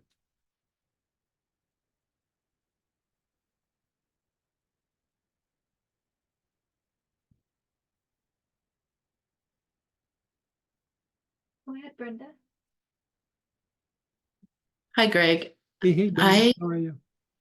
The past event is like far away right now. Yeah, It's isn't that it's nice? it's like in the distance. Yeah. You know, the goal is like sometimes we just do it to the point of where it feels neutral, and that's fine. But I would say with every trauma, like there's like a weird way to say it, but almost like with every trauma is a doorway to finding like a deeper part of yourself or a deeper connection to the soul or to the divine. And it doesn't mean we have to have harm happen to us to be able to find it, but it is a time of like opportunity, kind of. And, you know, along with processing the pain and all those other things. And so, like, the farther along we kind of go with the healing of it, my rule of thumb is until that situation has me expanding like I do in meditation, I keep working it until then. Because like when it gets neutral, you kind of have resolved it, but it still has like uh some bonus points you can get out of it. You know what I mean? And like you want to take it to the point of where like it feels good, but you're starting to like, oh, I'm spacing out. I'm blissing out thinking about my car accident from 1985. Like, you know, it literally gets that kind of weird, but at the same time, it takes it from being something that causes us pain and suffering to cultivating something that connects us to the divine, you know, or to the soul, or even if you just want to say to peace or, you know, I don't know. So So then you're that's saying, what tradition it is, like just keep doing it until you start blissing out. okay, okay. Yeah. I'm just so delighted it's so far away. Yeah, no joke. And And you're it's a saying, 1-2 punch. You do the chords and then you do the materialization thing, and it's just like, man, it's like literally worth years of therapy. Like years. yeah, yeah. Thank you so much. Yeah, you're so welcome. And go ahead, Jeff. Hey, Jeff. Hey, Greg, I gotta thank you. This protocol went great, and it's because of the oils that you talked about for the trauma. By the way, I was able to find them in the Vegas nerve case. Oh yeah, kit. tremendous. Yeah. And anyway, it took the intensity of the sharpness of the pain away. Oh, good. I've got dull aches, and I can deal with dull aches. Yeah, yeah. And I just didn't know what to do when I knew this was so important to deal with, Right. because it threatened to set the tone for the new year. And January is Yeah. supposed to be the beginning of my cycle, so I was Oh, really good. frustrated that it was too painful to deal with. But now I can deal with it. I can deal with the dull ache, and I'm sure it'll come in layers and waves. But I Yeah. have the tools now. Thank you so much. You're so welcome. And so like you were able to look at the situation that was super overwhelming? Yeah, I was able to look at it more without it just becoming overwhelming. Yeah, beautiful. Okay, beautiful. So Good. thank you so Yeah, much. and keep in mind, like if the body gets achy afterwards, anytime you have achiness, that's always a lymphatic issue. Like, so part of why we get achy sometimes when we're going through and we're working an old trauma is that the body is either trying to kick off the lower energies that are associated with the trauma itself, or there's a little bit of a disruption in the parasympathetic part of the nervous system. So again, like tarragon, lemongrass, if the lymphatic work doesn't resolve it, can do it, or just jump in and do a little bit of lymphatic work. Do like bay laurel or a little bit of lymphatic blend, and even chakra root cleanser is a lymphatic stimulant. And so, even helichrysum actually is a lymphatic stimulant. So even just working your helichrysum more will help the body kick off the elementals from the event, whatever that might be. Working the splendor and the helichrysum really helped. Yeah. Really Aren't they helped. just helichrysum's amazing, and splendor is just for these kinds of things. I love all my blends, right? But like that one, I kind of nailed it. Like I nailed it. It only took me 19 times of trying to blend it slightly differently, but eventually I nailed it. And so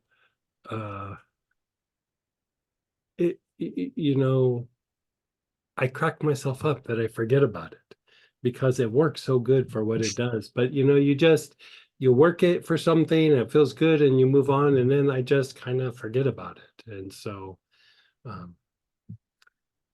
just because I don't talk about it very much doesn't mean that it's not like a potent tool for this, especially trauma, PTSD, like toxic stress, anything in that realm, it's very helpful for.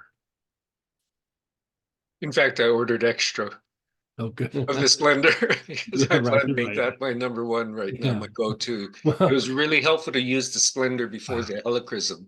I would have thought of it the opposite, but right. worked really nicely. Yeah. Thank you again. The thing is, we were laughing in the office. It was about like 2 weeks ago. I was like, how has Splendor not been a body tonic? Like we were like, it was such a bread and butter thing there for a while.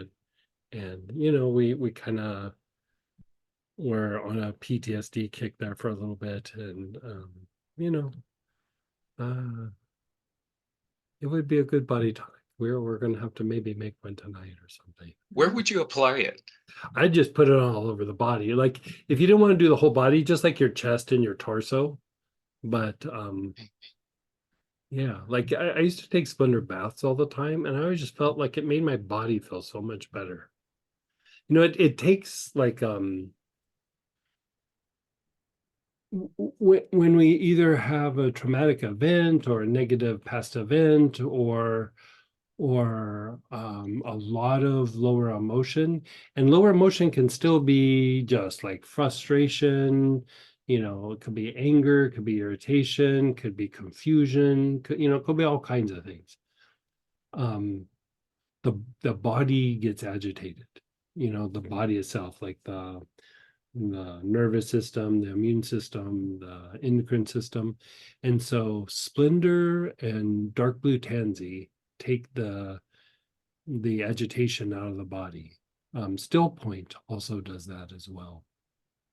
The blend Still Point. It was in a couple of classes, I think. Yeah. So- Can Splendor be taken internally? And there's no need.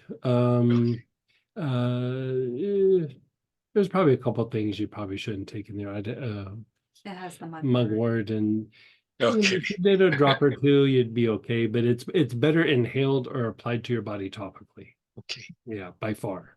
will do. Yeah. Yeah, glad you're doing better, Jeff. Good. Thank you so much. And then we had some shares and questions in Yeah, chat sure, as sure. well. I chose to work with a significant trauma for today and have found Greg's insights extremely helpful. I really related to a lot of the things Jeff shared about his process.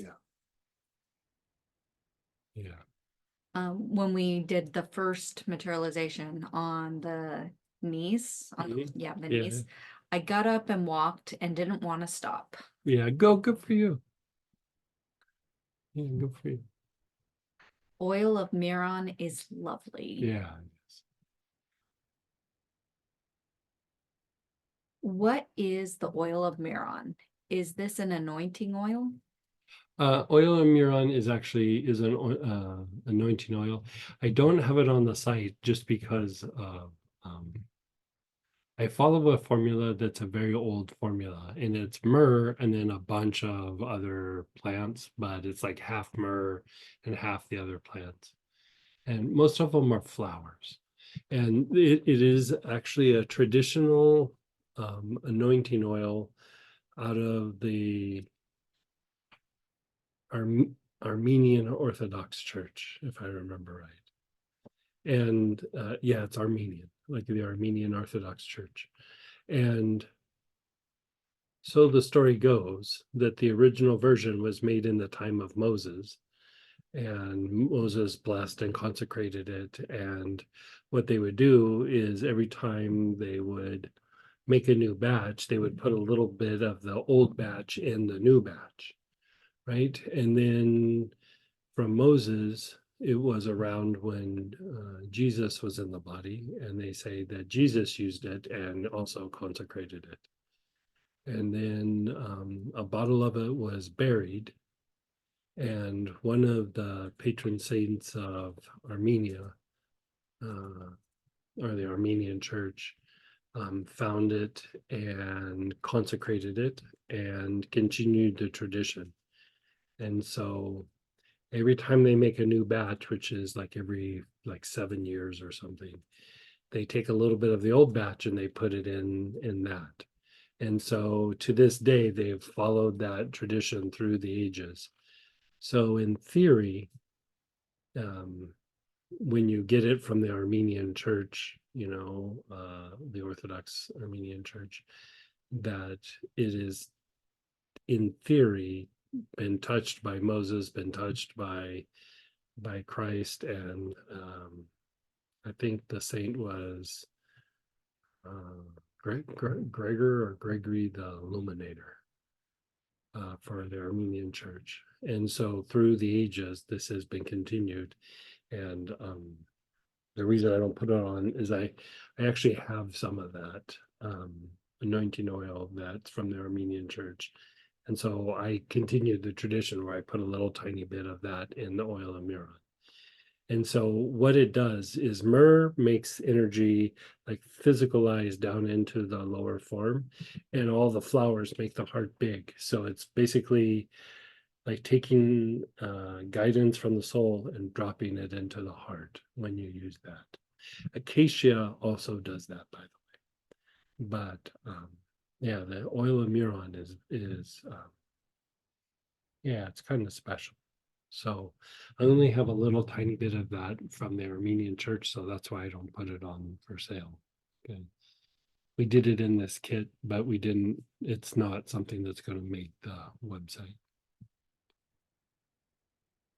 And then go ahead, Kadeem. Hey, Kadeem, how are you? Hey Greg, I'm well, thanks. Hey, where you at? Currently in Seoul, South Korea. I remember you talking about going there. Yes, so we made it. We manifested it. Nice. So here we are. Thank you. My question is in regards to this particular technique with Mhm. I know you said the materialization breath adds light, right? So Yeah, curious to know what the consecration. right.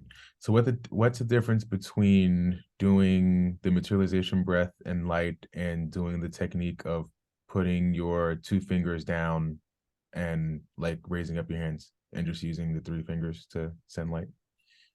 You know that technique I'm talking about? When you tell people, okay, we're gonna send light to something or Oh, bless I see. I see. The materialization breath actually has a lot more physicalization of the light, like it drives it into the form. You know, a lot of times when you're blessing like this, the most potent blessing is actually to drive that energy to the earth. Like to drive it to people, it works, but I would say the materialization breath works better. So, you know, in group settings, I don't always do that, but the materialization breath, um, like privately when I go through and I do prayers for different things, I utilize the materialization breath quite often. It's just so good for physicalizing the prayer so quickly. Great, thank you. Yeah, because you're talking about like when you do like when you're Correct. blessing the earth like this. Yeah, I mean that's still bringing in light, but there you can also radiate a bit of love as well. You know, radiate it from the heart, and you are developing something by doing that. You know, you're developing the ability to emanate energy from the heart. But as far as anchoring the light, the materialization breath is stronger. Got it. Great. Yeah. Thank you. What time is it over there? 7:17 a.m. Oh, wow. Tomorrow. Tomorrow. Yeah. Tomorrow, Sunday. Yeah, Yeah. Sunday. Cool. Well, good. Enjoy your travels over there. Glad you Thank you. made it. Thank you. Me too. Thank you. Thank you. Is Green Heart a single oil? Yeah, Green Heart is a single oil. It's an oil that comes out of Africa. It's a really hard oil. Sometimes they build furniture out of it because the wood is so hard, but it has a little bit of a similar vibe to acacia a little bit. Doesn't quite smell the same. It smells a little bit in between acacia and aloes, but it's a nice oil to work with. Um, but it is a single oil. Yeah.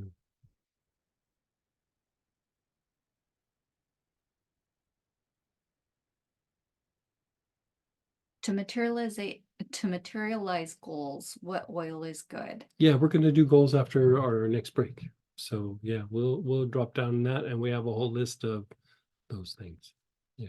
So you might have just answered that but they're asking, is this related to segment 5, healing situations? No, goals would be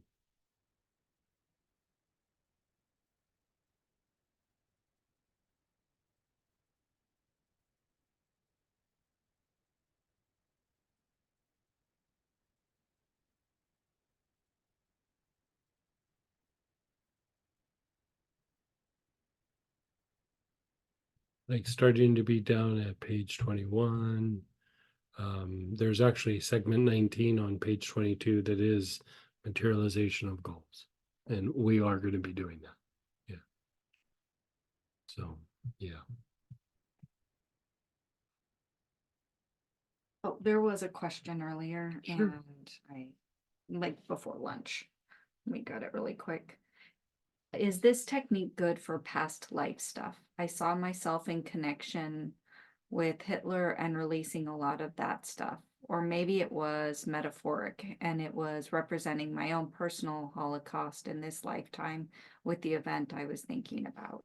Yeah, do healing past events. Both with the chords and the materialization Yeah, breath. yeah. That was it. So, Thanks. okay, so we're going to take a break and we're going to come back and we're going to do more of this. So, I'll see you at 35 after.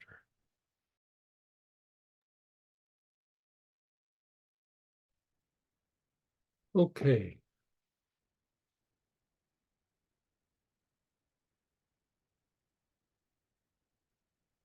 Let's do one. Actually, let's do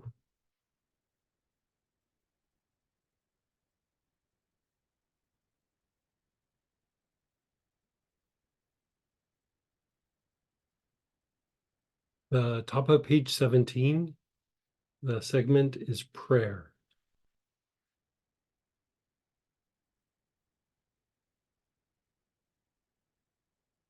Yes, it's a little bit different than like achieving goals or healing.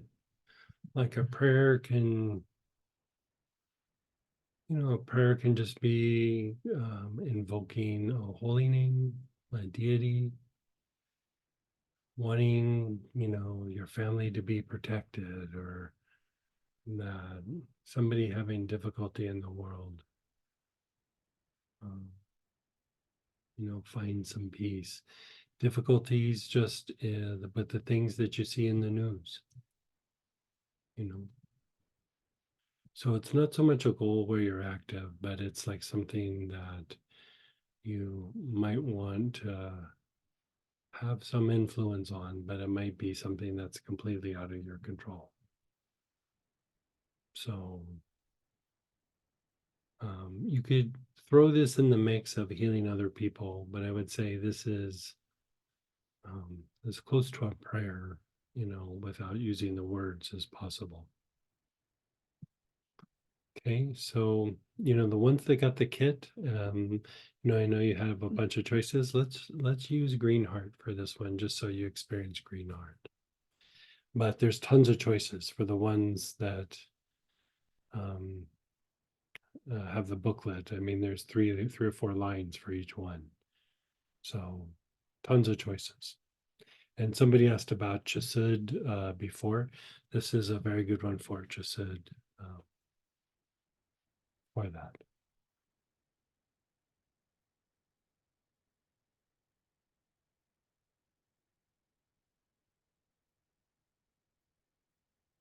Okay, so we're going to reflect on a prayer, something that you want to pray for in your life, in somebody else's life, in the world. You just want to think of a deity.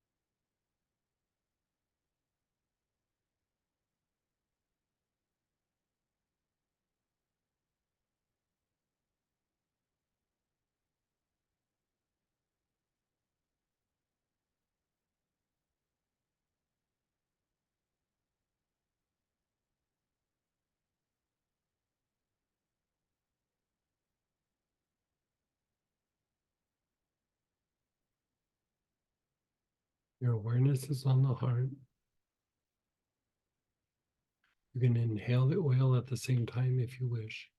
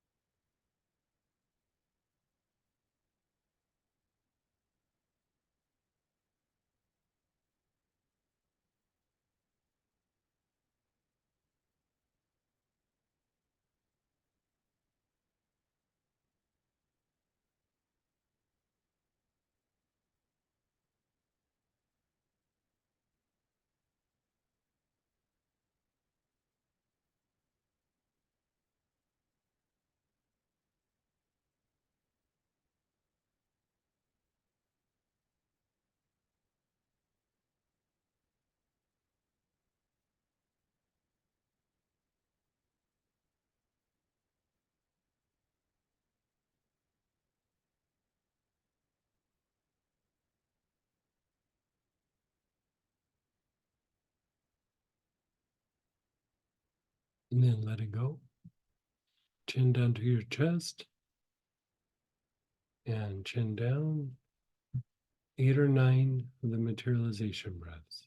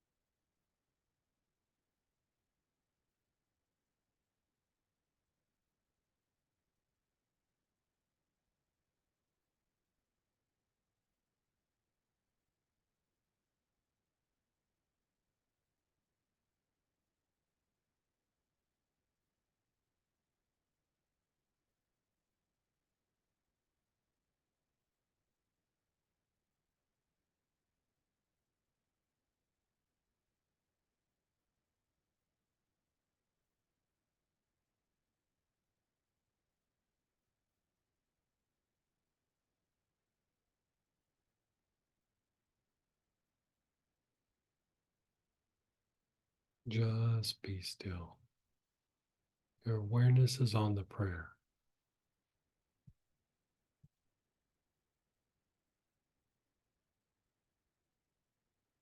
Your awareness is on the front heart.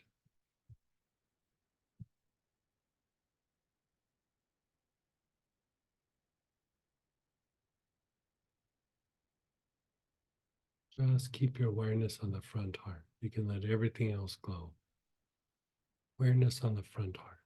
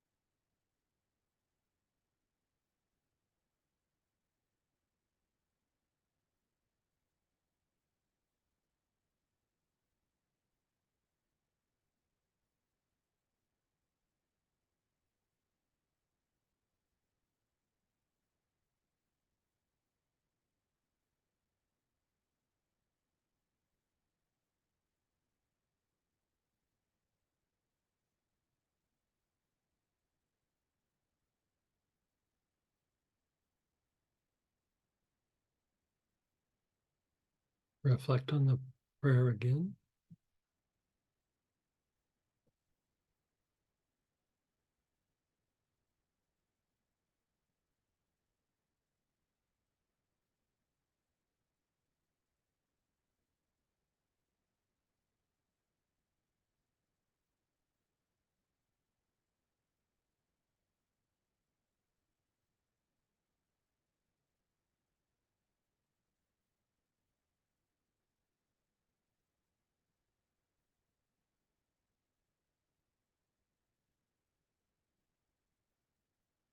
Your awareness is on the heart as you're reflecting on the prayer.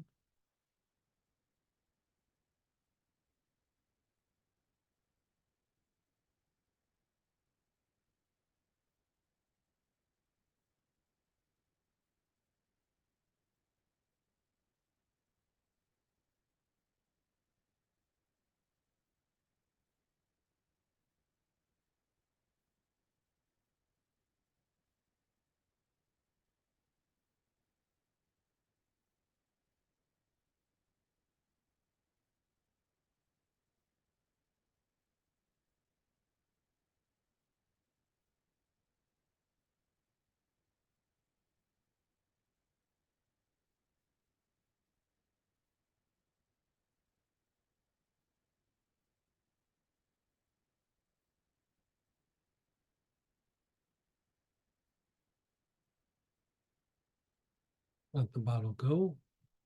Chin down. 8 or 9 of the materialization breaths.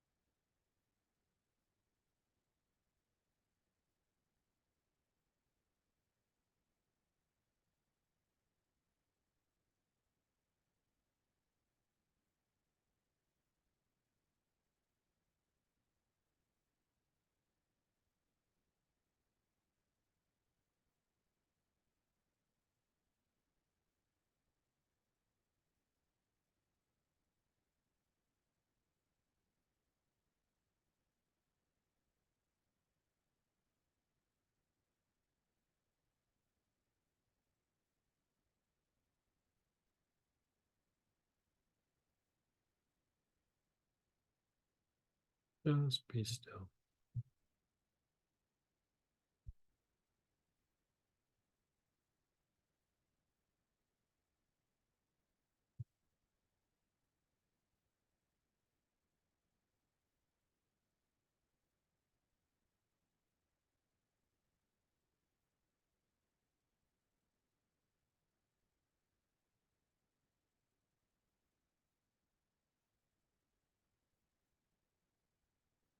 Your awareness is on your front heart as you're being still.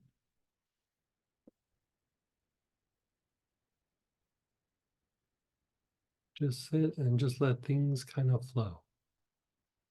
You're not thinking about anything, you're not feeling anything, you're just sitting with your awareness on the front heart.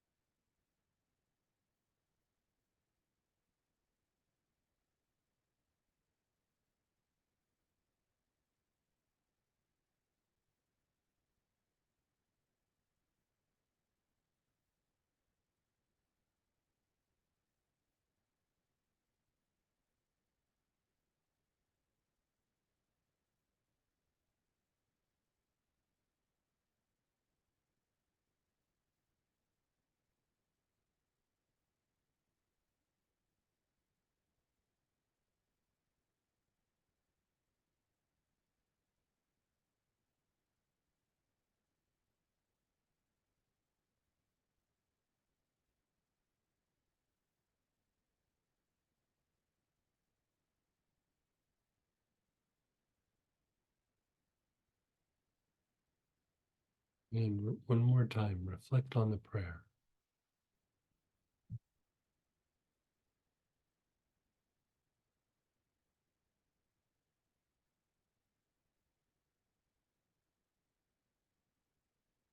Your awareness is on the heart.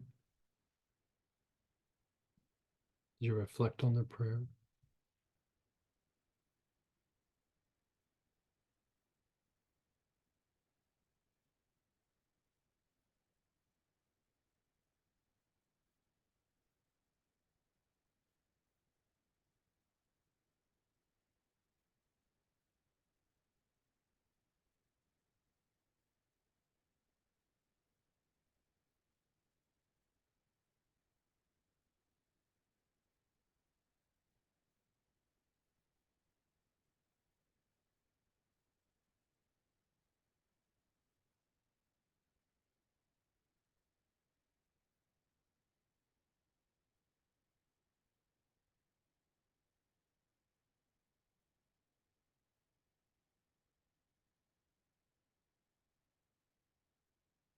Bottle to your chest, chin down. 8 or 9 of the materialization breaths. Go at your own pace.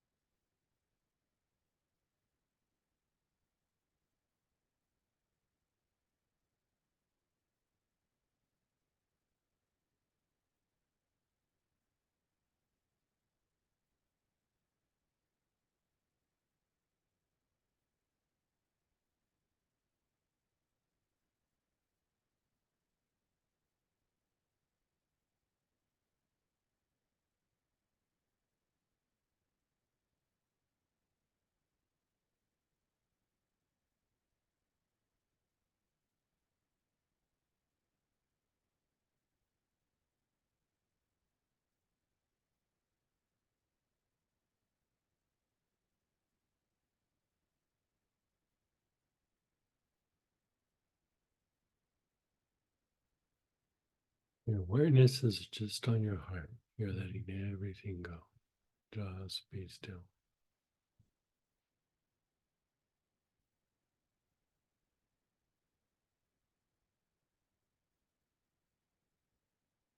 Now, you can just do it like that. But one of the things I like to do, if you like mantra, like when you get to this point where you've done the materialization breath, your awareness is on your heart, you can do a little mantra and then cycle through it again.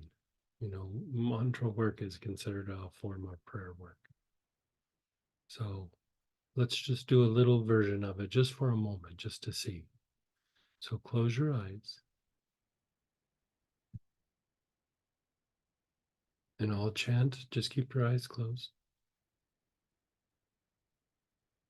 And I'll chant. Om Mani Padme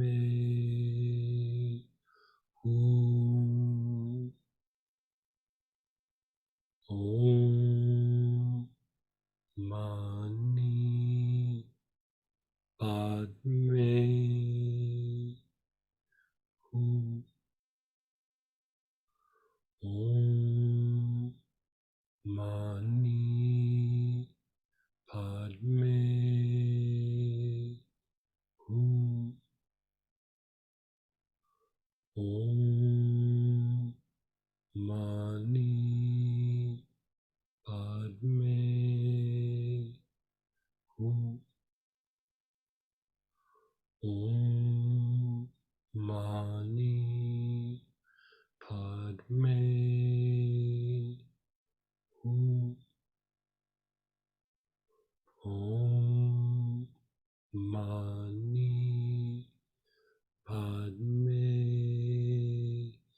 Hum.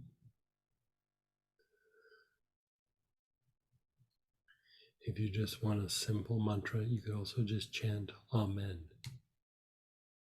Amen.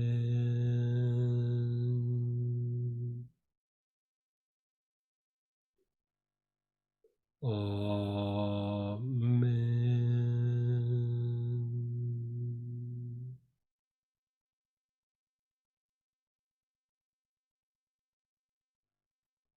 Amen.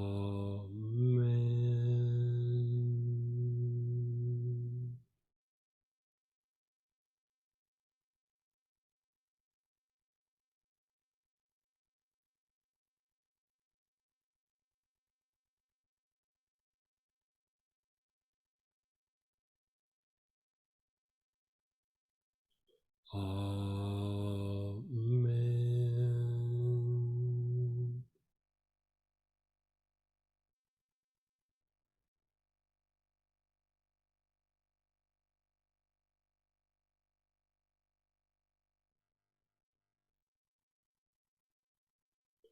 Reflect on the prayer. Your awareness is on the heart.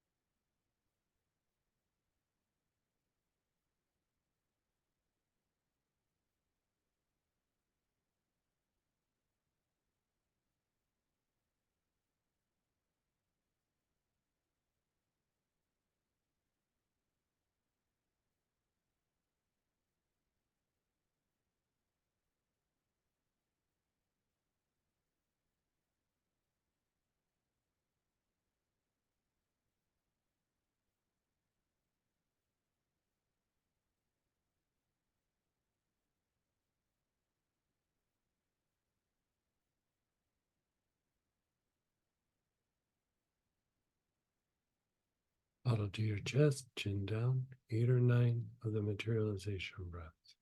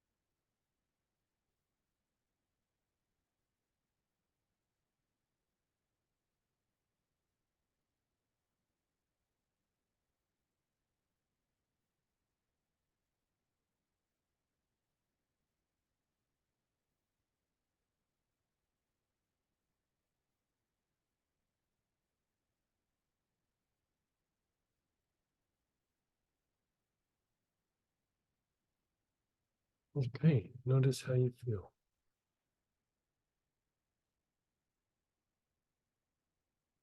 So we're going to drop down to page 21, segment 18.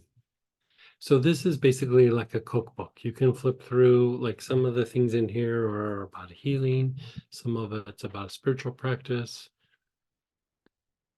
You know, you can see there's things about cultivating the no self and detachment and things of that nature, which is a little bit Buddhist. And at the very end, there's the Eightfold Path, which I think is just solid for anybody. But here with materialization of light, it's just bringing light into you in general. It's not necessarily about healing but it's just about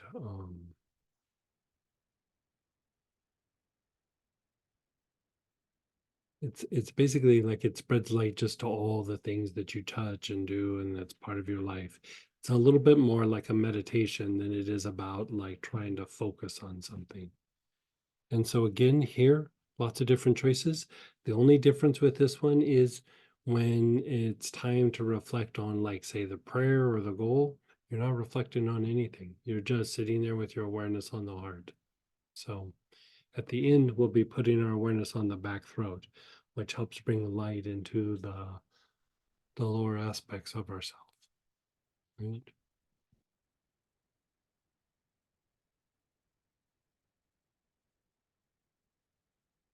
You could say this is a way to tune up the creative forces or higher creativity within you.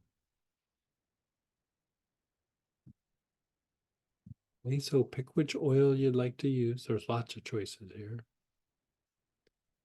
And just sit with your awareness on the heart.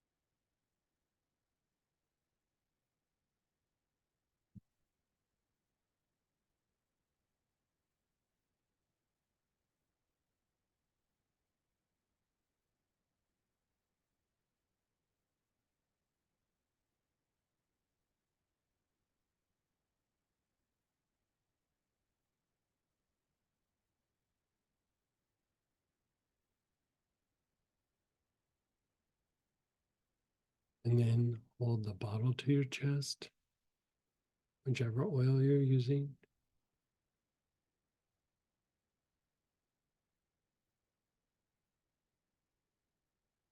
And then 8 or 9 of the materialization breaths.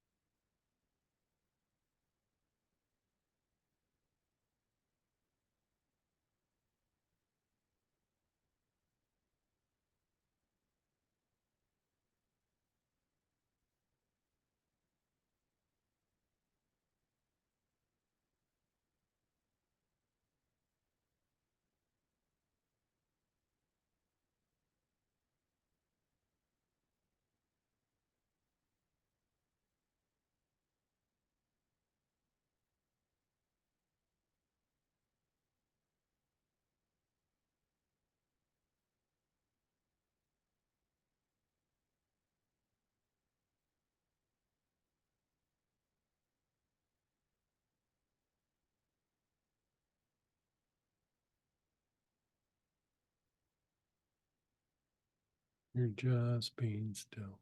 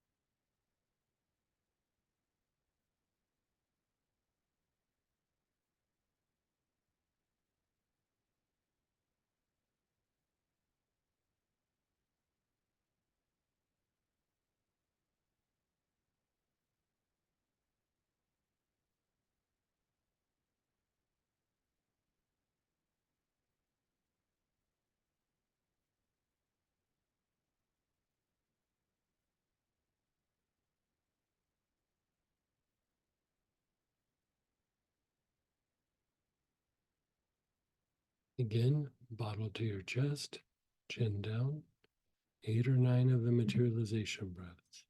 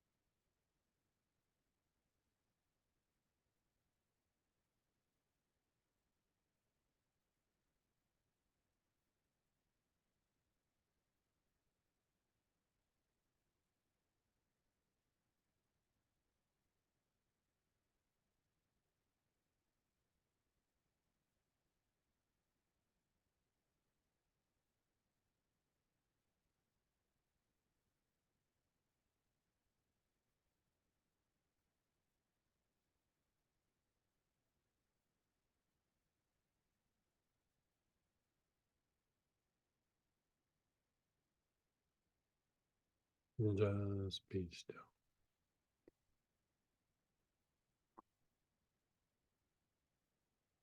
Your awareness is on your back throat.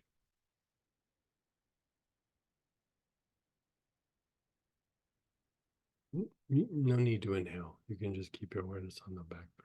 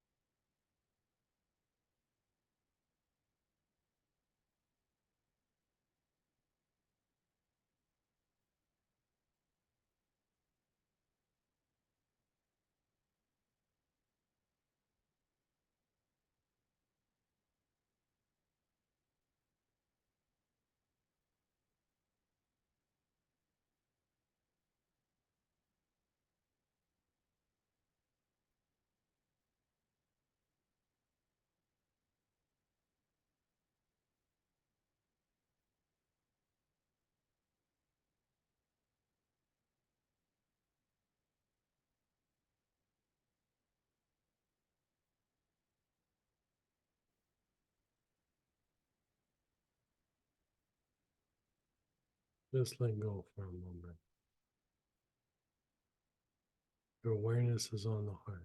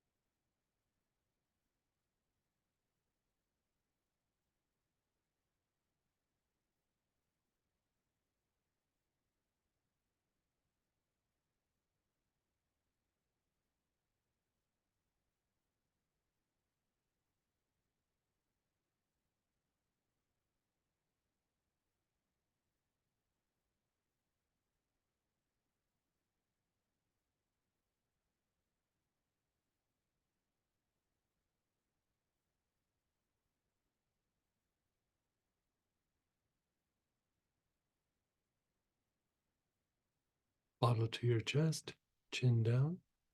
8 or 9 of the materialization breath.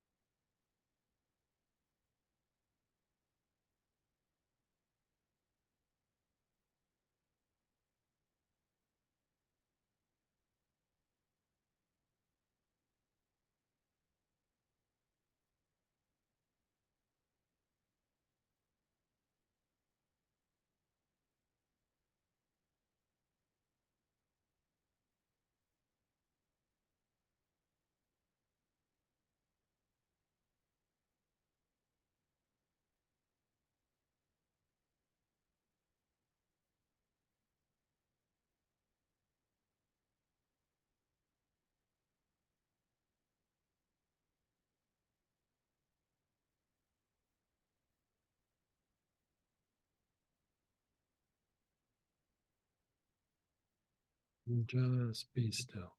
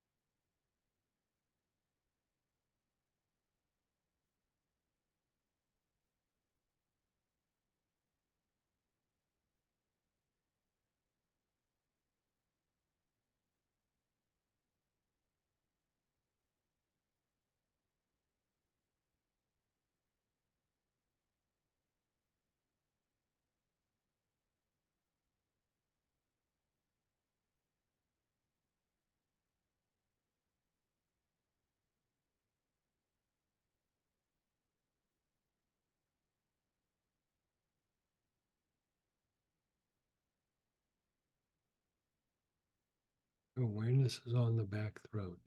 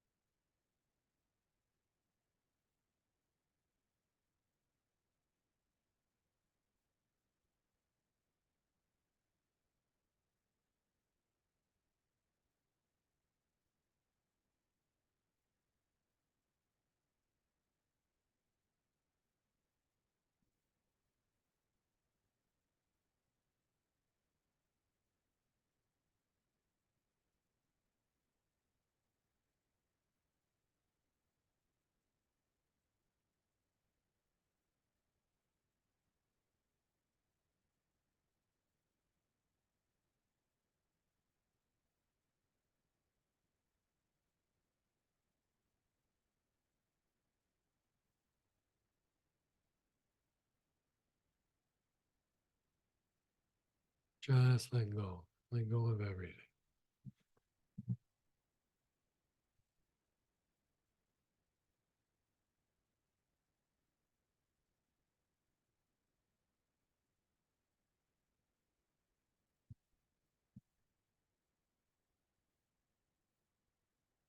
Okay.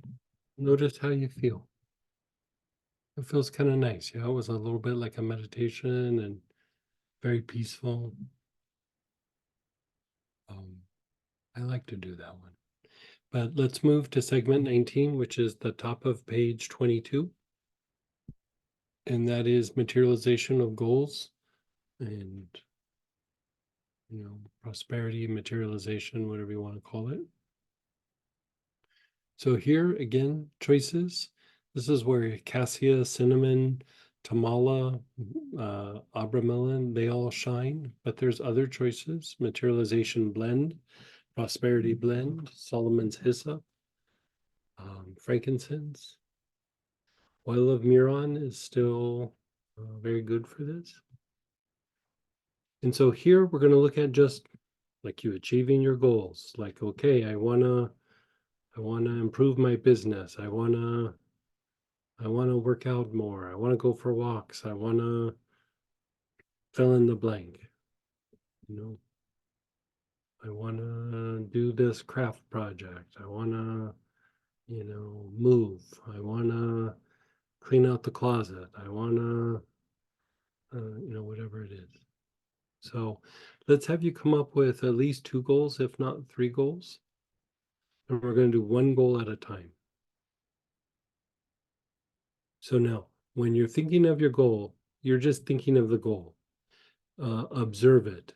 You don't have to go in and like, I want a new car. It needs to be blue. It needs to be da da da da da. It needs to have new tires on it. Whatever it is, just see yourself or see the new car or visualize that you need the new car or just form the intention, I need a new car. And then situations where it might be like, I need a new job, but I don't know what that looks like. See yourself working and happy with the lifestyle that you want. Just observe that. But you don't have to work out the details. You're just putting energy into an idea, a metaphor, a movement headed towards something. Right? So reflect on that with your awareness on your heart.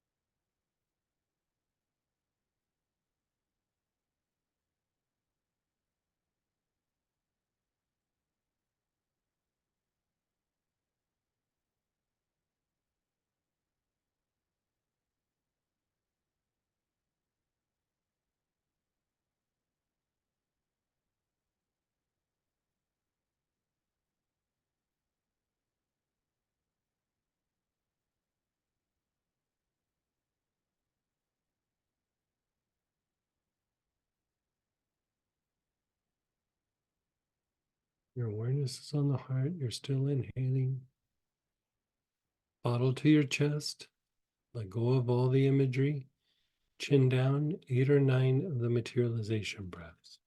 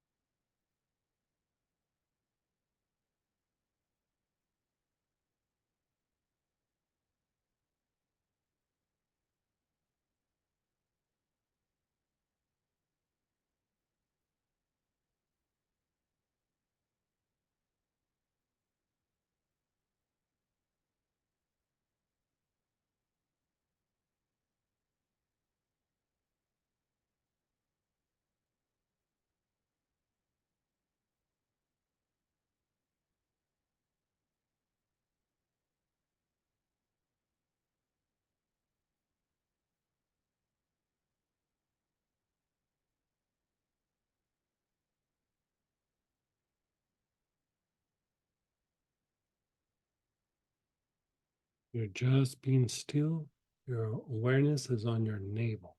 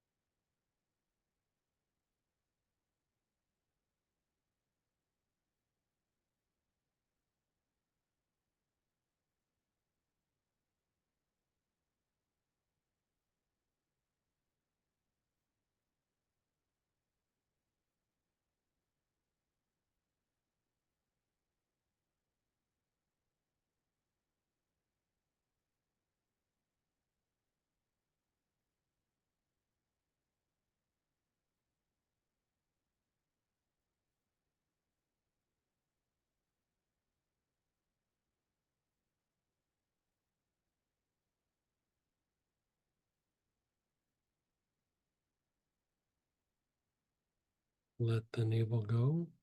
Reflect on the goal. As you reflect, your awareness is on the heart.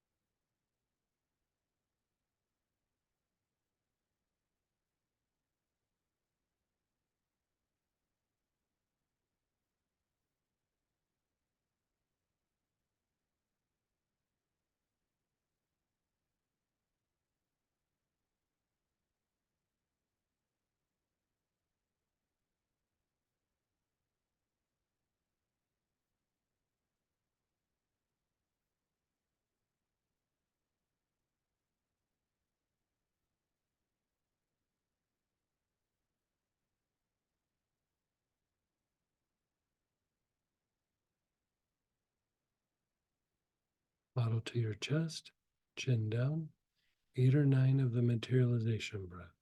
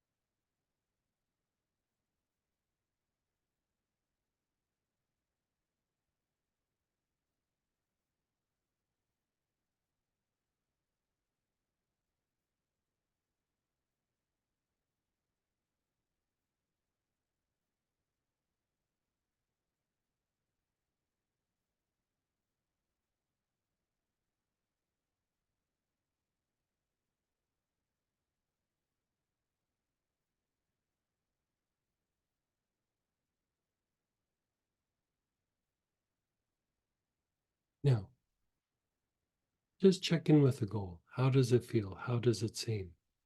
Now, keep in mind, you're breaking out of a pattern. You're bringing light into a situation. So sometimes what happens is the goal might change, or sometimes the goal will kind of disappear for a little bit because it's going into the intuitive mind. It will come back into form into your mind and your awareness in just a little bit, but it's like reconfiguring, you could say. So if you're trying to materialize something, doing things that you've already have done isn't going to produce the result. You need to do something new, something different. And for something new or different to come in, it has to come in from a place of uncertainty. So sometimes when you look at the goal, you'll be like, I'm kind of not as clear as I was before. It's because new things are coming in, right? New things are coming in. Or you're picking up a piece that maybe you left out. You know, I tell this story. It's a old CEO friend of mine, and he's a CEO of a very big company, and they were at the time they're in the process of pulling the company together to be sold, right? And you know, he was in the back of one of the classes, and you know, had him do the process that you guys just did. And then every time that we do the materialization breath, I go, okay, now check in with the goal. He looked panicked, like he was just like, ugh, like freaked out. His eyes were all big. And then, you know, we do it again and his eyes were all big. And then the third time, his eyes weren't big anymore. And he was kind of nodding like this. And he went, and so later I went up and talked to him and I was saying like, what was the process? And he goes, the first two times that he did it, you know, he was focusing on the sale of the company. He said the whole project went away, like it disappeared. And he goes, he got a little freaked out that he thought he was dematerializing the sale. Like, you know, because they had people who were curious and, you know, people who I think had even made an offer. And, you know, those things are complicated. So it's not a quick thing. And then he said on the third one, when he gave me the thumbs up, he realized that when assessing the value of the company, keep in mind it's a very big company, like about 20% of the company, they didn't even fold into the value of what they were trying to sell. They hadn't been using this part of the company as much, but he goes, it just wasn't on my radar. Like it just, he goes, I almost made a monumental mistake. And so as he did the realization or the materialization process, he had a realization of, I left out this big piece. And so it came together to an even higher degree, right? He could still break it up or whatever, but he was about to give away something that was worth a lot of money, like a lot of money. And like the equity that was in the company. You know, it's like if you were selling your house and you forgot, oh yeah, there's a den and a bathroom and a backyard. You know, of course you're selling it with all of that. But when you're assessing the value, you also have to assess the value of like it also has all of that square footage and all that. So same idea. So let's do another one. Pick another goal.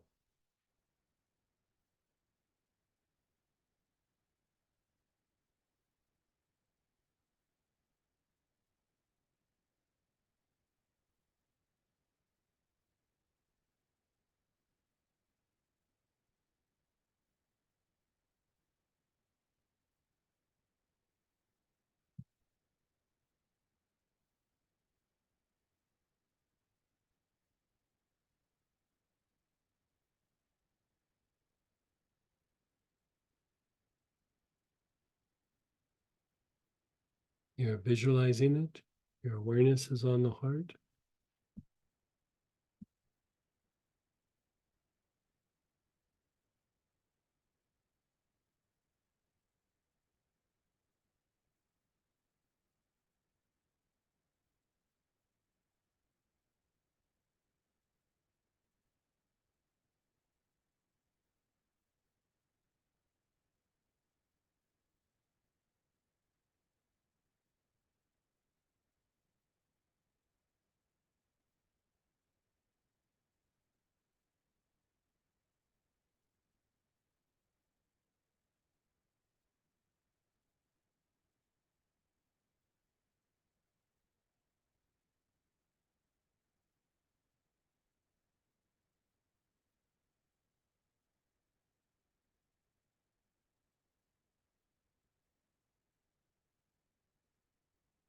Bottle to your chest, chin down, 8 or 9 materialization breaths.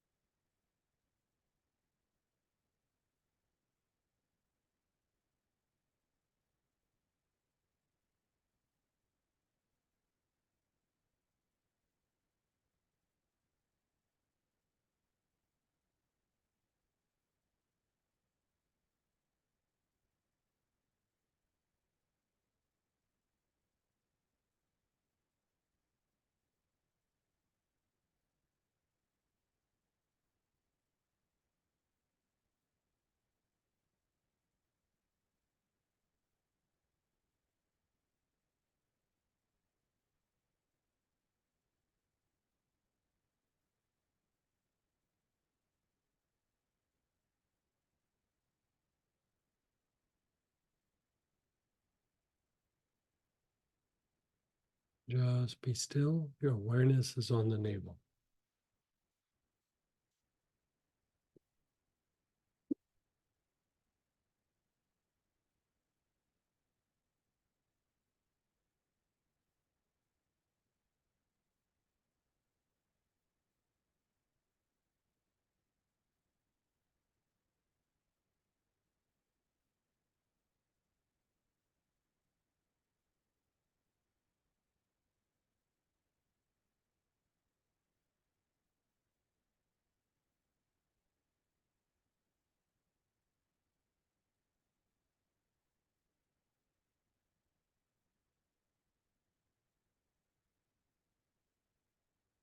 Again, your awareness is on the second goal.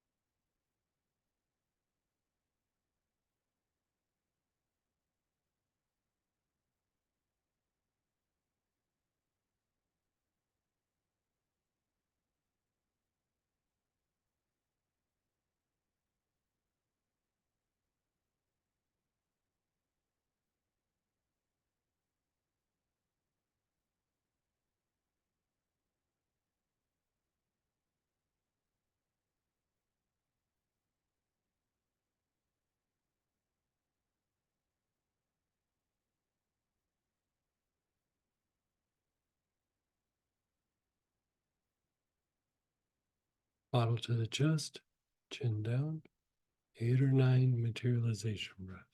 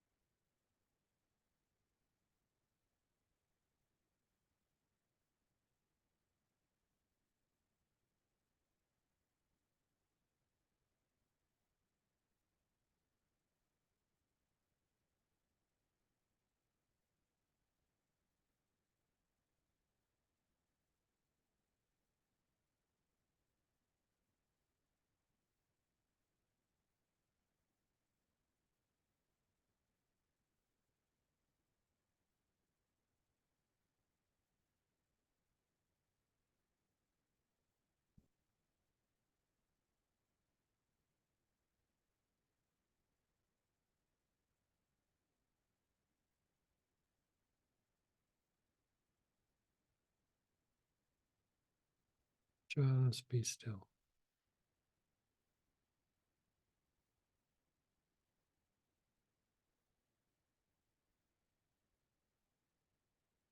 Your awareness is on the navel.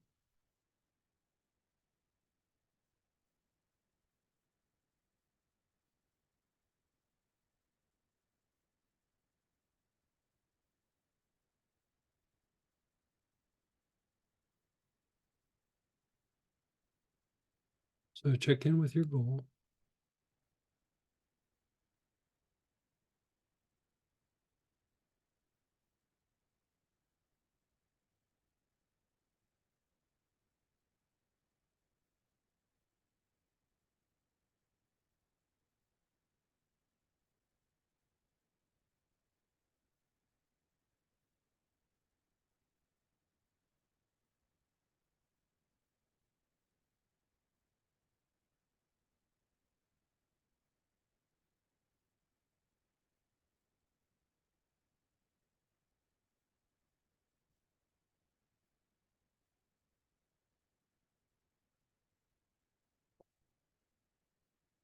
Okay, let's share experiences and ask questions.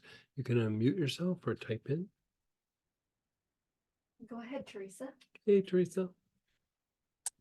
Hey, Greg. So that was interesting. I have in the two goals just a lot of negative thought forms coming out. Sure. Is that normal? Yeah. So it's kind of like the blocks removing from. Sometimes it's stuff from other people. Sometimes it's stuff from us, like, Yep. Things from our past, conditioning.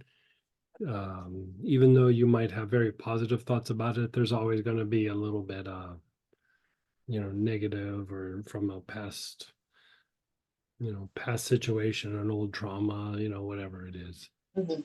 You know. Okay. So that, like I remember one of the early ones for me was like I'd be really positive about a goal, but if I really like dug deep and like, but how do I feel about it? Or if I did like purifications where I could extract it and then measure it, it was like, yeah, I have really positive thoughts about it, but there's also a part of me that is like, yeah, but you don't deserve oh, okay. it. So That was you need to the get that out. You know what I mean? Like that needs to hit the road.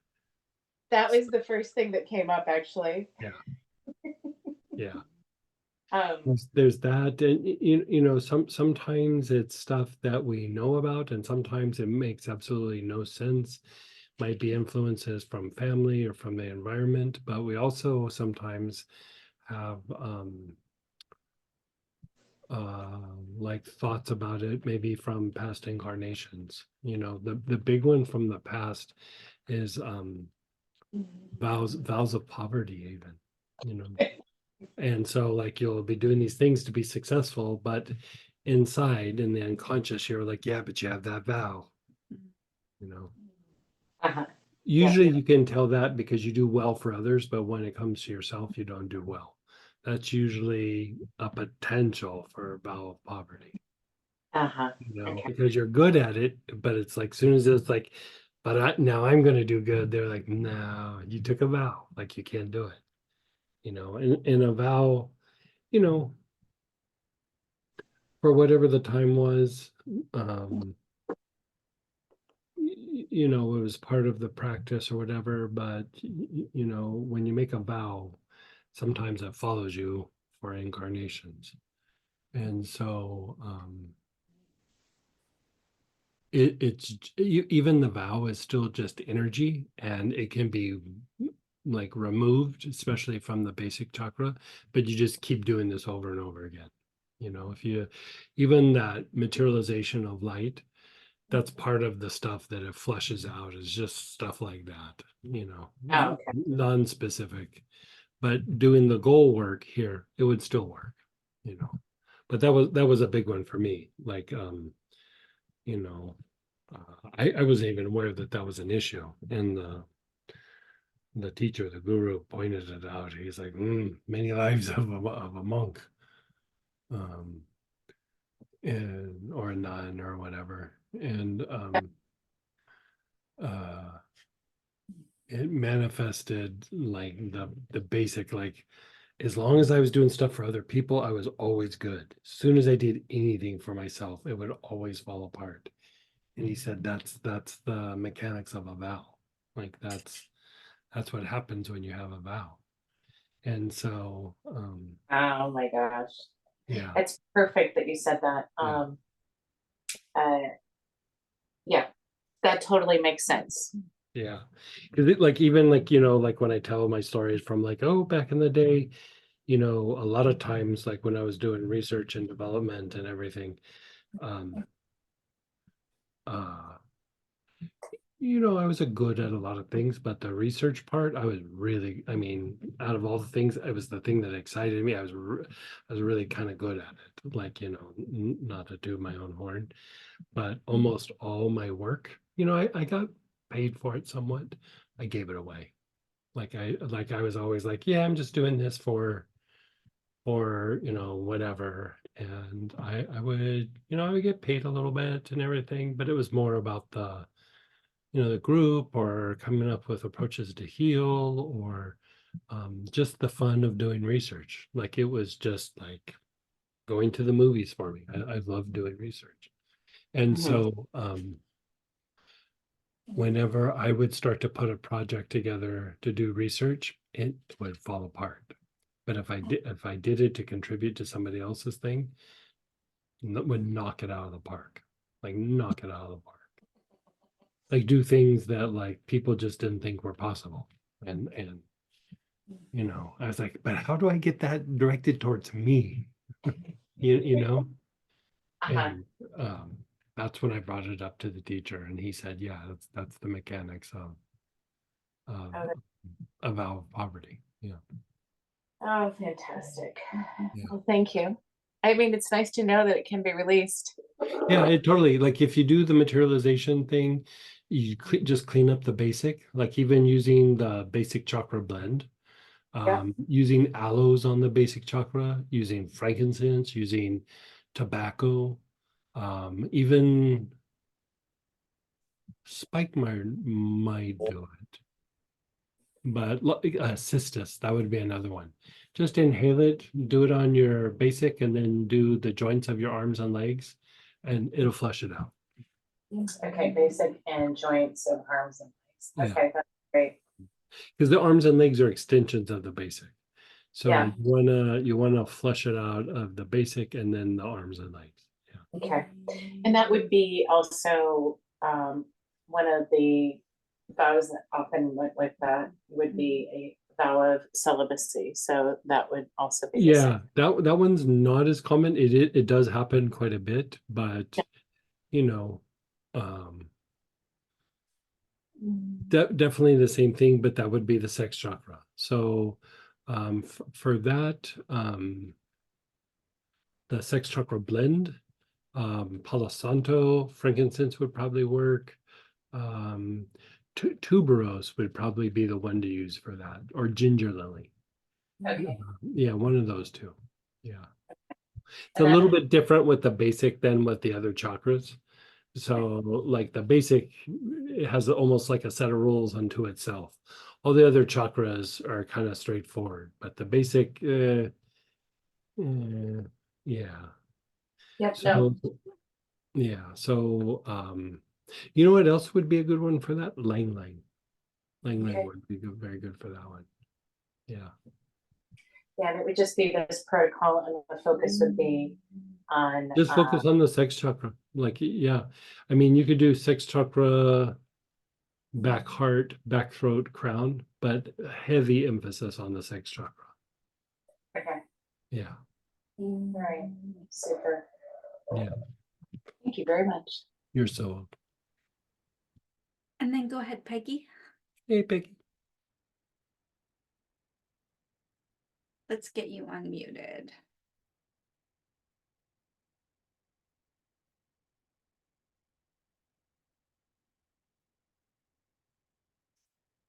Ah, there we go. Can you hear me now? Sure. Yes, yes.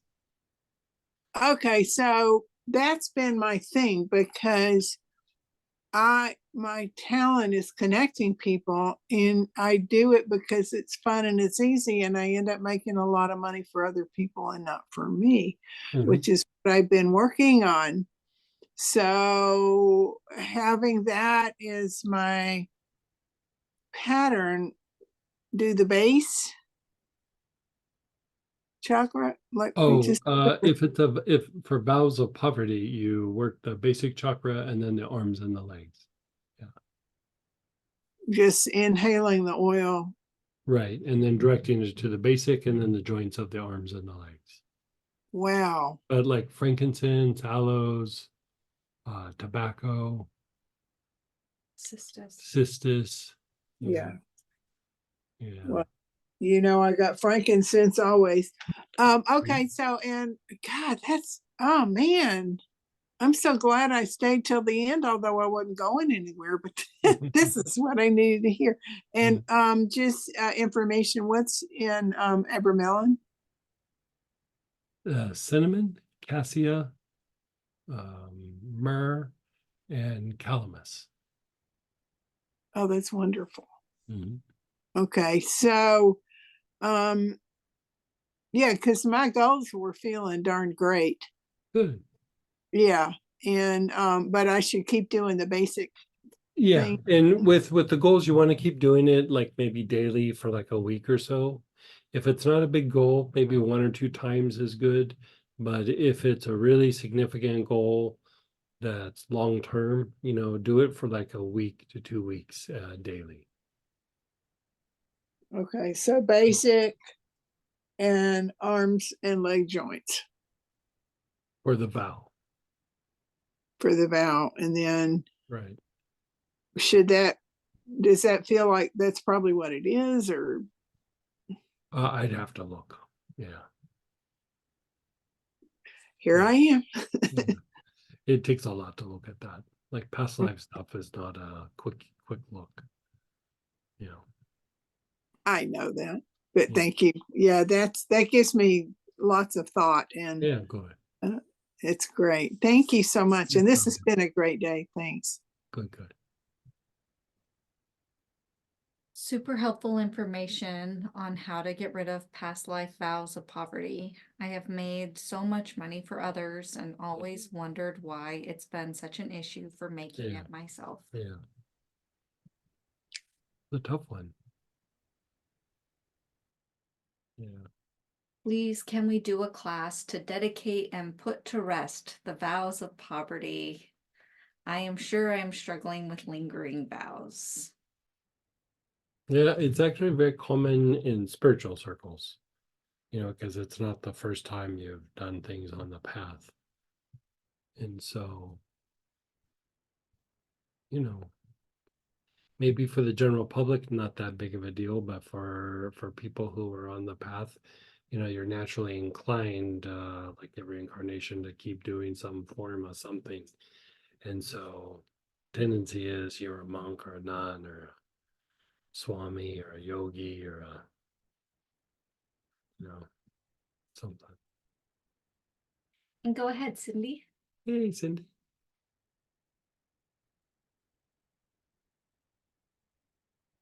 I think you can unmute. Let's get you unmuted.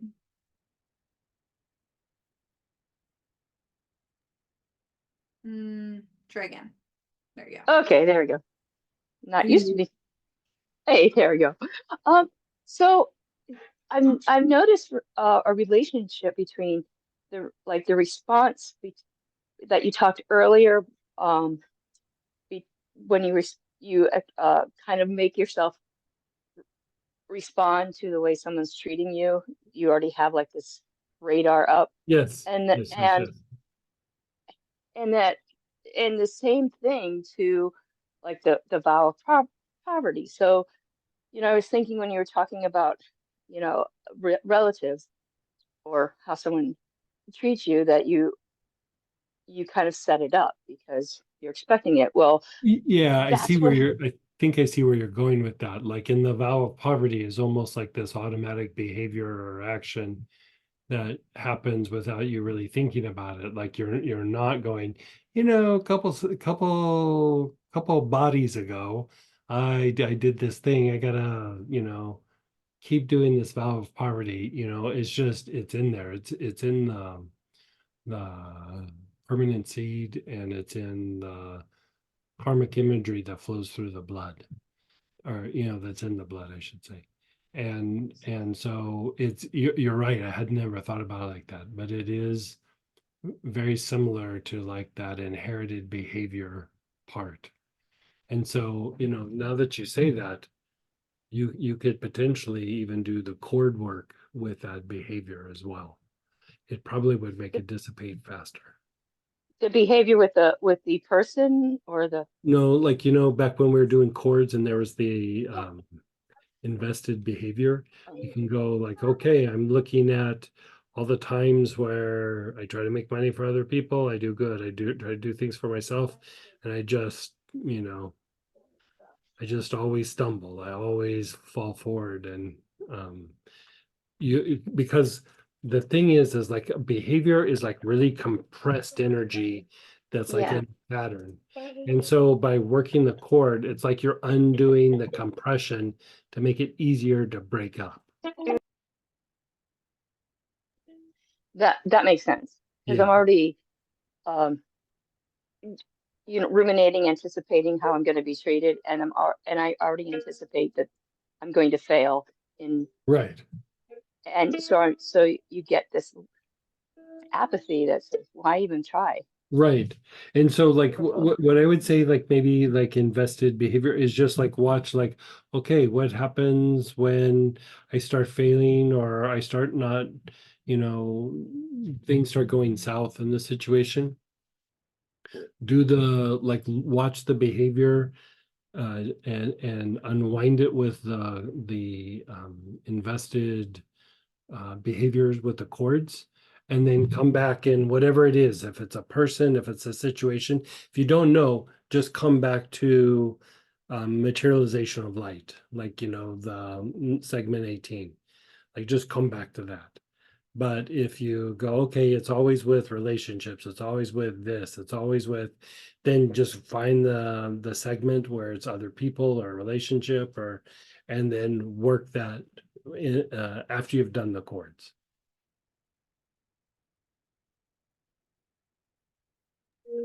Okay, sorry, I muted you. My grandsons are here. Or mute myself. Okay, that sounds. I'll try that. Thank you. Yeah.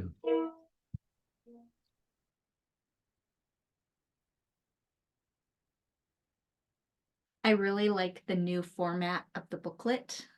I suspect I will be spending a lot of time with it in 2024.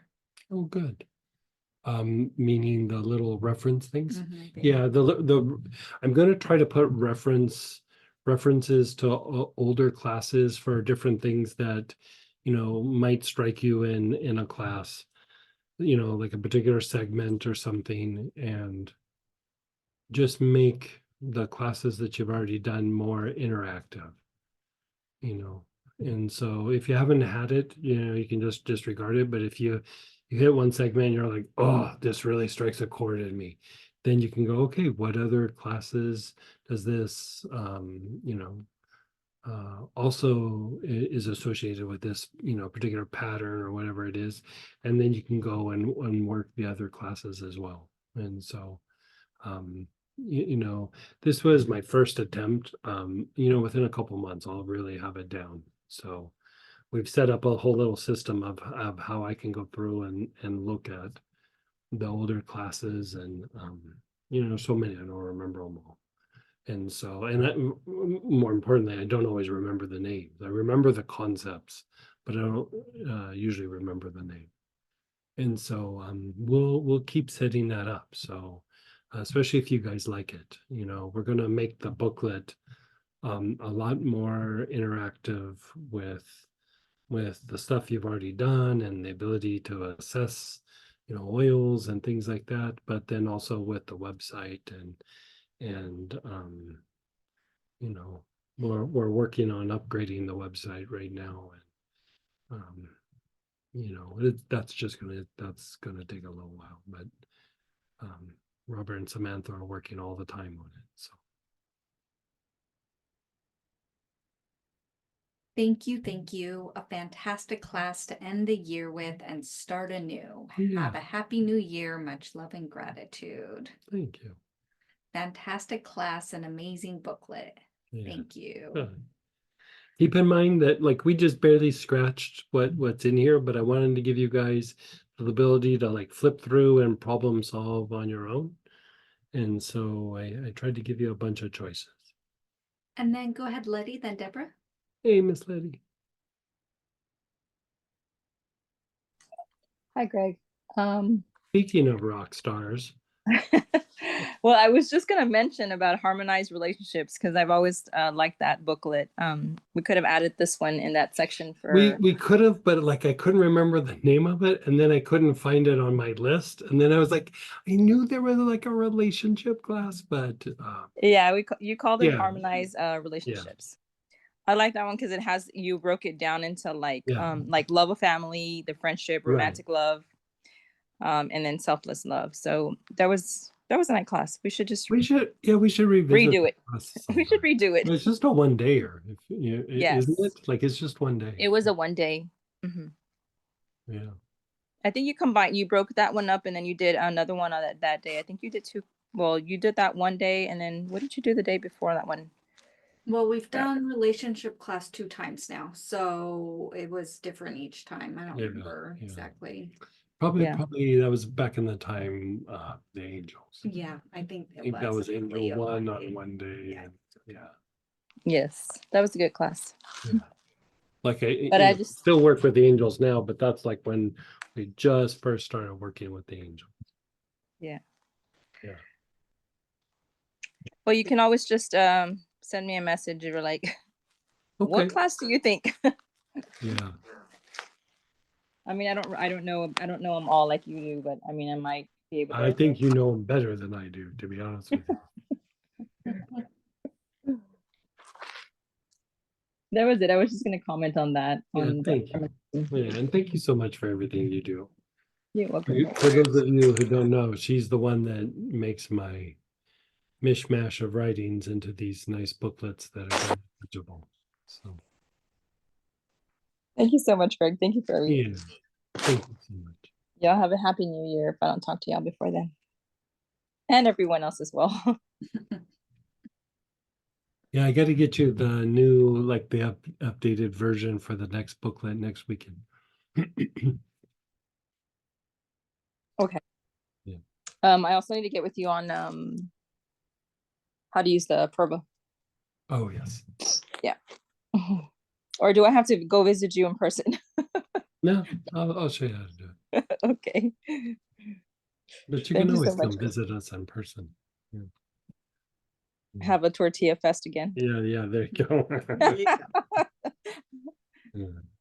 Thank you so much, Greg. Thanks, You Sam. Miss you, Sam. I know, same.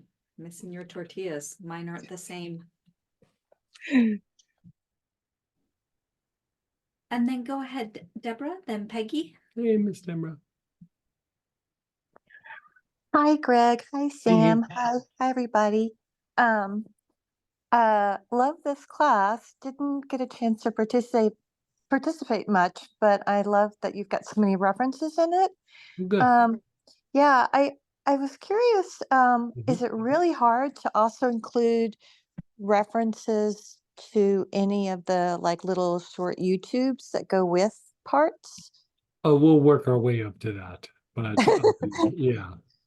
Okay. Eventually, things will get to that point. We're trying to move in that direction, but it's going to take a little bit. There's some things we're having to do with the website and how we handle the booklet and everything like that, and then to be able to go back through that body of stuff, because I mean we have like how many hours? 109 previous classes.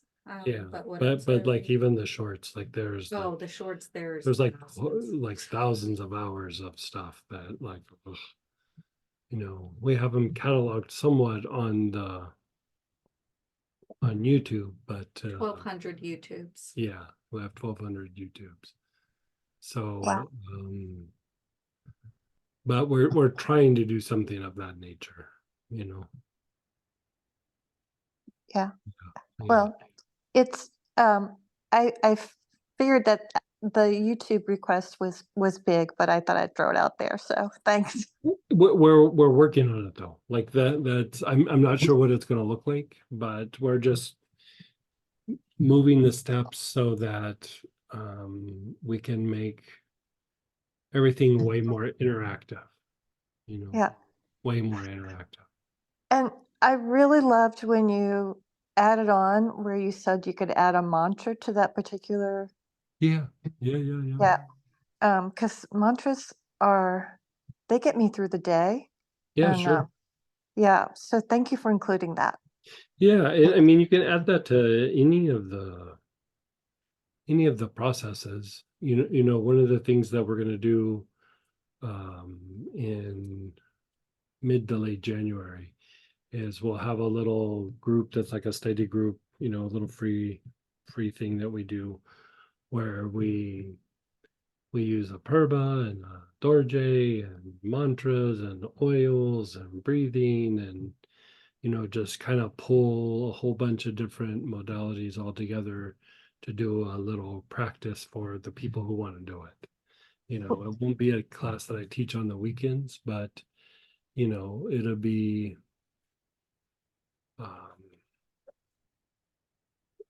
three brain oriented, but also with all the tools and everything we've been using, be it from Astara or from Plan Prana or, you know, which is just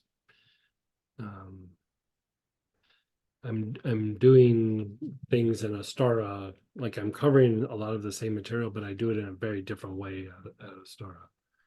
So Well, I'm really interested in that class. So yeah, you it'll haven't just be scheduled yet?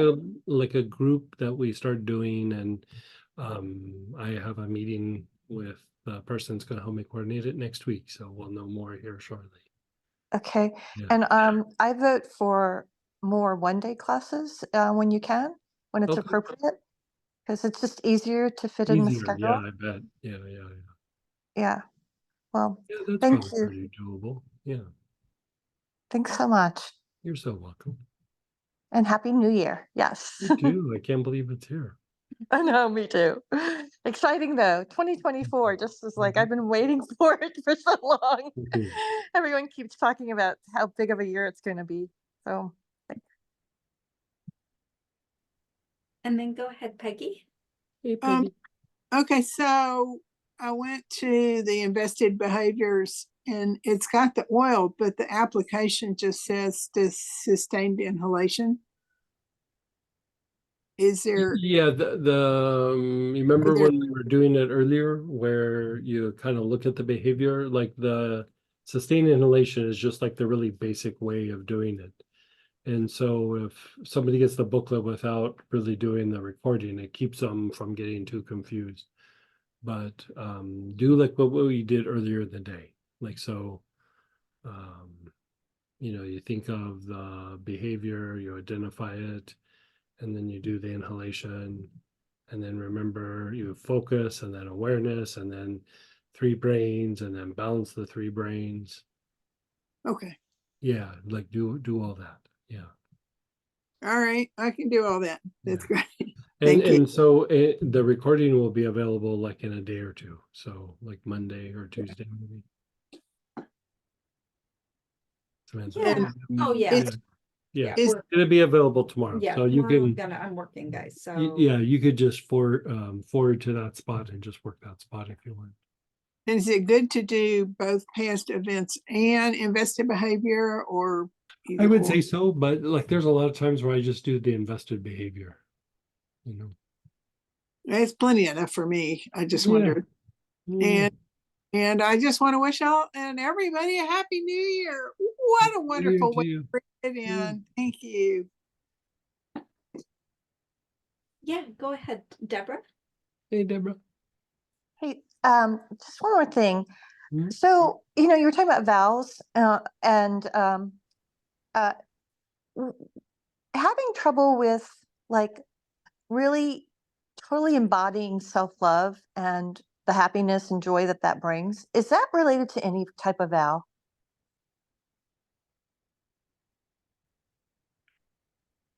I mean, it could, but I wouldn't be the top things that I would look for.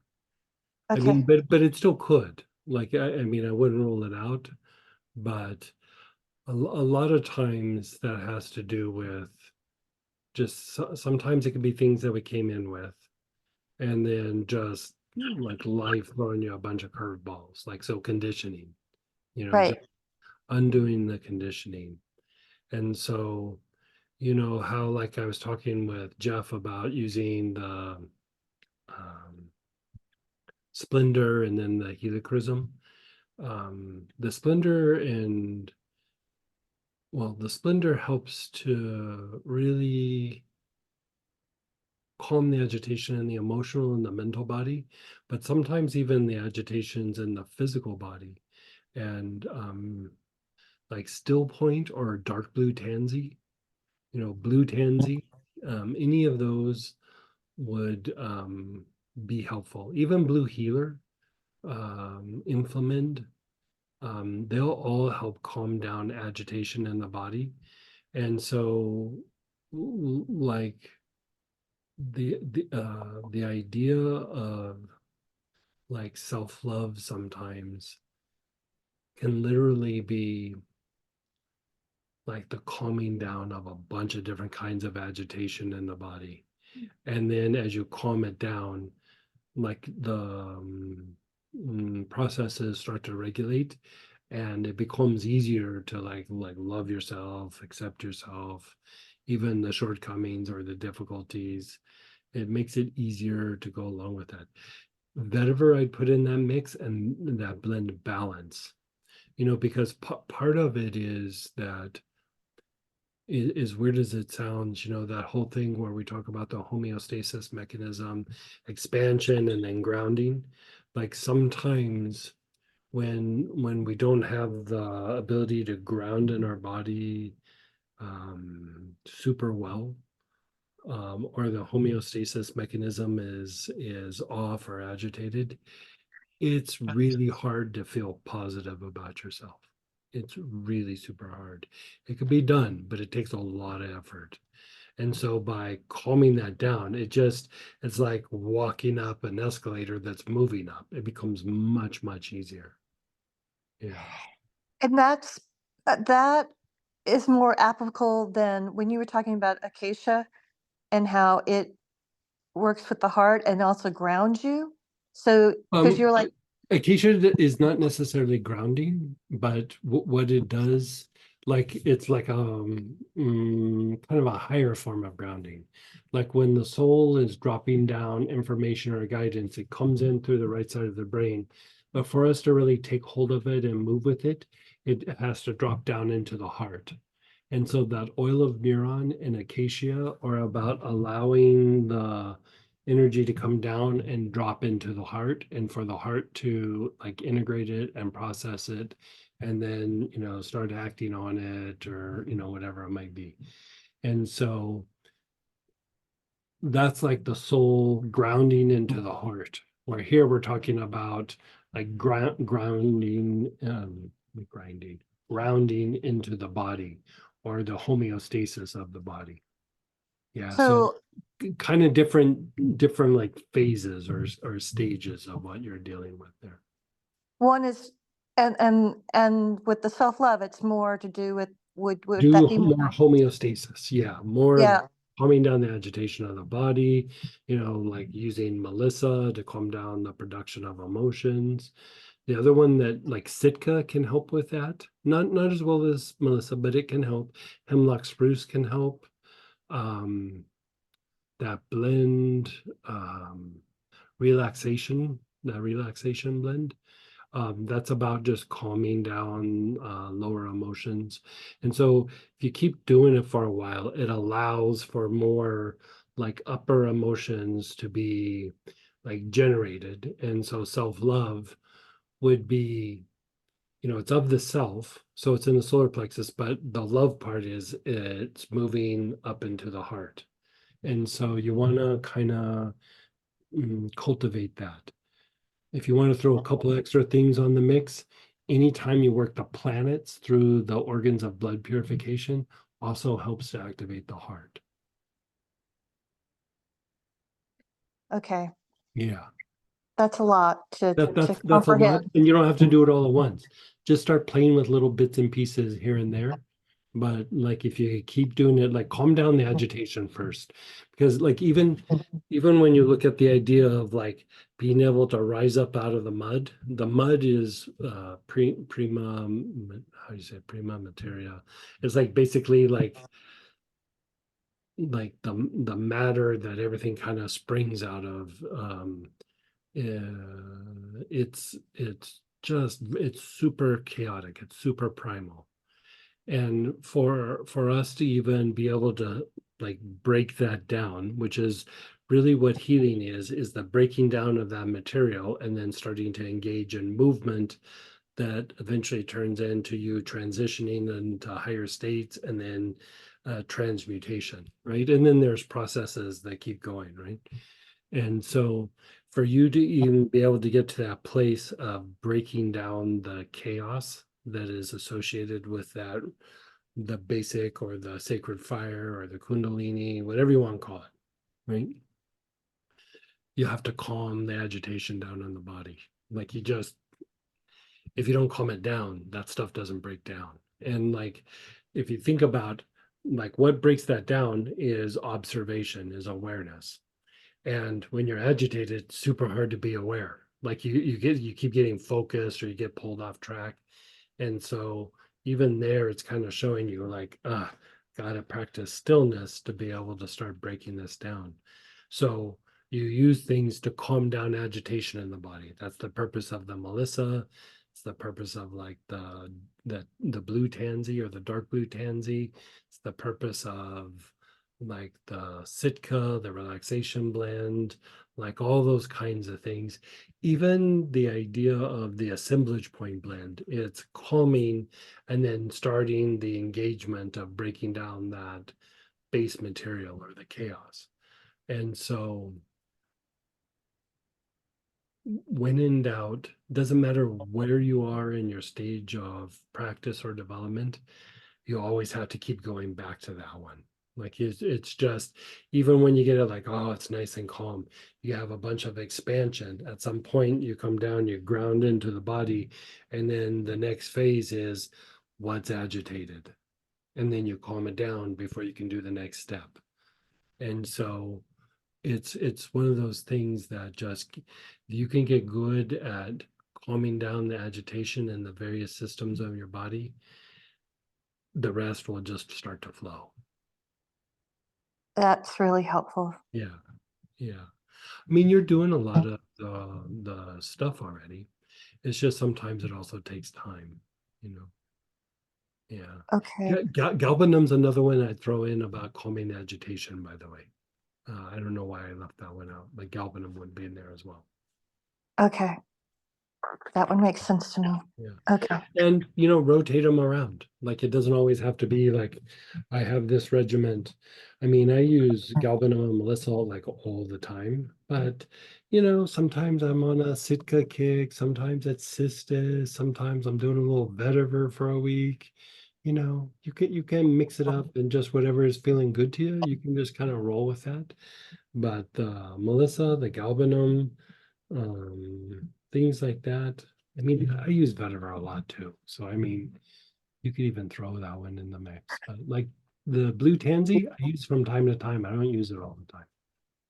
Well, you had mentioned sage, Yeah, so sage is another one. Yeah, that's one I left out. Yeah, okay. yeah, sage is another good one. Yeah. All right. Thank you. I have my little list that I'm playing with. Thank you.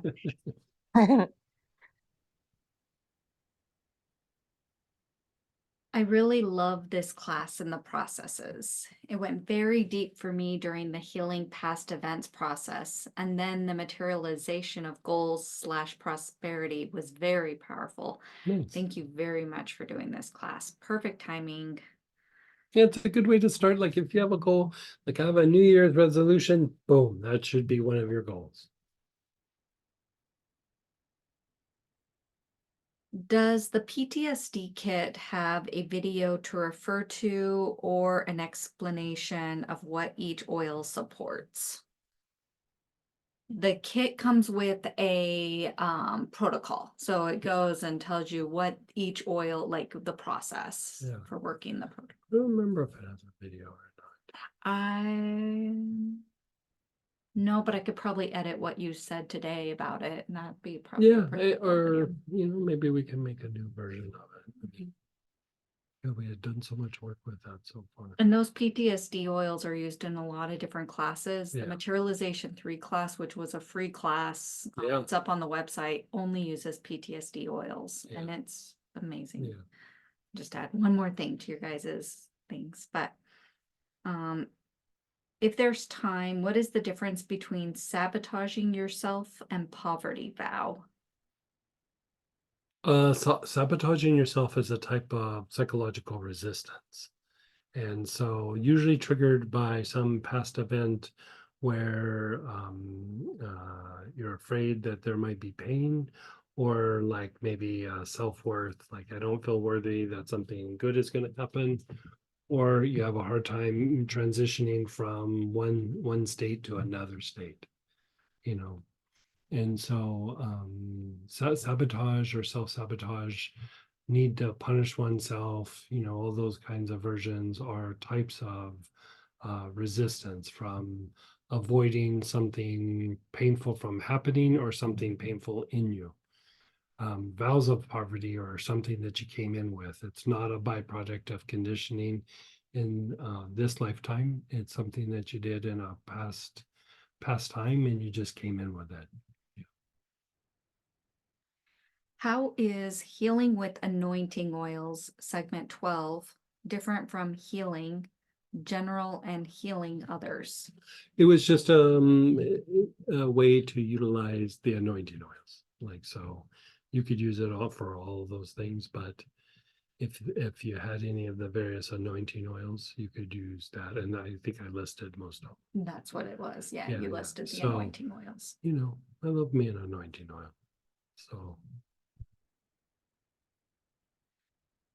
I find the cross-referencing with the other classes really helpful. Oh, Thank good. you. Yeah, I'm going to be doing more of it. I'm already started on the stuff for the Sphinx class, because even this class is a reference for the Sphinx class, because we're going to do a lot of chord work and everything in that. That's even different than what we did today. And so, yeah, like we'll be referencing as much as I can. Yeah.